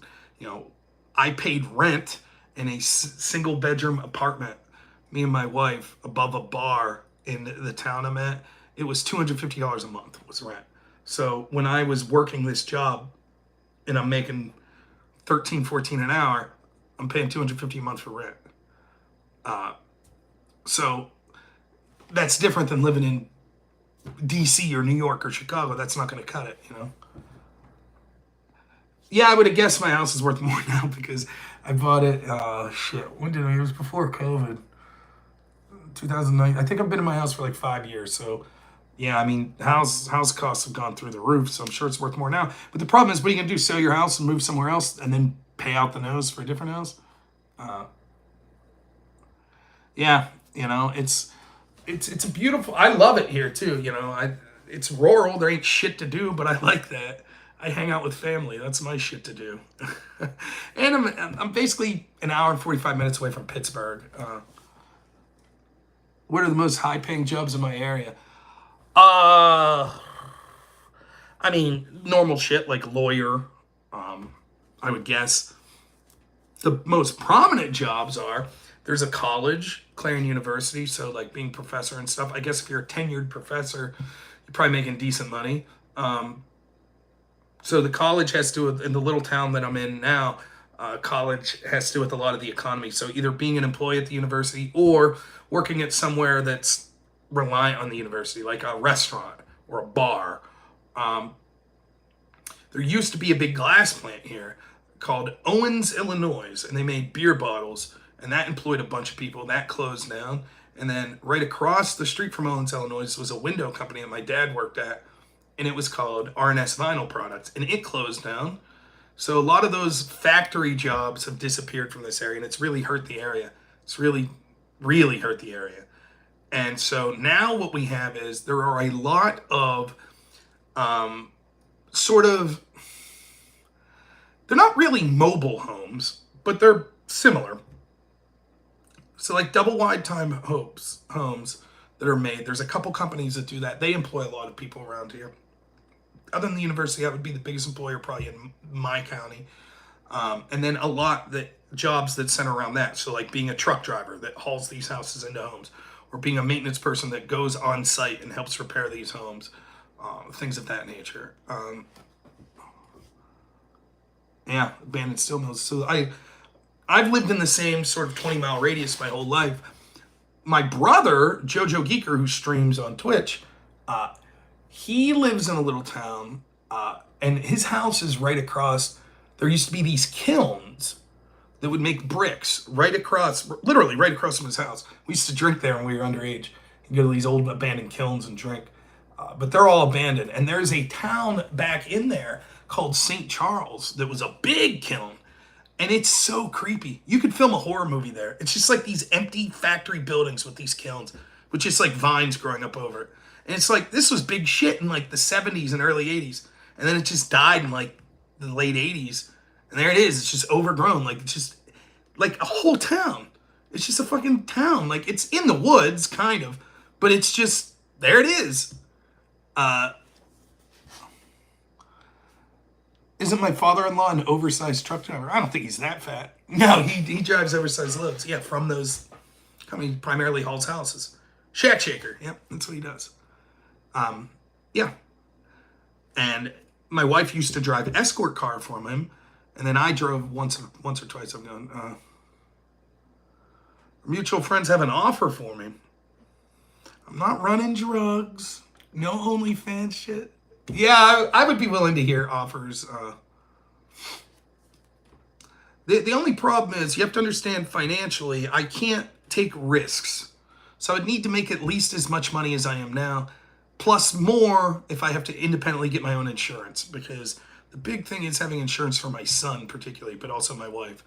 So people ask me like a streaming career, how much would it take? Well, I make shit for money. I make about $20 an hour, but because I average 80 hours a week, after taxes, I'm clearing probably around 80,000 a year, and we're a single income family. So I need about that. If it would be an offer that would require me quitting my job. And even then it would be difficult to think about, because I do like my job. But it's a risk, you know. I'm 40. So, you know, I have these friends, you know, they're like in a band. Like, this shit, like, your ideas of being the next Rolling Stones go out the window once you have a kid. Once, you know, then it's time to be dad. That's the fucking agenda here. So I can't take a risk. I can't be like, fuck it, I'll gamble it all on a streaming career and then make shit for money. Because what am I going to do? What am I going to tell my wife? Could I get more because they really need me? Maybe. I've asked for raises before. That's why I left and went to sell life insurance. I asked for a raise. They said no. I said, I'm going to leave. They said, no, it's okay. I left. So, I don't know. They're pretty staunch in only giving one raise a year, your standard like quarter or whatever. So I think I make like 21 an hour now. Sounds like I could use Medicare for all. No, I think that would be a disaster as well. I do agree that the healthcare system, there's problems. I've been relatively healthy my whole life. In fact, I hadn't been to a doctor in probably 18 years. Now I got this herniated disc. I go see an orthopedic Friday for it. Yeah, it's fucking crazy. The hoops you got to jump through, it's crazy. And even with insurance, you end up paying shit that you didn't expect, you know? So it's not easy. The healthcare debacle is not easy. Relatively healthy. Brah. Yeah, for a fat guy. It's true. What would you call someone who hadn't been to the doctor in 18 years? When I say relatively healthy, I mean like I didn't have cancer. I wasn't limping along.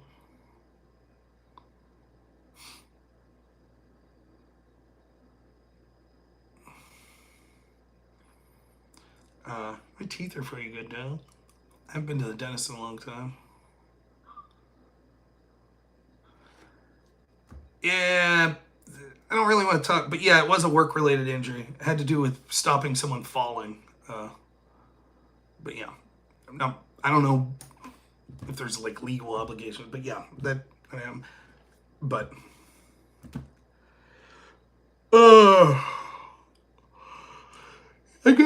I got on teeth that are a little compacted. My top teeth are really good. And the dentist said when I was like 3 or 4, I knocked all my top teeth out. And so these ones grew in really straight, you know. So, oh no, I'm the conservative coverage is fine. Uh, but I'm sure I have an odd cavity or something. Yeah, getting older is strange, man. It's weird. I still feel young. The back sucks, but I feel immature. How about that? uh, and I'm 40 with a 3-year-old. That's one of the things that's the weirdest to me. My dad was 21 when he had me. And so when my dad was 40, I was 19. I vividly remember my dad when he was 40 because I was 19. My son is 3 when I'm 40. Um, it's a weird thing to think about it. Now, having said that, I do have a sister that's 20 years younger than me. So when my dad was 40, she was like 1. So that's right. The spirit's young, but the body's old. But I'm trying to get healthy. That's why I've lost a considerable amount of weight. Before this back injury, I was losing weight, trying to get healthier because I know my son's getting more and more active and I want to be there for him. And this back's fucking bumming me out like nothing else because I can't pick him up like I used to. And I can, it's just a fucking mess. So I'm hoping they could do something for me. I've been fighting it for like 5-6 months now. I went in for the MRI and they said, yeah, it's herniated disc, but I haven't seen it yet, and they scheduled me at this orthopedic person. You lost your dad? Yeah, it's a bummer, man. Yeah, my dad. My dad's a trip, man. When I ran for Congress, that was one of like the concerns people had for me. My dad is probably the most vulgar man that's ever lived. Like, he is just one dick joke after another. He's absolutely hilarious, though. But you would not, if I was like, if I won a congressional seat, it would be it would be insane. Listen to this guy go. But I'm not ashamed for. Yeah, I ran for Congress 2019 special election in District 12, I believe it was. I didn't win, but my dad's great. It's funny. He's one of the funniest, biggest heart people you ever meet. It's fucking hilarious. So he's like, he could have been in another life. He could have been Rodney Dangerfield, man, if he didn't have me and then have to break his back working every day to take care of a fat fucking kid like me. But no, he's a great guy. He really is. I'm lucky. I don't see him as much as I'd like. He only lives like 40 minutes away from me. 30. We'll say 30. But our work schedules conflict, and so I'd probably see him once every other week. He's a good guy. I need to get out there more. Always concerned with getting the grandparents to see the grandson more. So gotta work on that. But well, yeah, how did we end up talking about fucking work and life? Wasn't I on here bitching about Hillary Clinton? Wasn't that the whole point of this? Assassination attempts? Did I play sports when I was younger? Yeah, I played them all, basically. By the time I got into high school, the only sport I was really doing was football. But yeah, previous to that, junior high, whatever, it was baseball, wrestling, football. I played soccer until it conflicted with football. Never played basketball. And then I was in band, jazz band, marching band, show choir, chess clubs, captain of the chess club, broadcast journalism, did a bunch of. And then I thought I was decent at football. It wasn't great, but it was decent. So I went to a small state school and thought, I'll play football there. And I walked in the first, this ain't gonna mean shit to you guys. So this would have been 2002. And I walked into like a sort of, I don't know, it wasn't a practice, but like a meet and greet for possibly walking on to play football at Clarendon University. And I stood next to this guy who I would later find out was a guy by the name of Reggie Wells. And Reggie Wells was drafted by the Arizona Cardinals. He was a lineman. I also was a lineman. Now I'm like 5'8". Reggie Wells was considerably bigger than me. And I was like, I don't know that I'm going to start for this team. So I'm still very competitive. And that's actually why I decided to take a debate class and then actually get into debate. Because I was still competitive, but I didn't have the size to, I think, be competitive in college sports. High school was a little different. It was a little, I was probably slightly above average, like a 6 out of 10 defensive lineman. But I also had asthma pretty severely, so I was only allowed to play one side of the ball, and that's ultimately why I had to stop wrestling, because People that talk about football being the hardest sport, not even close. Wrestling is so fucking physically demanding, and maybe even sports for me, sports that require more cardio, like cross country or something, would have been devastating for me. Uh, I played trumpet in jazz band, uh, but my concert band instrument was French horn, and so then in marching band I played mellophone. Trumpet's only like two notes different than French horn, so it was easy to pick up for me. So yeah, in jazz band I played trumpet. I was I was slightly above average French horn player for my high school, and I was slightly below average trumpet player for my high school. So, but I had a lot of friends that played in jazz band and different band activities. So I did a lot of that. Show choir I got duped into because my friend liked a girl that was in the show choir, and my dad had this thing where it was like, if you start doing something, you have to finish it. You can't be a quitter. So I joined show choir with my friend because he liked this girl and he quit like a week into it. And my dad was like, tough shit, man. You made a promise. You're sticking it out. So I ended up sticking, I spent senior year, I did show choir. All my friends made fun of me doing jazz hands and shit. But yeah. Yeah. I was also on the football team. But yeah. I was a show choir kid, yeah. But it's pretty popular. Like, it was on homecoming court and stuff. I thought it was funny too because, like, in our school, I'm sure it's different everywhere, but it seemed like the older you got, like a lot of the like clicky stuff, the kids that were like really popular younger, like a lot of it, like uh, I don't know, like the more friendly kids and funny kids ended up becoming like popular by the time you were a senior. I mean, it wasn't perfect or anything like that, but like for example, the prom king, because I happen to know kids that were older than me. Every year, the prom king would be someone that was considered like a huge nerd 3 years before that, and all of a sudden they're prom king. I don't know.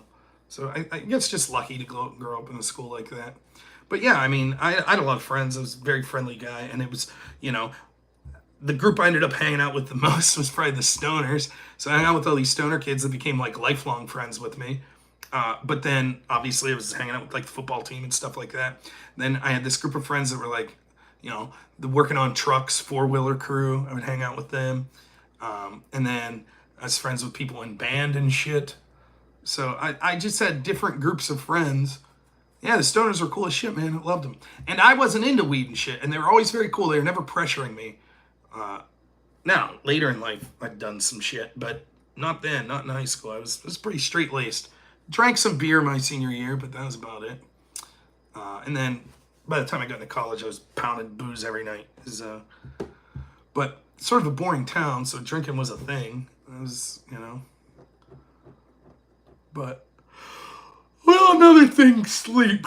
I have to do it. I have to get some sleep. 12:30, okay. So, I'll put my time in tonight.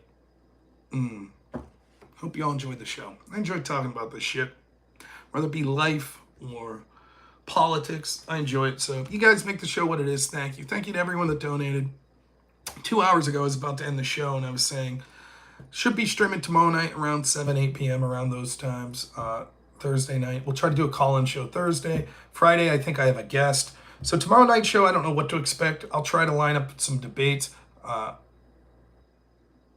Rob, you got some stories from high school? I don't know. I was never a ladies' man, but I don't know.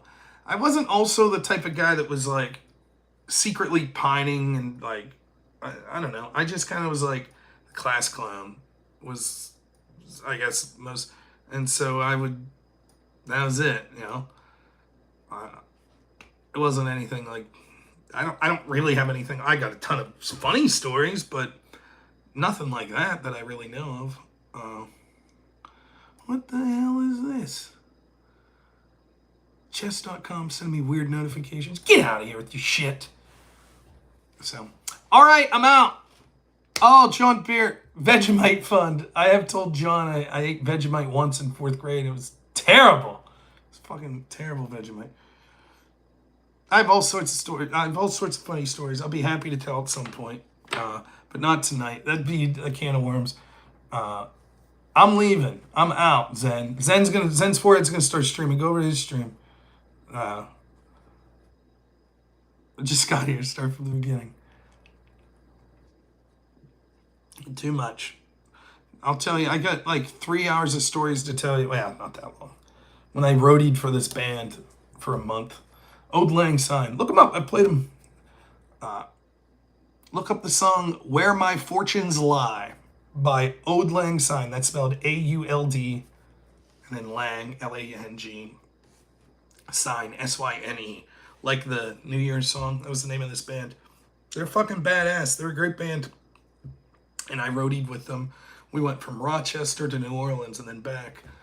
There's a lot of good stories. Some of them question the legality of some of the shit that happened there. But it was a fun time. So I got funny stories with that. And then just, being an alcoholic, you have funny drinking stories. So what's up, cowboy? Sure, Will. Let's get you. If you got any in mind, I'd happily debate the assassins were Republicans. It's an easy one. Easy debate to win. No prep needed. Could rock someone on that. So maybe we'll get a caller.